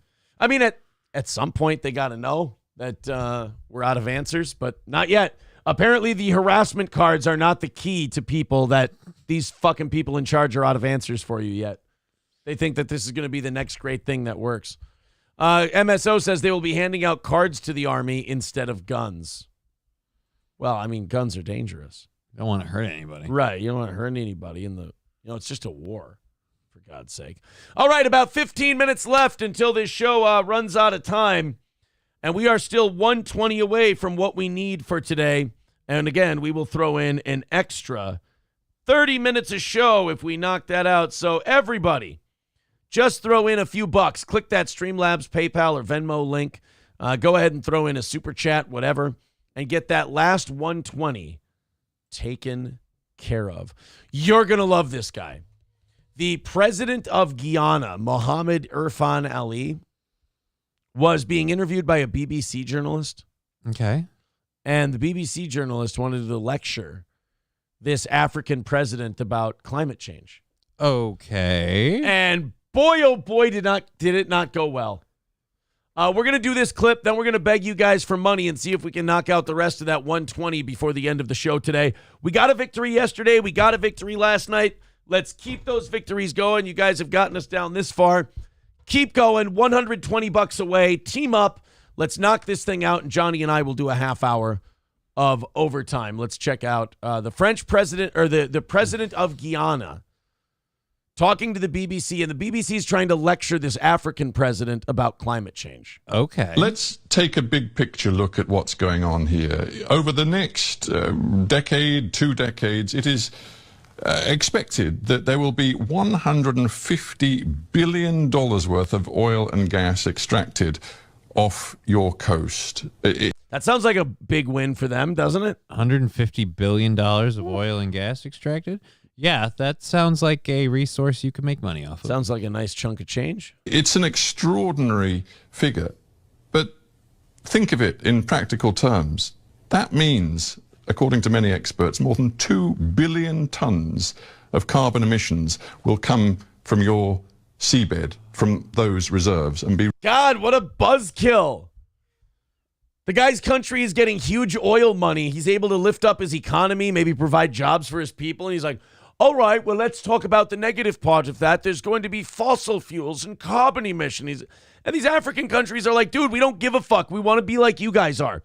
The shitty thing about Western countries is we did all this dirty shortcut bullshit to get where we are. Right. And then we shut the door on everyone else using it. Yeah, and now we're going, oh, no, it turns out it's really bad for the planet because we say so, because we have these products we really want to push, and we can't do that if we don't call these ones bad. Yeah, if I were like Eastern European or something, and they were trying to tell us, like, oh, no, you can't drill for that much oil, they'd be like, you know what, we'll manage, we'll figure it out, leave us alone. And all of this stuff going on with the climate change shit, I get so pissed about this. We keep hearing stories of volcanoes erupting. Nobody talks about the metric fuck ton of pollution and carbon that those things put out. Released. And we don't control. Yeah. Into the atmosphere. I don't know if you as a head of state went to the COP in Dubai. Let me stop you right there. Let me stop you right there. All right, get ready, because we've seen African presidents speak to white Western media before. Right. And they have two very distinctly different communication styles. The BBC guy is that passive-aggressive twat you just heard. Yeah. And the African guy is more like the Ugandan president, you know, where he goes, yes, they are disgusting. That guy. Do you know that Guyana has a forest forever that is the size of England and Scotland combined? A forest that stores 19.5 gigatons of carbon. A forest that we have kept alive. A forest that we have kept alive. Does that give you the right? Does that give you the that- right to release all of this carbon? Yes! Because it's their fucking country and they can do what you want, you fucking overconcerned white protector. This is, I'm sorry, but this is low-key racist. This is low-key. We have to come in and run your country for you because you damn dirty heathens don't understand how to do it. Do you forget what happened in like the early 1900s, the late 1800s in Britain, all of the industrial work and things you guys did? The utter fucking chimney, chim chiroo. The fucking Thames was so polluted, everything. Like, you guys literally had no fucks given about the environment, but now you have to tell everyone else how to do it. I can't even go for a swim because her Thames is so polluted. That was the way it was in old foggy London town. Right. You know why it was so foggy in foggy London town? They kept burning coal. Yes. Well, I mean, let's not get racial about it. I mean, the women had a good time. What do you want from them? Jesus Christ. We don't call it that anymore. Now they're called Call it mud sharking. Does that give you the right to lecture us on climate change? I am going to lecture you on climate change. Fuck yeah, get him, man. Get him. Get that guilty white cunt. Fuck him up. I'm a race trader in this story. because we have kept this forest alive that stores 19.5 gigatons of carbon that you enjoy, that the world enjoy, that you don't pay us for, that you don't value, that you don't see a value in, that the people of Guyana has kept alive. Guess what? We have the lowest deforestation rate in the world. And guess what? What? Even with our greatest exploration of the oil and gas resource we have now, we will still be net zero. Guyana will still be net zero with all our exploration. Yeah, but you have to understand, sir, I'm a white British BBC host. I don't want black people getting wealthier. You're supposed to stay subservient to us. And more importantly, you're ignoring the part that I just don't like that exists. It makes me feel poo-poo. We'll still be net zero. No, powerful words, Mr. President. But I am not completed as yet. I am not finished as yet. I am just not finished as yet. Because this is the hypocrisy that exists in the world.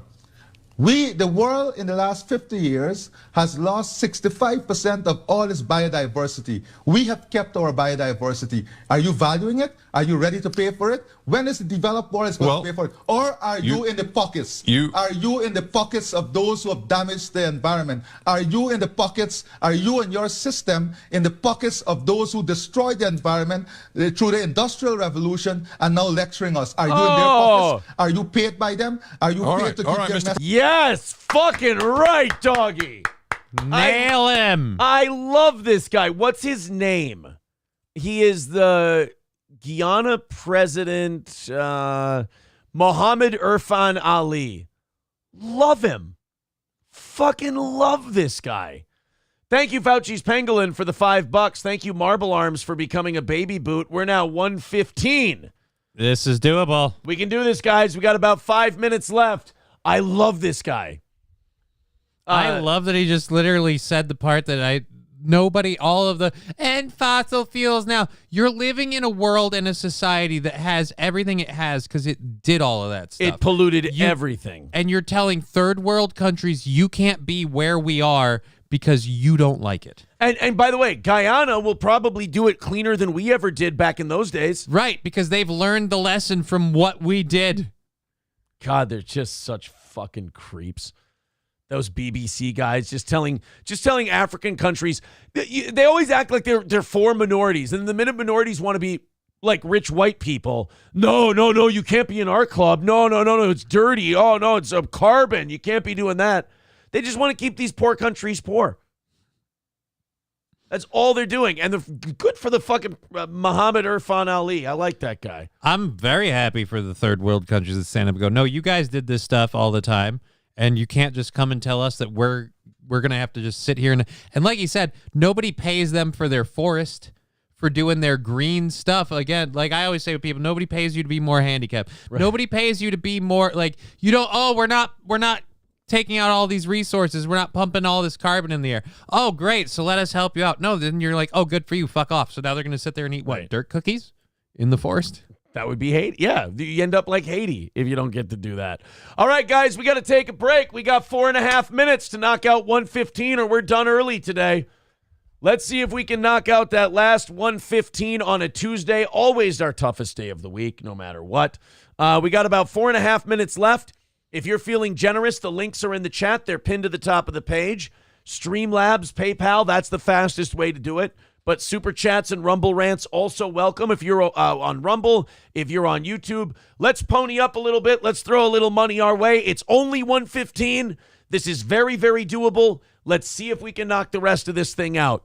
Who wants to get her started? 4 minutes away from posting a win or posting a loss today on the show. Throw it in, couple of bucks here and there. We'll knock it out in no time. Balls Deep with $5 says, love your dedication to your show. Good job. Thank you, buddy. Appreciate it. So 110. I hate it when I do that. 110 is now the number. 110 away from getting this thing taken care of and doing overtime. Oh, let's see who's coming next. Balls Deep starting the rally. Egg Picker says, I gave my money to Just Kidding LLC. Sorry, that is totally fine. There's more than enough to go around. Fauci's Pangolin says, Muhammad will not be invited to the parlor for white cake. I don't think so. I think he's being looked at as a Django in the Western world. Corn Diff with 99 cents. Attaboy, Corn Diff. Thank you, Corn Diff. There it is. So he backed the wrong horse in that Zero Dark Tony fellow. We all make mistakes. What are you going to do? All right, a little more than 2.5 minutes left. 110 is the number. Please throw in a couple of bucks. Let's call it overtime today. Let's see if we can get ourselves that big W that we're always getting here on Steel Toe. Staying dry at the moment. We're going to have to put a rally on this thing in the next 2.5 minutes. So if you're watching and you want to see this go on another 30 minutes, let's get some money in there. Let's throw a couple of bucks in, boys and girls. 110, not a bad number to be at for this time of the morning.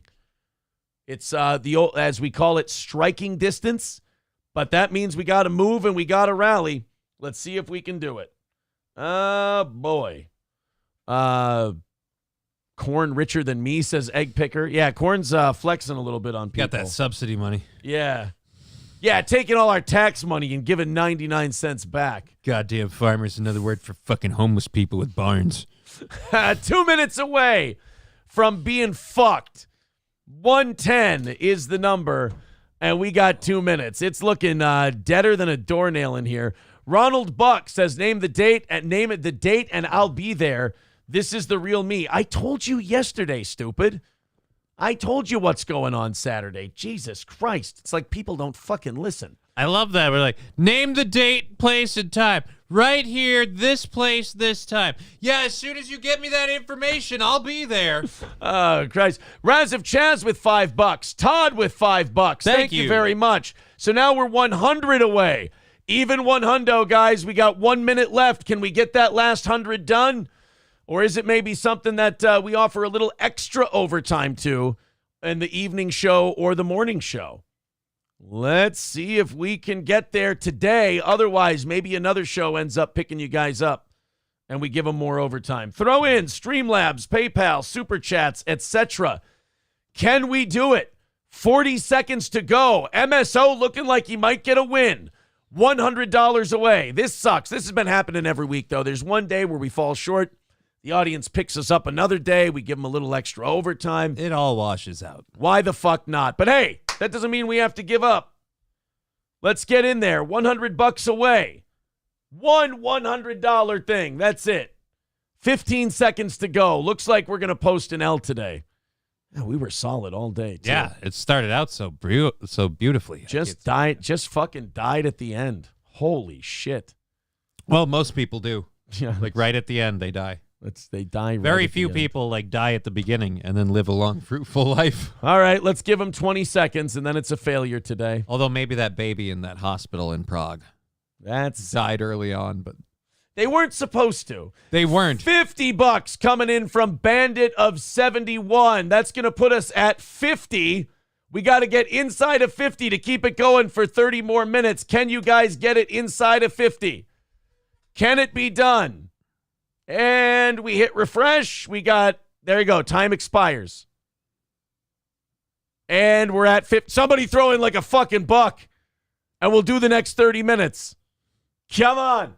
Root says logical rapping is a good bit. It is. You know what? You fuckers are getting that last 30. Or that last 50, I'm sorry.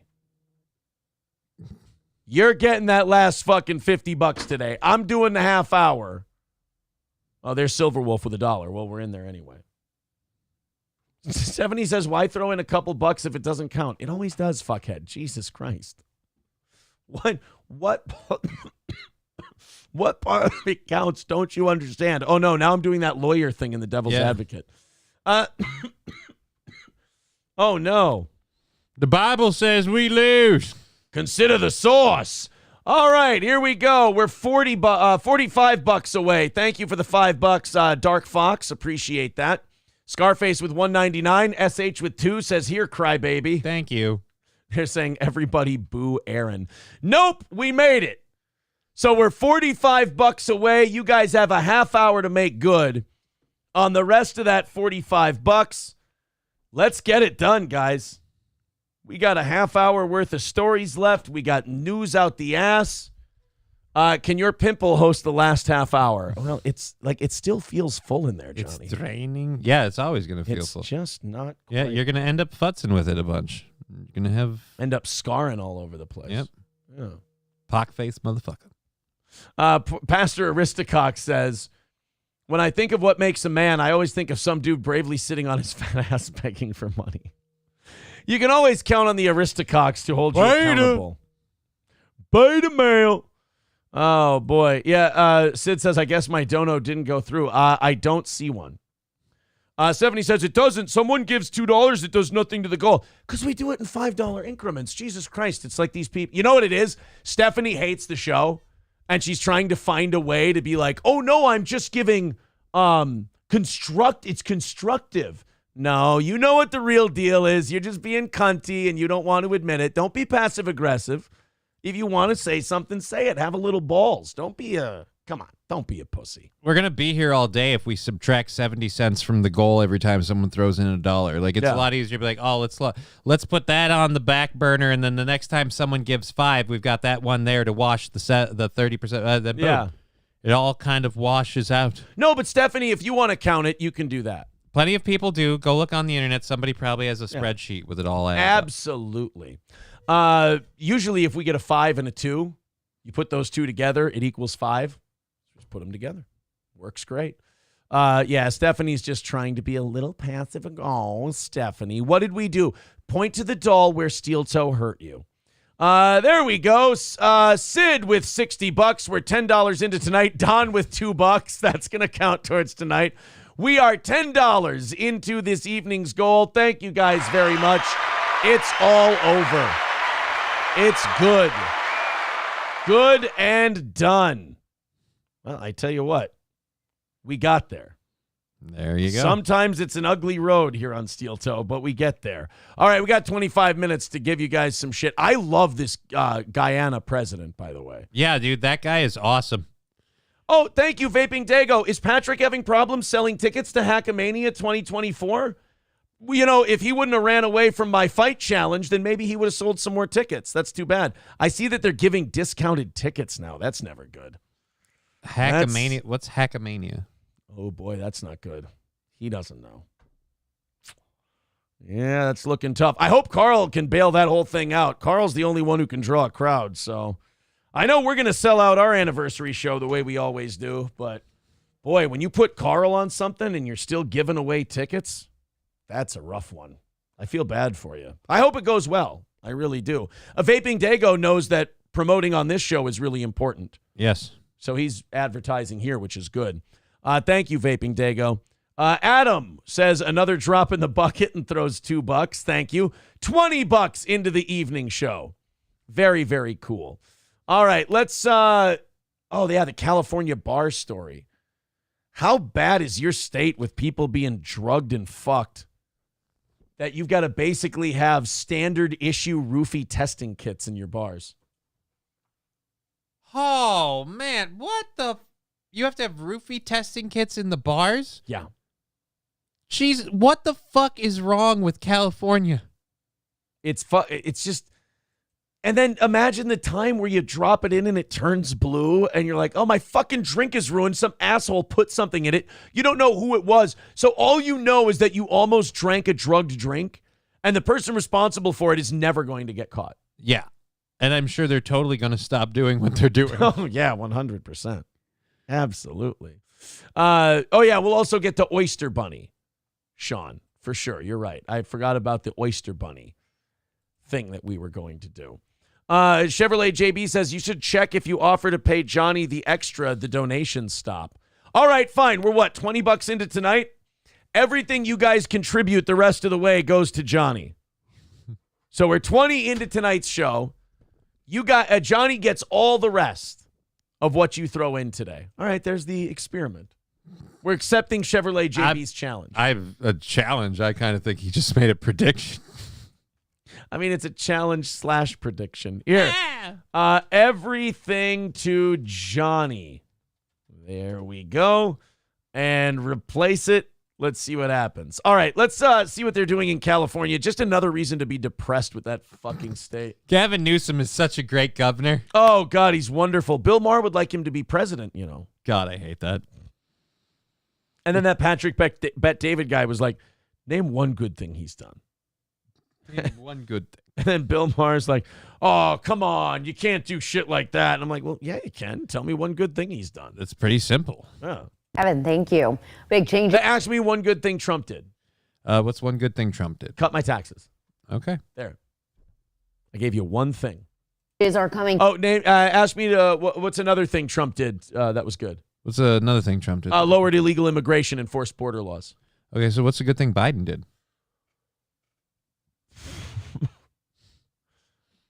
Even though it was executed poorly, he did carry out Trump's exit from Afghanistan.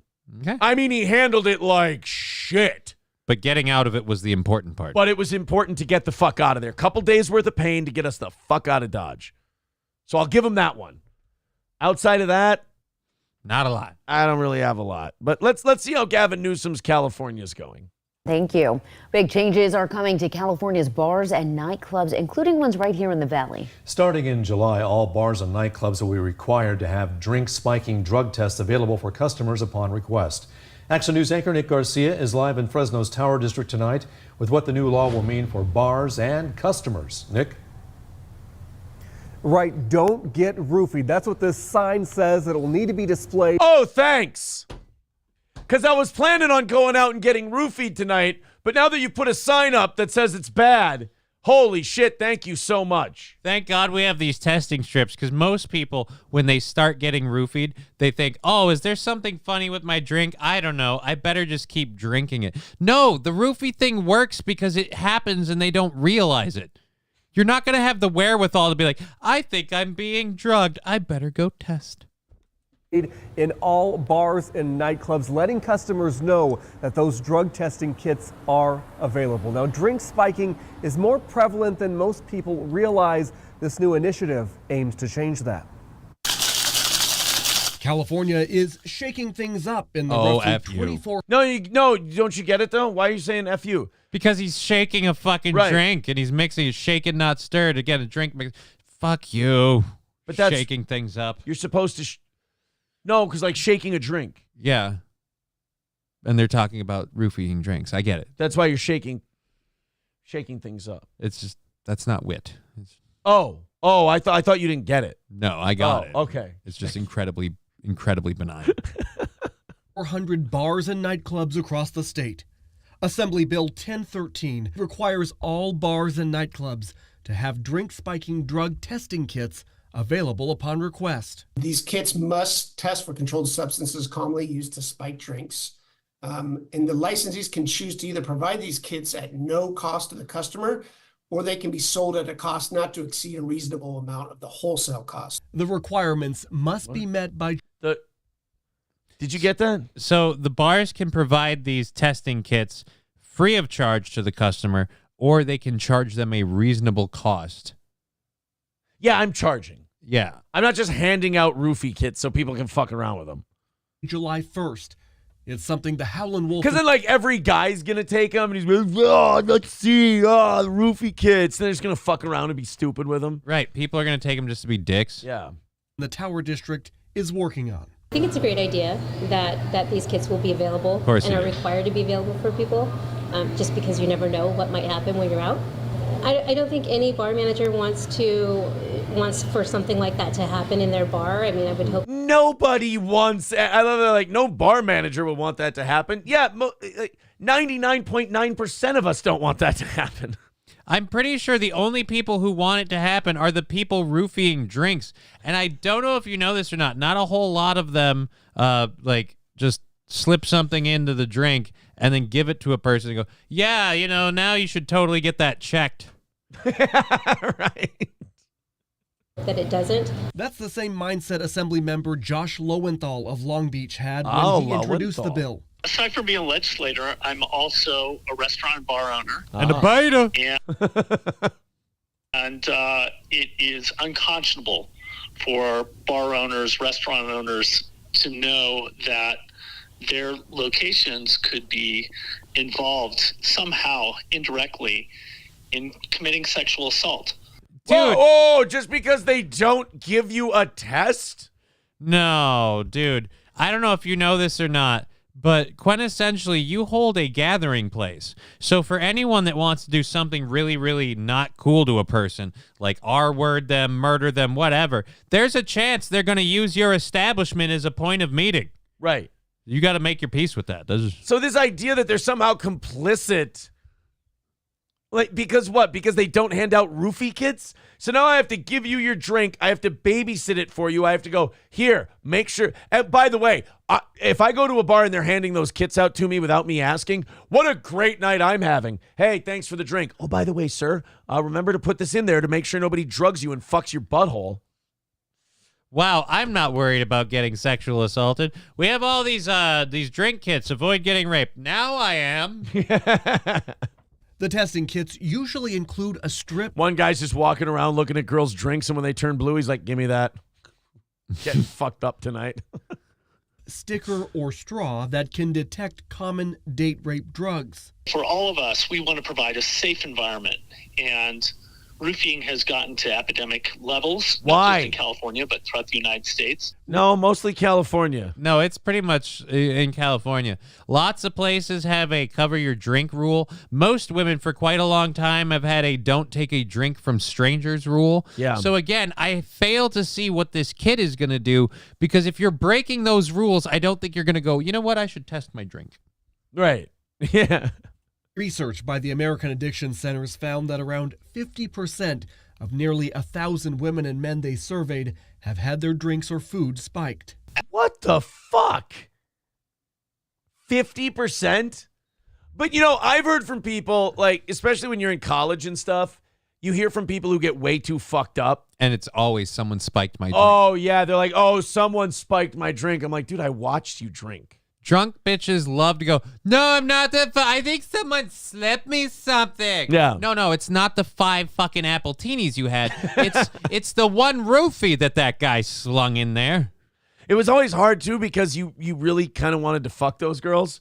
So you didn't want to call them out, but also your misogyny makes you want to humiliate them for being I didn't have retarded. that problem. For me, I got happy at them. I was like, oh, I'm totally getting laid. This one's on the line already. She's blurring reality. We're in. Until she wakes up, realizes she fucks you, and then tells everyone, oh, yeah, I think I was drugged. Yeah, you're acting like I actually did this. I'm just worried. Just worried for your past. But yeah, there's always those girls who be like, oh, my God, last night, I barely remember anything. I bet you I was drugged. Like, Well, that's yeah. the scary thing now about just meeting a lady who's having a good night on the town. She'll get home and go, I don't remember hooking up with him. I think I was R-worded. Like, Right. wait a minute, it was totally consensual. The lady was trying to pull my pants off so fast, I damn near got rug burn. Like, what's Right. going on? Well, it used to be like, if you had one of those nights where you didn't remember, you just chalked it up to a learning experience. Yeah, I'm kind of You're a like- piece of shit, and I need to be better about myself. Yeah, you'd wake up, you go, oh, God, I was kind of a hoe. Oh, boy. And I don't remember all the hoeing I did. Shit. Okay, that one got away from us. Time. You know, what we call that in the business is personal responsibility. Or as guys do, they just get up and look down at their dick. Who needs antibiotics? You need antibiotics. Who's going to get a shot today, little fella? At how big this problem is. There are members of my staff that have been roofied. There are members of the legislature that have been roofied. Come July, he and bar owners hope people will feel more comfortable on a night out on the town and sip safely. You know, it's really hard to track down accurate statistics on drink spiking because either it goes unreported to law enforcement or the person who's been drugged has no idea it even happened. There's even more legislation making its way through Sacramento now that would make more safety enhancements to bars and nightclubs. Of course, we'll keep an eye on those. Like Live in what? Central Like Fresno, I'm Nick are we gonna Garcia. have like bar-appointed drink tasters? Like, no, my lord, let me check first. Yeah, like a royal taste tester for your booze. Just brings his straw out. Yeah. Oh, yep, I can feel my butthole loosening. That was definitely some sort of anal nitrate. Ah, yes. Ah, Rohypnol, rape drug. He just keeps chugging it. Well, it still tastes good. It was a fine beverage. You don't want to get fucked up, but I'm here for work. SH says, one time I thought it happened because I drank like usual, but it was coming in and out of awareness and it was just different. But it was probably just a weird night. Yeah, I think a lot of times people go, oh, yeah, I think I was drugged. Yeah. And just like, no, you forgot that you didn't eat it all today, and you hit it hard early. Right. But I had those mozzarella sticks. Yeah, that works. Mr. Approachable says, God damn it, I've ordered blue curacao. Now I need to wonder if this is just going to be a nice drink or if I'm not going to be able to sit right for the next week. Yeah, don't order a blue drink. Now what are you going to do? The numbers around roofing are remarkably flexible. They're very flexible because, you have people who have been drugged and didn't know it. And then you have, again, the people who go like they got really shit-faced and go, I think someone slipped me something. If you can't remember which drink it was that someone slipped you something, you had enough drinks that you didn't get anything slipped. I don't know about everybody else, but if you've ever dealt with a problem lady at the end of the night when she's intoxicated, she always insists that somebody slipped her something. Yeah. I think somebody slipped me something. Slip you something, sweet cheeks. King Yeti says that shot goes in your ass cheek, not your dick, nerd. Oh, no. Aaron's fucked a bunch of girls and never gotten an STD. What a queer. Sorry, buddy. Roots Calhoun says, dude, I've been in music and fucked around like a madman, and I've never met somebody that openly did this shit. Right. It goes very, very like low-key under the radar because you're a special kind of dirtbag if this is something you consider fun or worth doing. You're really a magician if you're doing shit like that. Sleight of hand and goodbye virginity. Worst magician ever. I'm going he to stole my ring, but he let me keep the box. I'm going to make this butthole tautness disappear. SH says, I hate that people are so comfortable with renaming regret as assault. I know. Dude, that if I was in college right now, that would make me so scared to fuck. Mm-hmm. Just that whole Mm-hmm. Just that whole like, oh, I regret. Imagine waking up and that you hear her go, oh, I regret doing that last night. You're like, fuck, I better call a lawyer. You're immediately like, how many witnesses do I have? Right. Who can I Does the talk bar have to? CCTV? Fauci's Pangolin says, Little Bill, if you don't see it or much hear the cock go off. Huh? Cynically Insane says, me and the ex-wife both got GHB'd.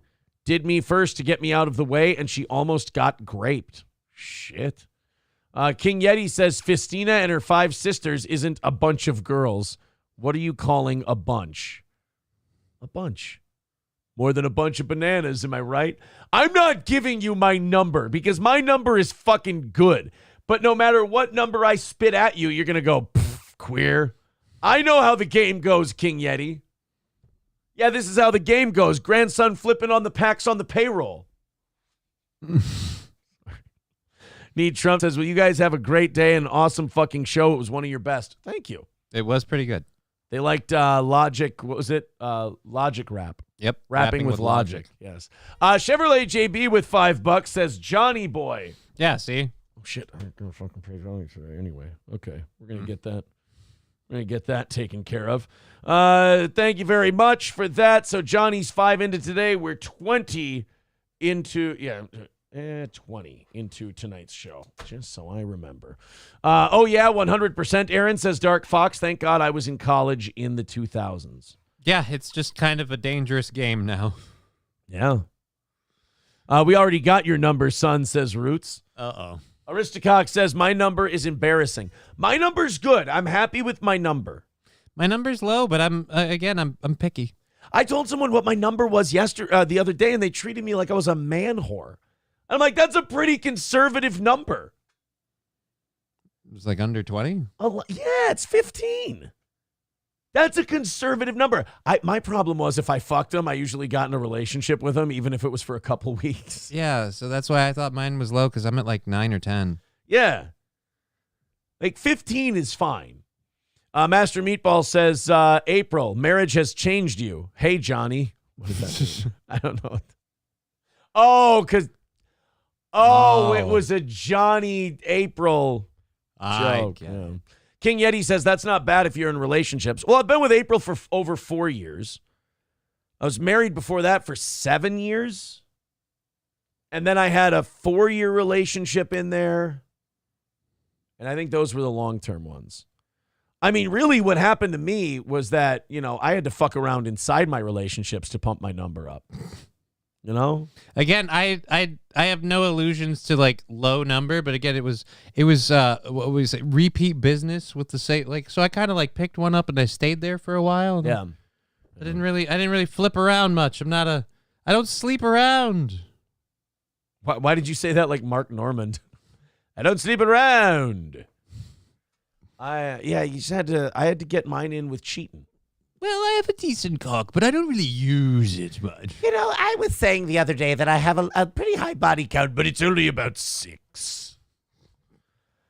I stopped counting absolute man slut. Attaboy.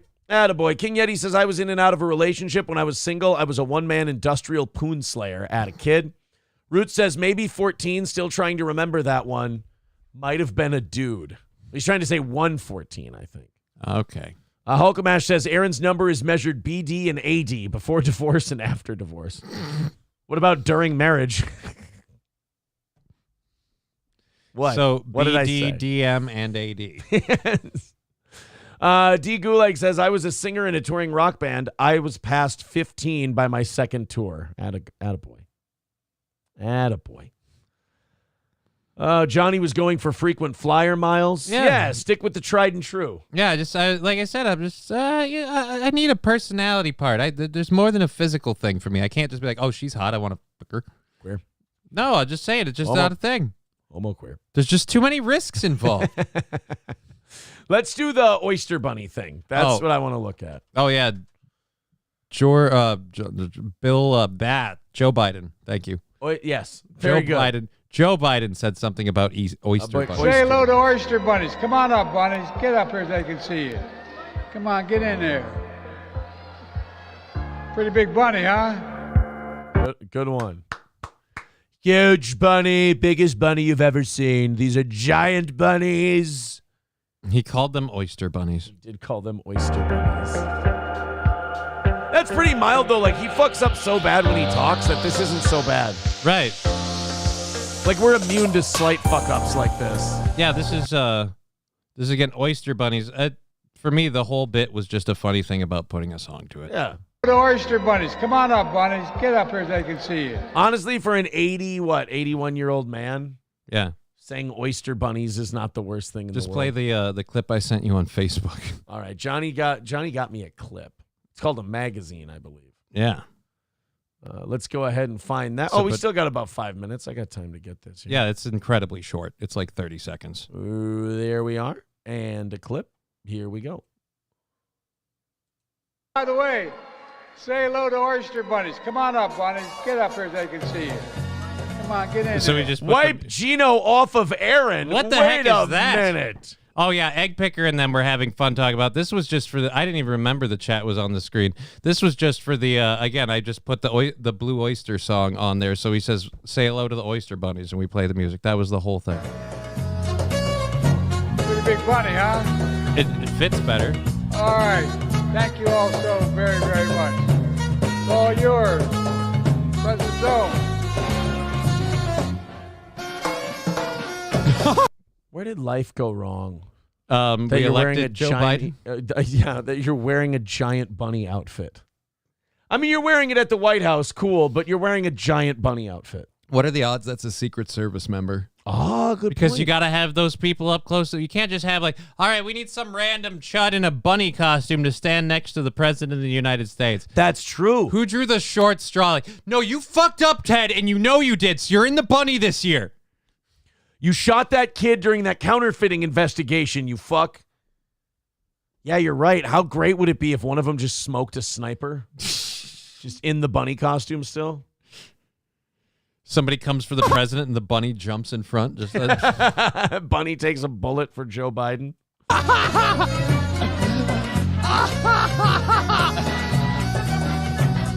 So they had fun. That was like I said, that was just the bit. If they wanted that bit, that was a little music for the oyster bunny. Yeah, it fits better that way. I don't know. Maybe I'm just immune to him now. Who, Biden? Yeah. I just had fun with the oyster bunnies thing because of the music. Like I said, it's a funny bit to me. Patrick, thank you for the $20 over on PayPal. Johnny's at $25 now. Thank you for today. There we go. We already got that 5 from Yep. Chevy JB. Thank you very much. Let's catch up with the chat before we have to run here. Roots, I was told 150 by a guy after we had been together. I didn't ask and wish he hadn't said, said SH. Yeah. I've seen more pussy than an animal shelter, says Los Federales. Son of a Beach says, I like how Jill pushes in front. Well, yeah, she knows she's got to do most of the talking. 100%. SH says, I don't know why people want to know numbers. I don't care who's before me as long as it's just me when we're together. Yeah, like numbers are really just a statistic. It's, some people are proud of it. Some people aren't. There's only literally one number I try to avoid, and that's the 0. Like, hey, you'll be my first one. I'm like, and that, yeah, that's a bit much. Thank you. It's like the 72 virgins thing for Muslims. It's like, yeah, I don't think that's the selling point you think it is. You've clearly never hooked up with one. You don't get how bad of a deal that's going to be. Root says, SH, I don't care as long as I feel home. Boy. Aristocock says, I was young and in shape and bartending in Miami and Fort Lauderdale. Pussy came to me. Yep. Yeah, bartending in Miami, I'm sure. All right, guys, we're out of here. We're leaving. Thank you very much for your time today. Thank you for knocking that out, making Johnny $25. That's awesome. Putting us $20 closer to tonight. What a great day. Thank you so much for your generosity. We appreciate it. And we will be back tonight at 7 o'clock. And then tomorrow morning, April's here at 6 a.m. Central Time. Johnny, thank you very much. You're very welcome. Just Kidding LLC on YouTube, Rumble, and Twitch. 2 o'clock Central Time every day with Johnny here. So go ahead and check out his channel, Just Kidding LLC. 2 o'clock this afternoon, Rumble, YouTube, Twitch. Just Kidding LLC. Take it easy. We'll be back again tonight. Have a great rest of your day.